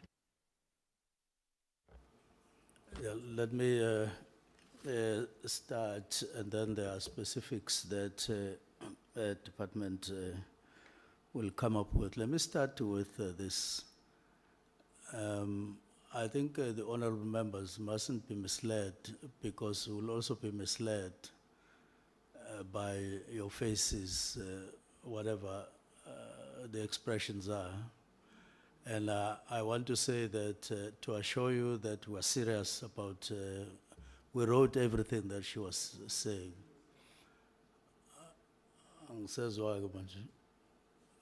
Now, I'm trying to say we're attentive, we're not jumping up and down, we're sitting here listening and writing, and it's now time to respond. On Friday, last week, there was a cabinet meeting. I wrote a letter to the president to ask him to excuse me from the meeting of cabinet. And the reason why we did that is that as ministry, we had spoken to National Commissioner to say, let us spend a day, a full day, with him, the Deputy National Commissioners, and the Provincial Commissioners. A kind of a retreat, which we did for 3/4 of the day, just sitting there, talking about how best do we need to to fight crime in the country. First, to acknowledge what is happening, because crime is being fought. No one doesn't know that crime is being fought. But saying, how do we build up from what is happening, qualitatively, with intents and so on? And how do we convince South Africa that we are serious about this, that we are taking it up? And at that time, there were no stats. We were just making an assessment, and then even narrowing down to saying, these are the crimes that we need to focus on and make inroads in more than any other crime and so on. And we identified those crimes. Now, so we spent a day on Friday. Now, one of the issues we spent time on was Cape Flats. When the Provincial Commissioner stood up and he was addressing us, and we asked him questions. Why is this thing persistent, crime in the Cape Flats? What do you think, as the Provincial Commissioner, are the root causes? What do we need to do? How do we need to respond? And I think, was it yesterday? I took up the phone. I phoned him again in the evening, not yesterday, day before, to say, I even said to him, we need to take, I was very personal. I said, you and I need to take out our shoes, go and walk somewhere on sand and talk about crime in the Cape Flats and women and children dying, men to men. Just focus to say, what else do we do and how do we do that and so on. Now, it depends on what we want to do with our time, Chair. If we want to sit here, shout at each other, express doubts on each other, that is what we would be doing with the time, the best thing that we will believe we have to do when seated here. But whenever we get out of the portfolio committee, we try to go out with whatever we think is important and useful, and go and think about it, process it, and so on. Some of the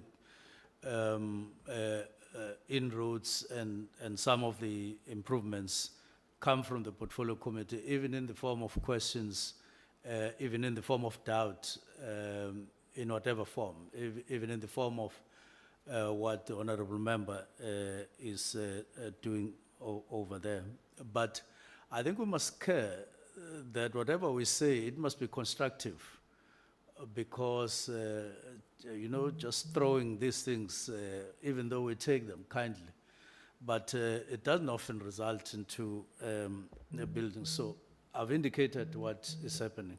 In short, we're in deep thought about what we've identified as core crimes in South Africa. We grouped this, the crimes that we called violent crimes, and we named them. And there are not too many, I think there are about 3 or 4, including murder in the country. Mind you, coming from acknowledging that there's work that is being done, and there is. And then we went to commercial, we went to, I think there are about 4 categories. Now, having done that, we then said, what then, how then do we move forward? Now, one of the things that we may need to share, because we're being bombarded with questions, what is your plan when you see somebody followed by people after the bank? What's our thoughts? We are developing a concept from that meeting, a concept of Chanela 2, because we said all along, I don't know from when, there's been Chanela 1, and it's working. If you look at what gets seized in each and the statistics on Chanela alone, we then said, let's develop a twin program called Chanela 2. Now, Chanela 1 happens where it happens. All of us know, intersections, high roads, and so on. But we then say the concept of Chanela 2, which National Commissioner is dealing with, which will also include a food poisoning campaign, as it were. It will include issues of foreign nationals that are in the country, especially those that are illegal, and it will include all kinds of things. Then we came up with that concept. It will do something else. It will deal with what we detailed. We will brief the portfolio committee once we think we have put it together. All we did there was to discuss the direction and the framework, and then. But we because it's not far from what's happening on Chanela 1, we should be having it in not so long. I'm unable to detail now. I'd rather wait for that period when we'll have. So most of these crimes that we're talking about, will be contained in that particular document. But having said this, so in other words, there is something that we're doing. We are developing it as in line with the period in which we are. But even if there wasn't going to be a flare-up of crime, we would have done so, because we say minus Christmas and all those things, excitement of people, including criminals, what do we need to do so that the stats that we're doing, and by the way, Honorable Letlape, we're not saying we're pleased with or excited with the stats. All we're saying is that in a number of crimes, it's showing decline, and let's build from there. Let's take, let's keep the figures declining. Whatever analysis, because it's my second point, no matter how we define, even if we sit at university, we can finish the whole year defining extortions without agreeing. And we'll never do any work if we were to do that. From where we sit, we have tried to define what extortion is. If that is not making sense, come with yours and say, this is what I think is the definition of extortion. But it suits us, that one, because it directs us to these people as defined there. And we grab them, and we do all sorts of things to them, having defined them that way. But if it's inadequate, we'll acknowledge our inadequacy, and then we'll take from whatever contribution that you make. So, but the actual point I wanted to make is that when you ask a question, why is the conviction rate so low on extortions? You from where I sit, we always say extortions and related crimes. Let me make an example. Somewhere was it July? There are two boys who shot a woman somewhere in the Cape Flats. They shot her dead because they went to her. They said, give us money. She couldn't give them money, and they shot her dead, and they went to hide somewhere. So we hunted them. They got them. What did you do? They got arrested. They were lucky. They got arrested. They never resisted. So they are being processed. But if they found 2 firearms with them, so when you go to court, you are going to say, we found these 2 with illegal firearms. You will charge them for illegal firearms. You won't say, I'm charging them for extortion there. You will charge them for murder there. So the list will be, these firearms must be linked to the murder that was committed there, charge them for murder, charge them for possession of illegal firearms. So you won't see extortion, because you are not going to charge somebody that what do you charge them for? But that was extortion, because they wanted money from a woman who is selling roasted meat on the side of the road. And they wanted money to protect her allegedly, which is extortion. But when we find them with illegal firearms too. We charge them for that. We link them to the murder. Then we charge them for that murder. Now, there won't be a case that will be additional to anything that police would do of extortion, so that figures are up on extortion, because it doesn't work like that. So sometimes when we demand answers, I think let's be practical and not demand from us something that we can't do. We are not going to say to the magistrate, over and above the matter that we have linked up and the possession of illegal firearms, charge them for extortion because they were trying to extort. The magistrate is going to think that we're mad. So it's extortion with related crimes. In some cases, it would be intimidation, because they intimidated or threatened somebody. in Western Cape, in the Eastern Cape yesterday, there's a woman who is a chief financial officer who is alleging that she has received calls from someone who says, I'm a killer. So we then look for that person who says, I'm a killer, and trace why,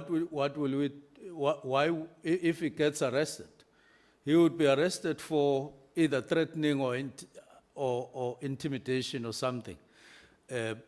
But the case itself is something else. So it's extortion and related crimes. And then there's a third issue that I wanted to address. Well, I think I've covered that, that as long as it is unlawful, Honorable Ghana, it will, and relates to unlawful attempt to get money. Now, if I go further, what Honorable Letlape is saying to say, don't be excited by the figures. Look at somebody in a particular village who isn't seeing any decline, because yesterday somebody was murdered. I agree with you. This is what we're coming across when we do interviews on radio or on TV. People say, no, but yesterday there was this and this, so I don't see any decline. We agree with them. This decline is not such that it is suddenly stopping a criminal from creeping up all of a sudden. But it's a general a kind of decline if you put together every other thing. It is yet to appear. That's why we're talking now about Chanela 2, so that our fight is seen somewhere, almost by every person, especially in the identified hotspots, because it is seeking to do that, so that people don't think, but they see that we are fighting crime. There are certain modifications that we are doing. So I agree with you that even if, when you go to people who have no food, and you don't announce that will be coming, it doesn't matter how many breads you will give them, as long as somebody was asleep, and only to wake up after all the loaves of bread have been taken. You will say, yeah, I hear people saying they got 2, 3 loaves of bread. I didn't get anything, so that there were many loaves of bread, it doesn't affect me. So the person will say, I'm hungry, despite loaves that have been flowing around and so on. So I acknowledge the point, because it's a real kind of, why is commercial crime rising? I think common sense and logic would tell you that there's been times, there's been a long time since your economic growth has been registered in the country, quite some time, producing jobs, chasing people away from, because we're fighting crime in the context of South Africa, real South Africa. Now, when the country is such that at the moment many people are finding it difficult to earn a living in a lawful manner, they are going to resort to this and that, and hence that is going to be finance related or economy related, and they're going to flood that. So, because crime is not going up and down in a vacuum, it's going down in a context. So we're in a context where jobs are really quite scarce, and people are trying to. These people, we listened to them when we went to Stilfontein. When they were talking, they say, no, these people are in there, it's because in this township, there are no jobs. People are hungry, people are poor, they don't know what to eat. And then they resort to this dangerous thing and they go there. That is why we're composed in terms of how we're dealing with them. Fight unlawfulness, but at the same time, unfortunately, that unlawfulness includes illegal mining. But we're composed, we're fighting it with composure, and we engage DMR to say, if this criminality of illegal mines is attracting so many people to risk their lives to go down there, and it's said to have soared up to 9 billion, 7 billion as an industry. So it means there's something that is attracting them in this thing. Look at it. Why can't we make some economy legally out of that and or part of that and so on? So that's what DMR is doing on the other hand. So I'm making an example here that crime is taking place in a context, and therefore commercial crimes are sort of soaring because people are looking for whatever they can to find a living. But we are not in any way supporting any illegality. If you commit a crime, even when you are hungry, it's a crime, and there is no other name. 10 top stations. It's a worry to us, this thing, because a station like Nanda would have been there for quite a long time. And it certainly needs us to think fresher, much more innovative in terms of thinking. Despite the fact that when you go to Nanda, you almost see that it's very conducive to crime. The way people are settled, unemployment, young people just, walking around, very conducive. But we have to think beyond that, because it's our job to fight crime. And it doesn't give us exemptions to say fight crime where there isn't too much crime. It says fight crime wherever. So we're in a situation where part of what we're thinking about on Friday, how do you fight crime in that situation or in those situations? And that's what that's where we are at the moment, so that we remove these police stations. We don't, in the next quarter, oh no, Nanda is now number 3, and then the other one is now. Just really have an answer. It's a difficult thing, but we need to. Then the last part one, children dying. I take it that members of the portfolio committee are saying target Cape Flats, which I'm saying it's if you think Western Cape, you have to think Cape Flats. And if you think Cape Flats, think about what the stats are saying. They are saying women are dying. I know Western Cape is number 2, if I'm not mistaken. That's the extent to which we've applied our mind on the number of women dying. It's headed by KZN. Now, of those women, that number 2 number, in fact, we've even identified 5 provinces who has high numbers, which have high numbers of women dying as shown by stats. Is the 4 big 4 provinces, Western Cape and KZN and Eastern and then Gauteng, but there's the 5th province. Was it Free State? I think it's Free State. It's what? Number 1 on rape per capita. So we are honing our understanding in terms of the outcome of analysis, and then come back and say, what do we do? Because here are the stats. What do we do?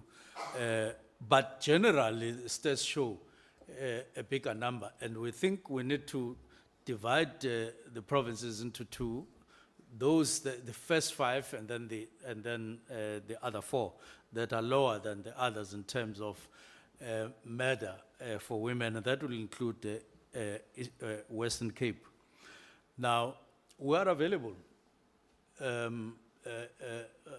Ministry, I'm sure even National Commissioner, for any member of the portfolio committee who has ideas and say, look, as far as Cape Flats are concerned, here is my contribution.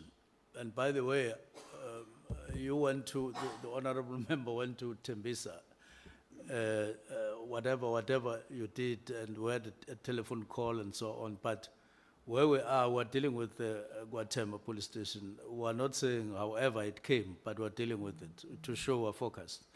So if you have ideas, if you have views, we're open, even during the sitting there, to say, Minister, can we go beyond this marquee? Let's talk. We talk. And you say, this is what I've thought about. But what is that is in our mind? As I've said, there are these plans, but there is something that we're thinking about, maybe to, because we haven't shared it, but it's something that we just had a little discussion about in my office, to say we may need to hone down on the much more of a scientific thought. I see that what you are saying there, not joints going there and so on, is probably part of Chanela 2, which they think of, which they are drafting, and but we don't want to just deal with the symptoms of the problem. We want to go further. That's why we're thinking about some gathering before the end of the year to have an in-depth look at this particular matter of why are women higher in number and so on, and how do we do this, how do we deal with the problem and so on. And my last one, no, I've answered that one, which is conviction. I would request that maybe starting with Skukune, he deals with one or two questions. And then maybe Netcom may want to come together with the detectives, as Kukun, because you have fewer questions directed to you than to Netcom. Thank you, Minister. Please go for it, General. Thank you, Honorable Chair and the Minister of Police and all the members of the Portfolio Committee. I think the questions, I think it's one or two questions that relate directly to the statistics. And that was the question from Honorable Ghana with regard to the why are we doing a Q2 compared to Q2 instead of doing a trend analysis comparing Q1 to Q2. Like I indicate, we are guided by the international standards in terms of how the statistics are compiled and how they should be presented. And the reason why you want to compare Q2 to Q2 instead of the trend from Q1 to Q2 is that there are different trends that happens within certain quarters. Like for instance, the quarter that normally would cover your period from October to December is normally characterized by high levels of drinking, people shopping, and all those things. Now, if you were to compare it to winter months, where mostly people are indoors, etc., because of the weather, you will get a kind of a skewed picture. But if you want to do that, you can do that. But you also take into consideration that after having done that, you have to now then do a seasonality adjustment so that you can then compare apples with apples. So the reason why we go in Q2 to Q2 is solely for the reason of comparing apples to apples rather than comparing one period which is characterized by certain phenomenon and then compare it to another period which is characterized by a different phenomenon. It's like when we had COVID and lockdowns, we suddenly saw a reductions in the number of crimes, etc. Now, if you were to take that period when we were in deep, like level 4, what were those called, restrictions, and compare it to a period where we were not in those level 4s and what have you, at level 1. Because of the prevailing circumstances on the floor, then they give rise to differences in the numbers that would be reported to the police. Because if you were to look at the routine activities theory, it tells you that crime would normally happen when the three triangles of routine activities theory, when there is a potential offender, there is a lack of guardianship, and there is motivated offense. Now, what the COVID levels did, it took away the potential victim from the equation. So if the 3 levels of the triangle do not close up, then you cannot have a situation whereby a crime can happen. And now you take that and compare to a period whereby all these 3 levels come together, then you are likely going to have an increase, which is not necessarily driven by the fact that the police did not do anything, but because the 3 levels of the triangle came together, which gave rise to increase in criminality. And then again, the other thing that I would like to touch on, which might not necessarily be the subject for discussion today, is that especially when you want to compare at the country level, different countries across the world, they use different recording points in terms of the crime. And then when you look at other countries like South Africa, they use what I would normally term input statistics, where whatever gets reported to the police at that point in time, it is recorded, registered, and it forms part of the crime statistics. Now, you have other countries which use what is called intermediate statistics. These countries, when a person comes to report a crime, they record it, then they conduct initial investigation to determine whether there are elements of crime in what the person is saying. And if they determine that there are no elements of crime, that whatever the person has come to report is then not registered. Then you have those countries which use what is called output statistics. This would be instances where the crime gets committed, investigation is conducted, and the court make a decision on that. Now, if you were to compare these countries, obviously, those countries that use input statistics will obviously have high levels of crime because everything that gets reported to the police gets registered, whereas other countries investigate, and then once there are elements of crime that had been established, then it gets registered. And the others, they only get to report at that point where the courts has already made a decision. And we have done a country comparison, and I want to state it on record that we compared South Africa, Uganda, Botswana, Kenya, England, and Wales in terms of the elements of their crime statistics. And when we compared across the crime trends, South Africa is the only country that will give you 5 yearly, 10 yearly at the national, province, district, and up to a station level. Other countries, they simply use your annual and then they have nothing else. Then you look at the variables. We go from the matters, on the same matters, we even go down to the matters of children, which we have already reported on when we reported the total number of matters. We drill down further to say, of these victims, who were the children, who were the women, etc. Other countries simply say, matter, they leave it at that. What are the constituents in terms of who was affected? They don't go to that level. Then in terms of the explanation, I think we are the only country which gives you causative factors. Where it happened, who was involved, what was the use and abuse of alcohol. And I urge you to take the reports from these countries, Uganda, Botswana, Kenya, England and Wales, and see how comprehensive a picture of crime is being made available compared to these countries. I think there might be others. So the further you break down the crime statistics, in some instances, it might even lead to confusion and double counting, etc. Because one looks at the total number of murders and then he thinks that these about women and children are separate. But in actual fact, they are already included in those murders that we have reported for the country as a whole.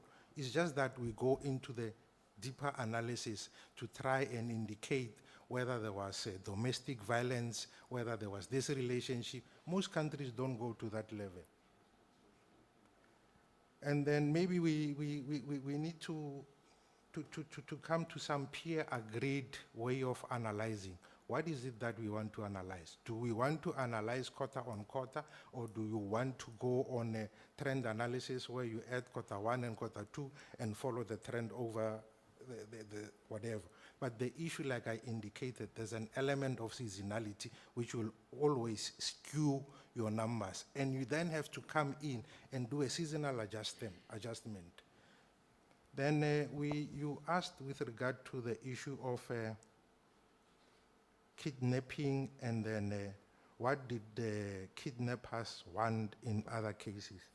Again, it goes back to the counting rules. We used to have that category, but somehow it was misunderstood, because kidnapping in some instances it's a modus operandi.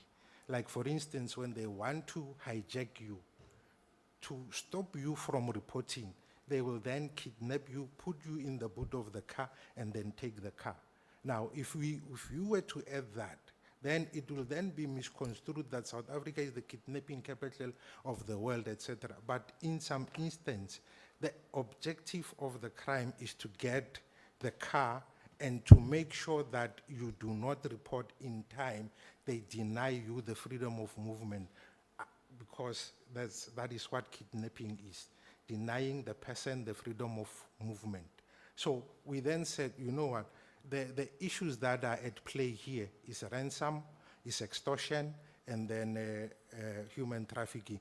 Let's just curb it only for kidnapping that cover only these crimes. That's why you have such a big total, but from that total, we only look for instances where there was ransom demanded, where there was extortion, and etc. Because in some instances, like I've indicated, it's kidnap. Even when you kidnap a woman for purpose of raping, then it would have formed part of this, that as the modus operandi for this perpetrator to be able to have access to this woman, he or she kidnapped the woman and kept them locked for a certain period while they are perpetuating this crime.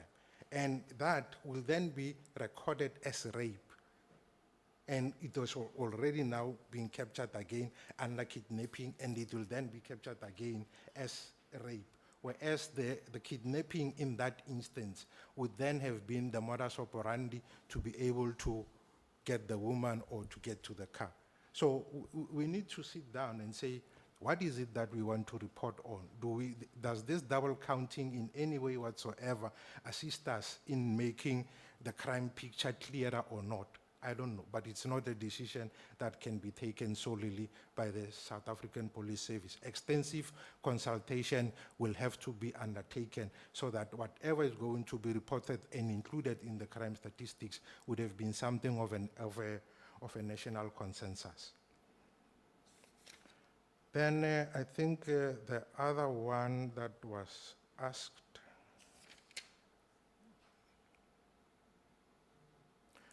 the systems that are being used to extract crime statistics. In collaboration with the Technology Management Service of the South African Police Service and the Crime Register, we have developed a system which is called the National Crime Statistics System, which extracts the information from the SAPS that is normally used by the detectives. And then that is where we extract and report and do all these breakdowns in terms of the analysis of the crime. I think I've covered those questions which the core was statistics related. I think. Thank you, General. Minister, is there something I can, or General Masemola? Thanks, Honorable Chair and Honorable Members. I think it's just a few that I need to add on what the Minister said. With regard to deployment, Honorable Chair and Members, during the festive season operation, we do deploy both members of uniform. We also deploy reservists. There was a question about CPF. Yes, indeed, CPF as well as neighborhood watches, they are of assistance. And during this time, we also deploy reservists. Do we have sufficient money to do the work over the festive season? The answer, of course, will be no, but we work within what we have to make sure that the people are safe during this time of the year. Extortion hotline, for other provinces, we are working on actually not for each province to have a hotline. We have now a national hotline. So we're gonna go into a process to get the public to understand where we're going to close the provincial ones and have one national one where we can be able to dispatch every message and everything from there. Commercial crime increasing, yes. There's quite a number of crimes that are involved in commercial crimes. The minister did indicate some. Some is your issue of card scamming.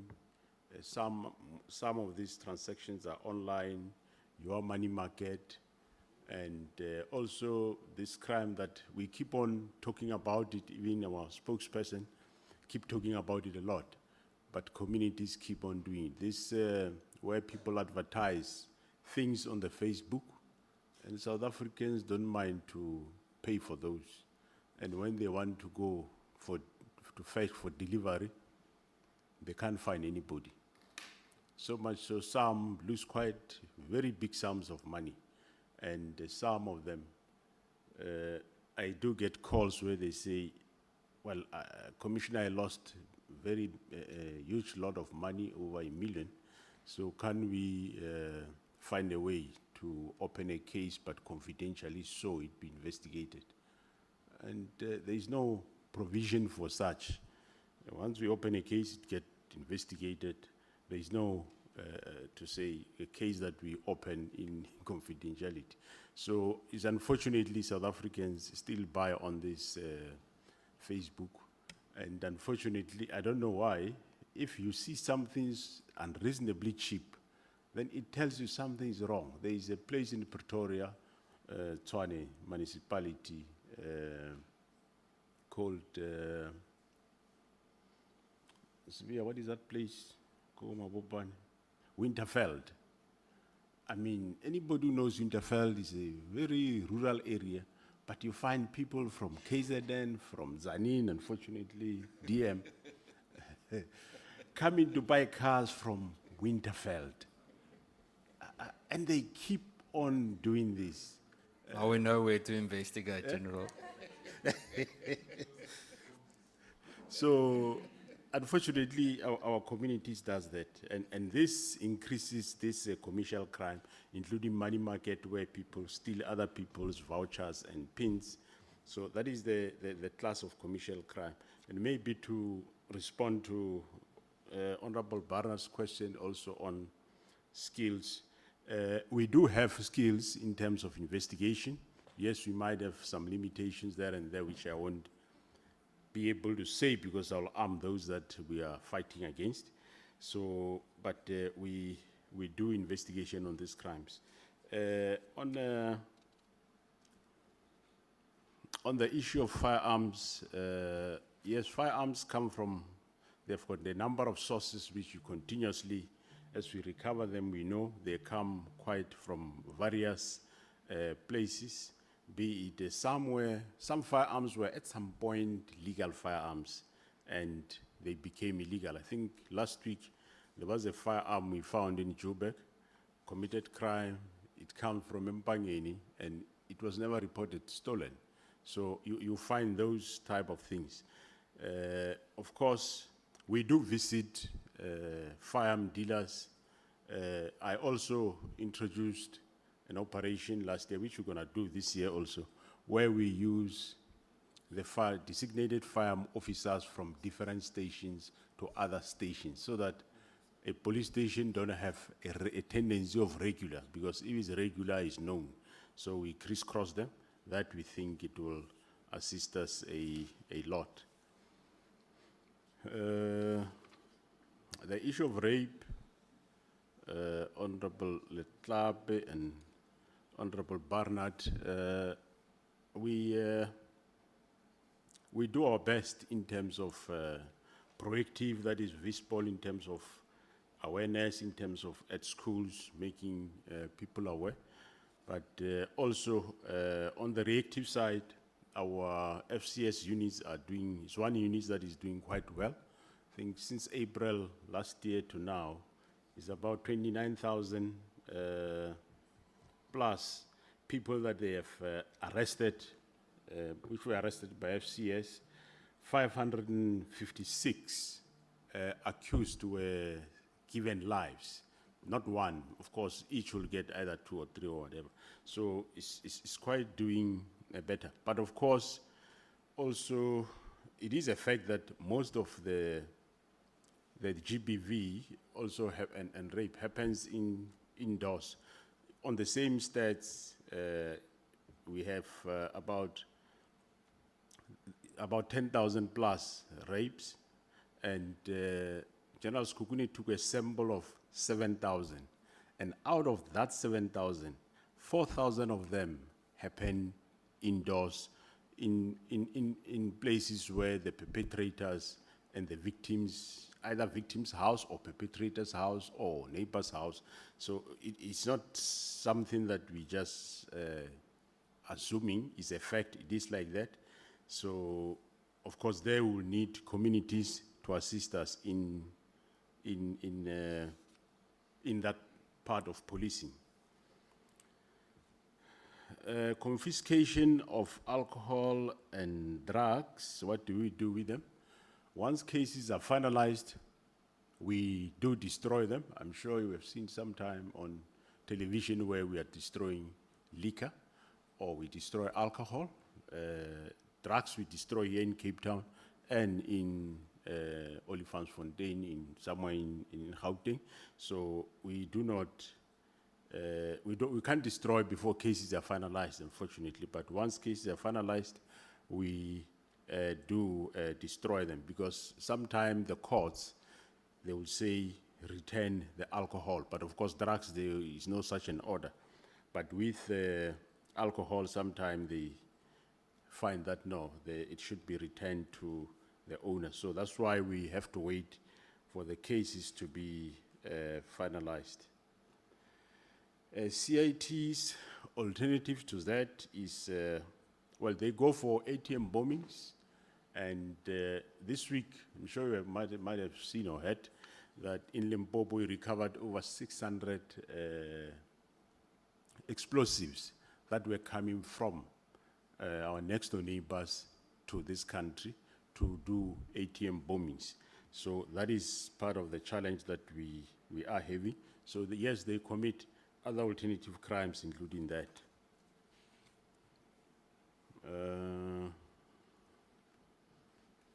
I think, yeah, Honorable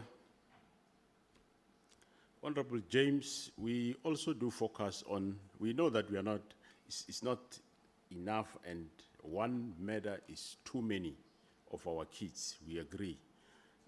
We're not only running after those that have only one tablet, we do our best, intelligence-led operation, to arrest those that are manufacturing. Like, you know, in the same quarter 2, that's when we dismantled a lab in Groblersdal, where we arrested some Mexicans there. And also here in Cape Town, same time, we arrested 2 Mexicans down Mossel Bay, which were also involved in drugs. But also in south of Joburg, I know there was a drug lab that was discovered there. In Durban, there was a drug lab. Only this week, we discovered it, no, last week, we discovered also a drug lab in Nkandla in KZN. And today, as we speak, we just discovered one in Lanseria as we speak. So we don't focus only on the one with 1 or 2 tablets. We try our best to deal with all. General Lebea, if we have his figures with him, I'm sure he can add on that. The issue around case management, Honorable Shigling, yes, the case management is under development. There is more that is expected. What it gives us, as General Skukuni said, the figures are right, there's nothing wrong, but there was more actions that we expected from CARES, especially in terms of linkages.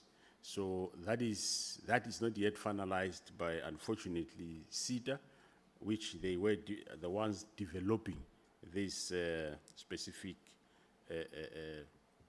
system. So it is still under development.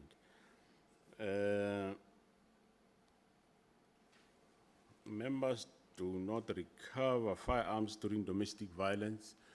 Well, the one thing for sure is that all operational members are trained in domestic violence, and we keep retraining them, and it is part of the basic police training for the new recruits that comes. But yes, and not every time you do find in areas where members, they didn't confiscate firearms. You do find where areas members themselves were shot while they are attending to domestic violent cases. I think I can allow General Sibia and maybe General Libya if there is any additions. And thanks, Honorable Shikling, for acknowledging that we haven't reached where we are going, but at least we have done something. Like the question, what do we attribute to the decrease in the crime? When it increases, you always say we are failing. So we expected that you would have said we are doing something. But we know that one crime more is too many, but slowly we think we are going to the right direction. General Sibia. Thank you, Chairperson. To the Minister, good afternoon, Minister, Deputy Ministers, members of the Portfolio Committee. The National Commissioner has said a mouthful. However, may I just spend just 2 minutes to talk on the conviction rate? There was a question in relation to the conviction rate, but when I look at and this information comes from the system itself, where when we look at in relation to the conviction rate, in relation to the kidnappings, and when I look at since 2019-2020 financial year, the number of cases that were reported is 3,718, and those that were referred to court is 1,275, and those that were closed as false is 311, and the detection rate there is 48.51%. The conviction rate was 79.89%. And when I look at the 2020-2021 conviction rate is 84%. The number of cases that were reported is 3,252, and those that were referred to court is 1,196. And the conviction rate, the detection rate is 46.51%. When we look at the 2021-2022, you'll see that 3,865 cases were opened or were registered, and those that were referred to court is 1,202, and those that were closed as false is 253. The detection rate is 42.4%, with conviction rate of 82.39%. And I look at the 22-2023, the cases that were registered is 4,718, and those that were referred to court is 1,441, with those that were registered as false is 270, and the detection rate is 35.45, with a conviction rate of 88.24%. 2023-2024, 5,136 cases were registered, and those that were referred to court is 1,490, and those that were registered as false is 213, and the detection rate is 36.71%, with a conviction rate of 82.01. Now, the current financial year, 2024-2025, for the past 6 months, we've received 2,551 cases. Those that were referred to court is 787, and those that were registered as false is 91, and the detection rate is 28.83, with a conviction rate of already 78.22%. Now, it can, this on its own, it can tell you that the conviction rate is there. However, going to the extortions, in our last session here in this house, a question was asked in relation to the number of cases arrested, the arrests made, and then we did register and we reported that since April 2023 to June 2024, nationally we registered 219 cases, of which we arrested 116 suspects, those that are the suspects that were in court. And when you look at the extortion-related cases, the docket registered, it was 84, with the suspect arrested was 41, and docket still under investigation was 48, and for decision was 3. So only 3 were withdrawn. However, what I also wanted to mention is that when we talk about kidnappings, and especially where mention of kids that are children that are kidnapped, one must bear in mind that it is not all the kidnappings that are actually kidnappings for ransom. Many of them are kidnappings where a father kidnapped the child, or they took the child by force, and then a case of kidnapping has been registered. Or where a boyfriend refuses the woman to go home over the weekend, and a case of kidnapping is registered. Or a person who didn't go home over a weekend and spend this money at the casino and then come back and say, I was kidnapped. So there's a whole lot of challenges that are involved there. It is not all kidnappings that are regarded as kidnappings. And without any waste of time, National Commissioner, I don't want to go and repeat everything that was said. Safe to say that we've had a very good success, Chair, that one could just share as a good news that we arrested just now, where we received information by our head office narcotic that there's a big drug lab that we've hit near Deep Slot with a lot of chemicals and drugs that we seize just now as we speak. I just wanted to say that the police are really hard at work and to arrest the honorable members' concern in relation to the drugs and the drug labs that we are working on. Thank you very much. Let me hand over to General Sintumlo to just quickly what I didn't cover in relation to the detectives, Chair. Thank you very much, Minister. Thank you very much, General. Is there any final comment?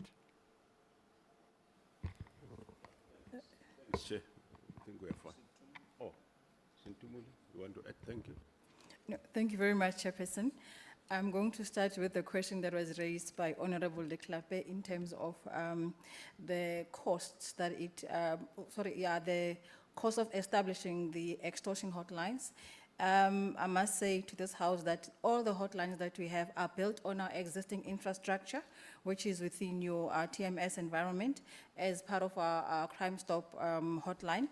And the costing thereof is part of our running costs based on our agreement with both Vodacom and as well as Telkom. We did ask ICASA for the permission to zero-rate the numbers, which was granted by ICASA respectively. General Sibia covered the cases that are within your organized crime environment, but in line with the question by Honorable Barnett, as well as Honorable De Klappe, the total docket load nationally of all extortions and extortion-related cases is standing at 7,504. We did report that the 6,000 comes from the 1st of April 2019 to 31st March 2024, and the 1,400 comes from the 1st of April to date. However, these cases are fragmented. A majority of them are at a station level, and very few are within organized crime. So in that way, we end up doing your docket-driven investigations, not necessarily organized crime. Hence, we have established a team led by General Shibiri in organized crime, together with the DPCs of crime detection in the provinces, who are now centralizing all these dockets in accordance with our agreement with the NPA, where we will conduct a thorough docket analysis to determine the following. The case of, the status of each investigation or docket. I did say to Honorable Klappe that I am neurodivergent, so my speech sometimes leaves the room, so now she'll understand. We are looking at the status of each investigation or docket, and also categorize between your opportunistic extortions and organized extortions, but also separate your extortion and extortion-related cases as said by the minister earlier, and also quantify the number of dockets that are in court. Inclusive in that, we're also looking at the issue of interrogating the convictions as well as the sentences or the sanctions handed down by the court to the suspects. So this is what we are going to do, and I think that report will be given as requested by this House. In terms of the SIRA, the issue of your private security role, in extortions. In the previous engagement we had with SIRA, the matter was ventilated, and we have an outstanding engagement with them to look at how these companies then legalize the issue of protection fees. I believe that the outcome of that meeting also will yield into a strategy that we will report back to this House. The observation on the narrow nature of the definition of extortion as raised by Honorable Garnet also noted, we believe that our legislators will lead us in terms of now having a session with all the relevant role players who will further discuss the matter and see how do we broaden the definition to cover all typologies of extortions, including what Honorable Garnet spoke about, the issue of your private security using your protection fees as your undercover or underlying extortion typology. Thank you, Chair. Thank you very much, General. General Lubia. Thank you very much, Honorable Chair. Indeed, we focus on clandestine laboratory, the manufacturing of drugs, so that we deal with high-level drug traffickers. In the quarter that we are reporting on, the second quarter, we had detected 7 clandestine laboratories and dismantled. That is where we have also arrested 16 individuals. These 16 individuals include the 3 Mexicans that we found operating in Groblersdal. That is where the drugs worth more than 2 billion rands were found. We are working closely with the Mexican authority. We had engagement with them when we also had the Interpol meeting, which they are trying to assist us because the individuals seems to belong to one of the organized criminal groupings, Sinola, in Mexico. During the second quarter, when the DPCI was updating the public, we have indicated that amongst the successes in the drug-related space was the conviction and sentence of a Spaniard from Spain who was sentenced to 12 years imprisonment. And we also hinted to the 2 Nigerians who were convicted and sentenced separately in the Free State but operating from the same location. So drug trafficking is part of the priority that we look at on a higher level. Thank you very much. Thank you, General. General Masemola, I think that's it. Minister? No, thanks. That's all from our side, Honorable Chair. Colleagues, I am going to ask that we wrap up. We have got a plenary in a short while, and by the looks of certain faces, I believe there are people that feel hungry. So I assume that lunch would be preferred as well. So thank you for today. Thank you again for the discussion. I have asked again for extended time for the police committee next year, and I will give feedback accordingly. It's very difficult to fit every in with the time that we've been allocated, so I'll give the relevant feedback then. So thank you for everyone today, and good luck with the day and safe travels. Thank you.